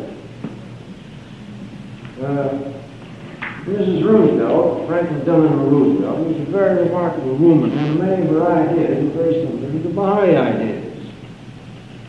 So Baha'is in different parts of America got the idea that she ought to know something more about the cause. And they wrote her letters and sent her copies of Baha'u'llah and Lira. Huh? I heard she got 70. Well, anyway, she was in Israel, and the question of the Baha'i faith came up in the meeting with the ambassador and with the councils there, and the American council told me about it. And she was made light of it. She said, you know, the Baha'is, every time you say something, they write you a letter and send you a book. And I've got 70 copies. This lady says, I've got 70 copies of Baha'u'llah and Lira. You see, it cheapens the cause. She pays no attention to it. Whereas if the National Assembly in a very dignified and forceful manner made the contact, that would make an impression on her. So the answer seems to me is the prominence or lack of prominence of the individual who does the writing. If the person of national import, certainly have your local assembly refer the matter to the NSA for proper action. That's the way to do it. Otherwise, you bring difficulty on the cause. See, here we were in the Holy Land trying to press the people of the Holy Land about the cause. And here's a great figure like Mrs. Roosevelt and all she should have done. And she told the ambassador and told the councils there in a sort of a laughing way about the Baha'i faith at our World Center and what the Baha'is in America have done. I just mentioned that so you'll get the reason and the wisdom of this matter. Ms. Karen? More or less on the same line. We're a nation that sets up our activities rating. Of course, the University of California has a campus there. We discussed some from being out of a large meeting or an outstanding speaker sending invitations to the executive department and so forth. Would, in your opinion, there be any objection to this? Well, if you have a perfectly dignified meeting, and you have a good speaker, a good chairman, and if the proper representation of the cause, I wouldn't see any objection to it at all, personally. And I think that if there is any question, you ought to write the National Assembly about it, because you understand today, I'm not trying to put them out of business, I'm trying to help. If I answer all their questions, why? Yes, Francis? I would like to ask Mr. Ioas, should pilgrims' notes be used for teaching purposes? Well, the Guardian had rather strong feelings about Pilgrim's notes. It's one of the reasons he wouldn't allow people to take notes of his talks. After the Pilgrim's been there, they've gone upstairs and always rushed to write their notes. And I sat in on 2 or 3 of the sections, and one of them I really got horrified. And I said to this person, "Shall you then you did not say what you're saying at all? That's exactly the opposite of what the garden said." Well, I got so I'd never sit in any more sessions where Pilgrim's notes were being written by the Pilgrims after they had been with the garden. The trouble is, you see, a pilgrim approaches a thing from their viewpoint. The Shug Effendi gives a general answer. Then they try to apply that general answer to their viewpoint and find support for it, rather than emptying themselves and finding out what the guardian needs to say. So Pilgrim's notes, some of them are very accurate and very helpful. Some of them, on the other hand, are completely inaccurate, and I can tell you that. Now, if you think that something in a Pilgrim's notes would be helpful to an individual studying the cause, and those notes are in accord with the teachings, then I think you should use them, and it's perfectly possible, perfectly permissible. But if, on the other hand, you find there is something in the notes which are not in accordance with the written word, they should not be used. Does that answer it all right? And set up the kingdom so when Christ descends from heaven, he can sit on the throne. Their administrative scheme is based on this premise. They have the 12 apostles. So that when Christ appears, he sits on the throne at the head of the 12 apostles, and there it is. Now, there are prophecies in the teachings of the Mormons that refer specifically to the Baha'i dates and to Baha'u'llah. And you can readily see that the people who were moved with this ideal of preparing the way for the return of the Lord, when they realize that Baha'u'llah is the return of Christ, coming in the glory of the Father, that they will come into the cause in droves. That's our relationship that we have with the Mormons, that we are expecting, and I think the Baha'i should teach them whenever they can. Their association would be very desirable because the Mormons are very high-type people, very wonderful people. Bearing in mind that if you can once break through, they will come into the cause in droves, according to the Master statement. It's the same way with our teaching work in America today. There's going to be mass conversion. Where is it going to be? Where is the breakthrough going to be? You don't know. So everyone churches and teaches in every way they can. Suddenly the door opens and there it is. And I think this is the way it'll be with the Mormons. Does that answer your question, Adam? Another question? Yes?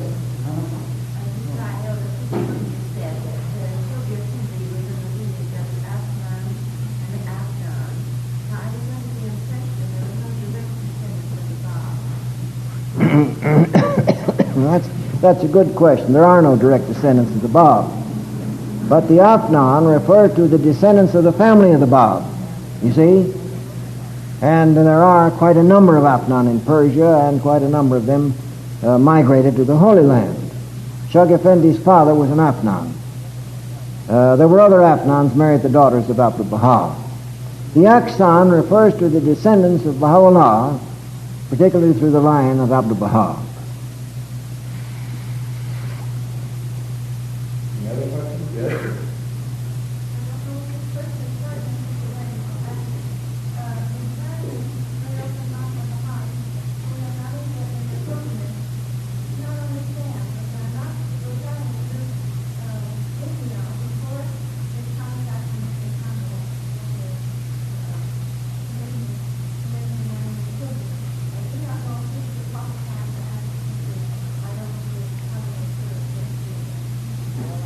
Yes, friends, you all understand the question. The question is that any Baha'is who go to the Holy Land must have the permission of the House of Justice before they do it. Now, it used to be in the days of Baha'u'llah, no one went to the Holy Land without his permission. In the days of Abdul Baha, it was exactly the same thing. In the days of the Guardian, it was the same thing. You ask, why is this? Well, the answer is very simple. That the condition at the world center of the faith has been fraught.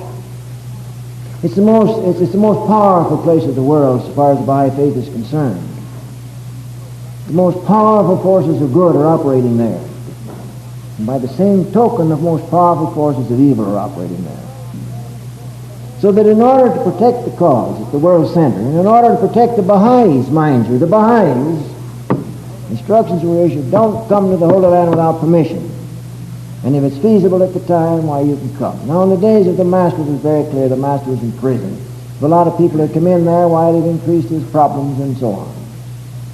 In the days of the Guardian, there were great difficulties in the early days.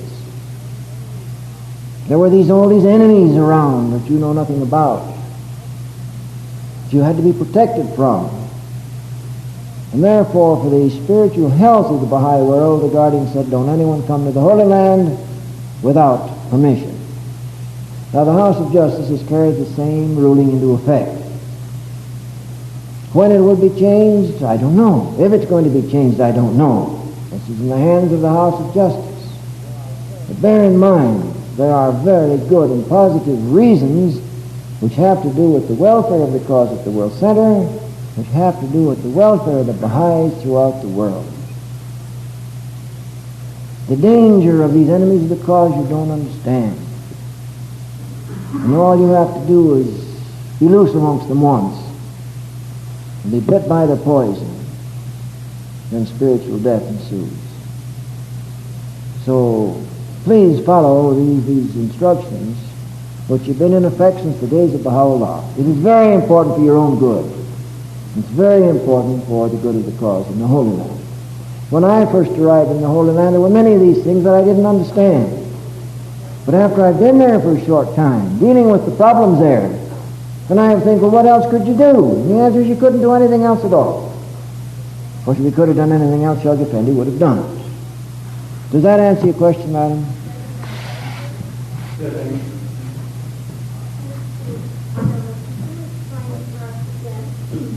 I think you told us the last time you were here why there was no teaching done on Baha'i faith that people are visiting. Isn't it based on some promise that Baha'u'llah had made to the government who were in control of Israel at the time? I don't think that that's correct, no. And I'm glad you brought it up, Amy, because I noticed last night Dick mentioned the same thing in speaking. Shoghi Effendi's reason, and I told you he was a great general, his reason for not teaching in the Holy Land was this, that he said at every time, and you read the Master tells you the same thing, at every time there's a spirit of the time, there's a spirit of the hour, there's a spirit of the day, there's a spirit of the month, spirit of the year. And the spirit of the time now is that the purpose of God for the Jewish people is for them to return to the Holy Land and establish their homeland in the Holy Land. That is the purpose of God for the Jews all over the world. 2,000 years this has been promised, now it's being fulfilled. Now, what is the purpose of God for the Baha'is in the Holy Land? The purpose of God for the Baha'is in the Holy Land is to build their world center. And it's not to build local communities. And the Guardian didn't want any conflict between two plans of God. It's very simple. In other words, if the Jewish people are able to build up a strong homeland, and within the confines of their country are our holy places, and they remain true, as we're sure they will, to their promises, then that becomes the first world government which protects the holy places of the cause of God. It's very, very long-sighted, very wise, and very clear to understand. Now I say one word more, and that is that I probably knew more Jewish people in the days of the Guardian than any other of the Baha'is in the Holy Land, because I was out and amongst them continuously.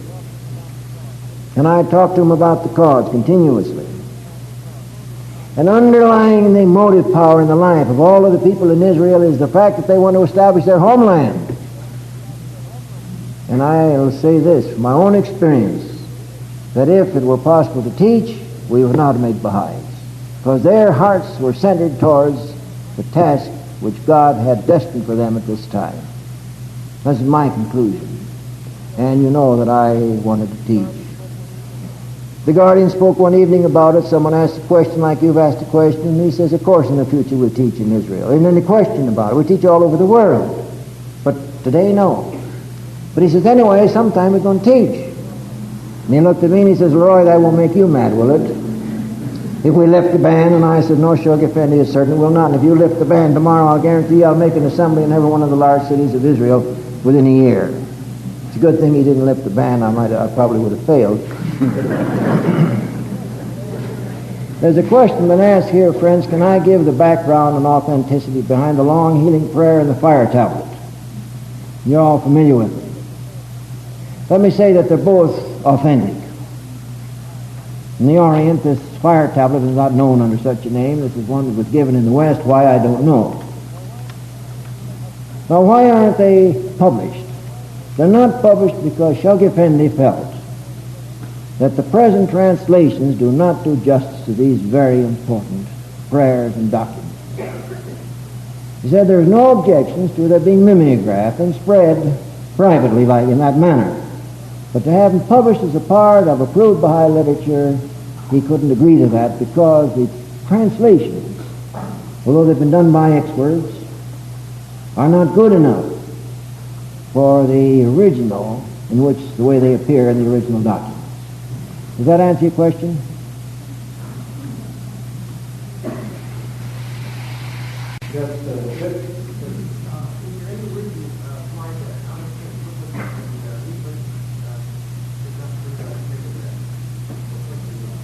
Is there any reason why the out-of-print pamphlets and material should not be mimeographed for use in the local community?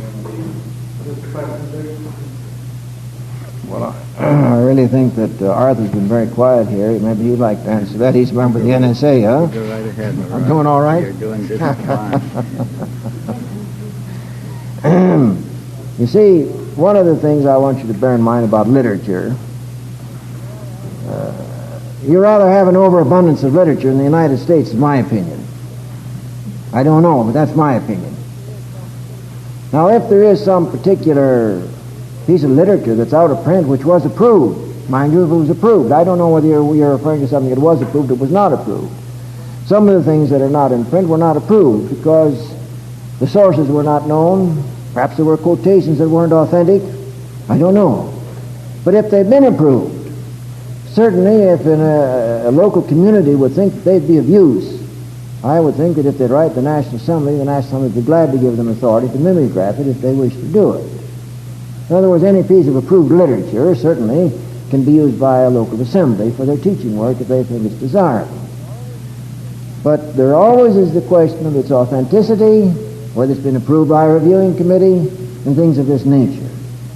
So that when, if any assembly has in mind using some piece of literature that is not in print, that's gone out of print, there may have been a good reason why it wasn't reprinted. I don't know what it is. But I would suggest you deal with the National Assembly before you take any action at all towards having it reprinted.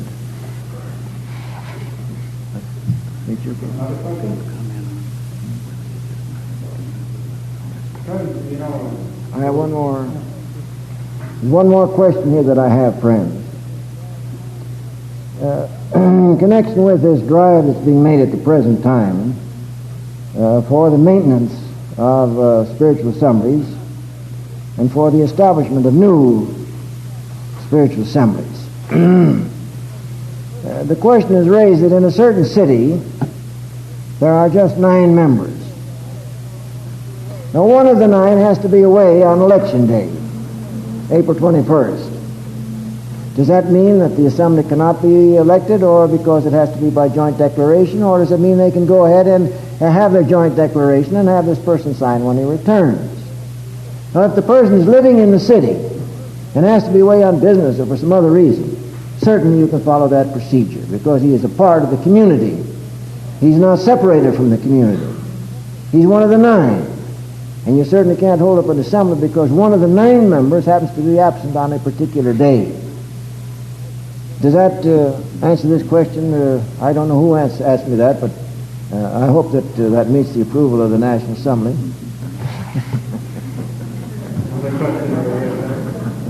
I'm not trying to establish any new administrative rules today, you know.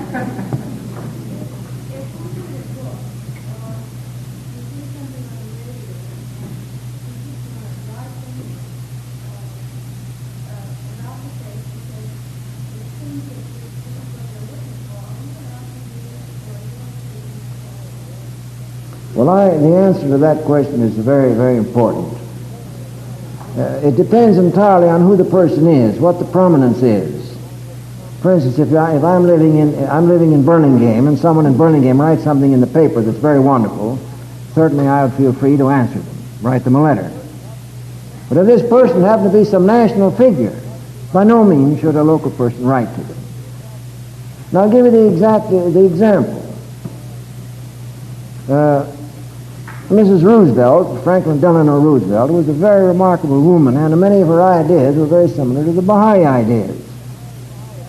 So Baha'is in different parts of America got the idea that she ought to know something more about the cause. And they wrote her letters and they sent her copies of Baha'u'llah and the New Era. Huh?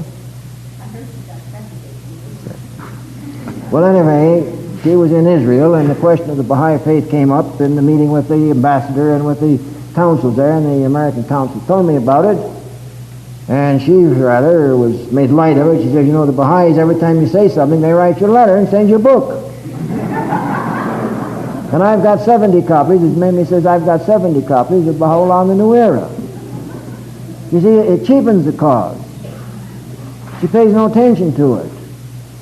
Whereas if the National Assembly in a very dignified and forceful manner made the contact, that would make an impression on her. So the answer, it seems to me, is the prominence or lack of prominence of the individual who does the writing. If it's a person of national import, certainly have your local assembly refer the matter to the NSA for proper action. That's the way to do it. Otherwise, you bring difficulty on the cause. See, here we were in the Holy Land trying to press the people of the Holy Land about the cause, and here's a great figure like Mrs. Roosevelt and all she should have done, and she told the ambassador and told the councils there in a sort of a laughing way about the Baha'i faith at our World Center and what the Baha'is in America had done. I just mentioned that so you'll get the reason and the wisdom of this matter.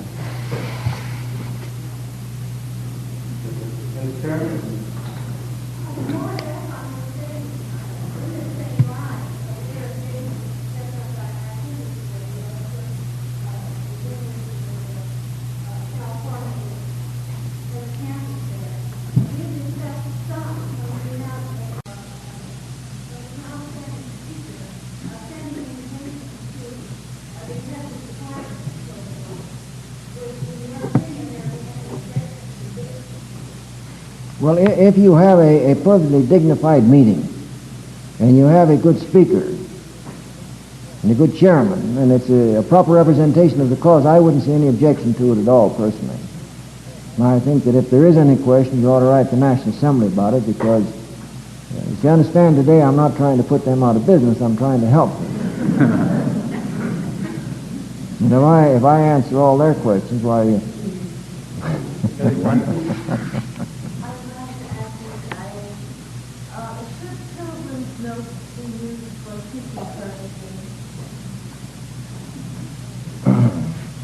Well, the Guardian had a rather strong feeling about Pilgrim's notes. It's one of the reasons he wouldn't allow people to take notes of his talks. I have, after the Pilgrims have been there, they've gone upstairs and always rushed to write their notes. And I sat in on 2 or 3 of the sessions, and one of them I really got horrified. And I said to this person, Shoghi Effendi did not say what you're saying at all. That's exactly the opposite of what the Guardian said. Well, I got so I'd never sit in any more sessions where Pilgrim's notes had been written by the Pilgrims after they had been with the Guardian. The trouble is, you see, a Pilgrim approaches a thing from their viewpoint. The Shoghi Effendi gives a general answer. Then they try to apply that general answer to their viewpoint and find support for it, rather than emptying themselves and finding out what the Guardian really said. So Pilgrim's notes, some of them are very accurate and very helpful. Some of them, on the other hand, are completely inaccurate, and I can tell you that. Now, if you think that something in a Pilgrim's notes would be helpful to an individual who's studying the cause, and those notes are in accord with the teachings, then I think you should use them, and it's perfectly permissible. But if, on the other hand, you find there is something in the notes which are not in accordance with the written word, they should not be used. Does that answer it all right?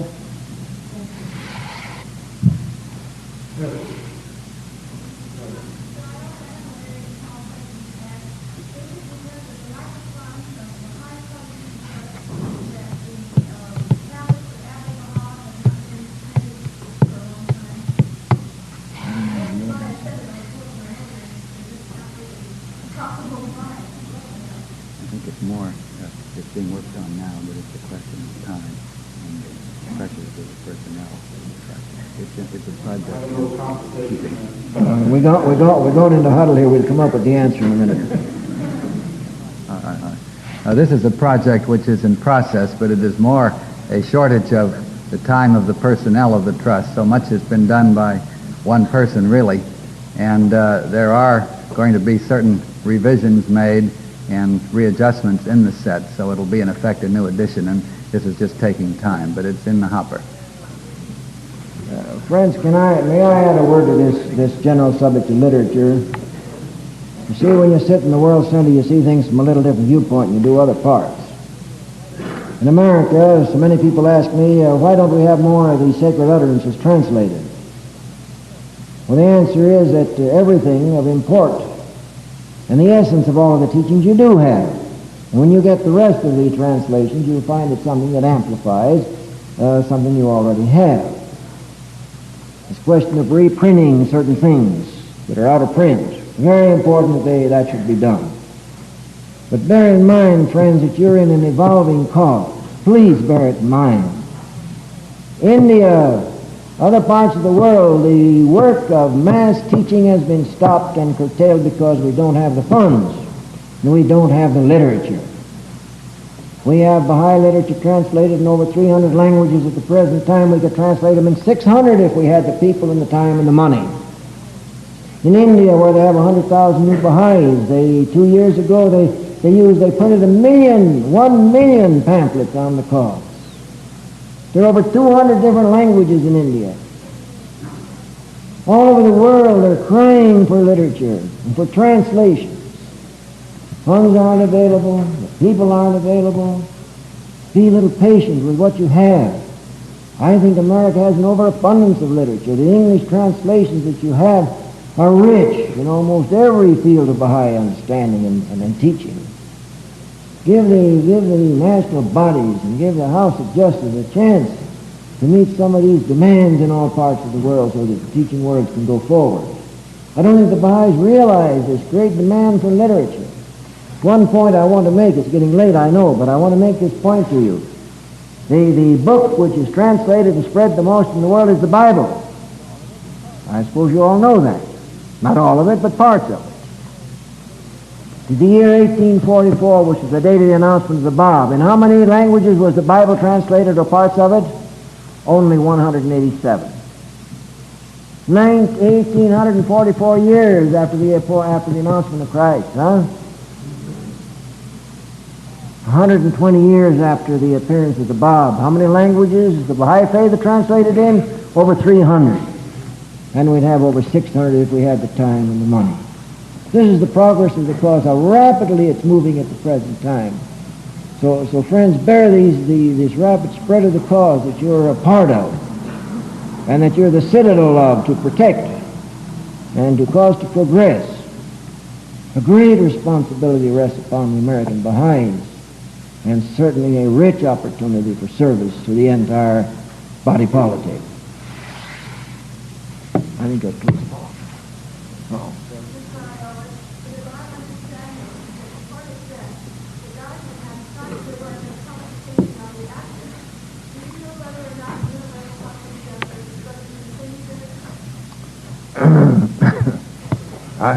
Vivian, I want to tell the friends a story.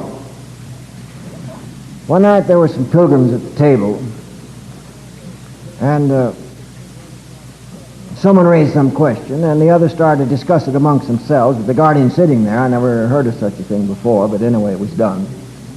They talked it back and forth, and finally Econom rose up and says, well, look, why are we discussing this matter? And here's the guardian sitting here. Let him give you the answer. Shoghi Effendi smiled, and he says, now look, you better not ask me, because if I give you the answer, you're going to have to obey it. And I don't think you'll like to obey what the answer is. Now, the Actas. Everyone in America is interested in the Actas. It's the most holy book. Don't forget, when it's codified and released, you're going to have to obey it. Maybe you're ready to, maybe you're not. I don't know. But I will say this to you and answer directly to the question. In the first place, most of the teachings of the Actas you already have. You'd be surprised to find that out. The Guardian's been feeding it gradually and introducing it into our life and into our way of life, so that most of the things in the Actas we have and live by. Marriage, laws of marriage and divorce, of inheritance, and things of this nature. Now, what the codification of the Actas means is this, that Shoghi Effendi was taking all of the various subjects which are in the book. And mind you, they're referred to in various parts of the book. Maybe the question of marriage is referred to in 4 or 5 different places. All right, Shoghi Effendi's putting them all together, so you have the teaching regarding marriage all together.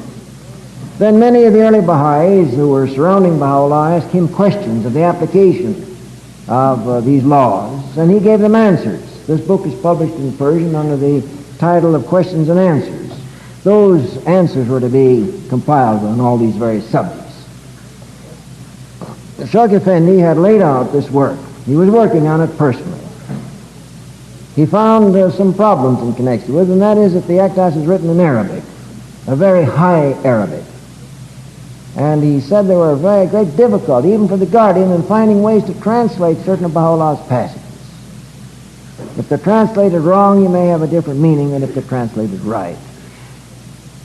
Now, the Guardian was working on this. How much he had done, I don't know. The House of Justice has reviewed the work which the Guardian has done. What they're going to do about finishing the codification and releasing it, I don't know. That you'd have to find out from the House of Justice itself. But I really think, if I can make a suggestion, friends, the Baha'i faith has these tremendous tasks before it right now to spread the faith. The doors are opening. People are wanting to flood into the cause. Let's center all of our thoughts on teaching and not on these administrative matters and not on the application of the laws of the Actas. I think that the Guardian, if he thought that you should have, as he said many times, if the West should have these laws, I would give them to them, but the time isn't right yet.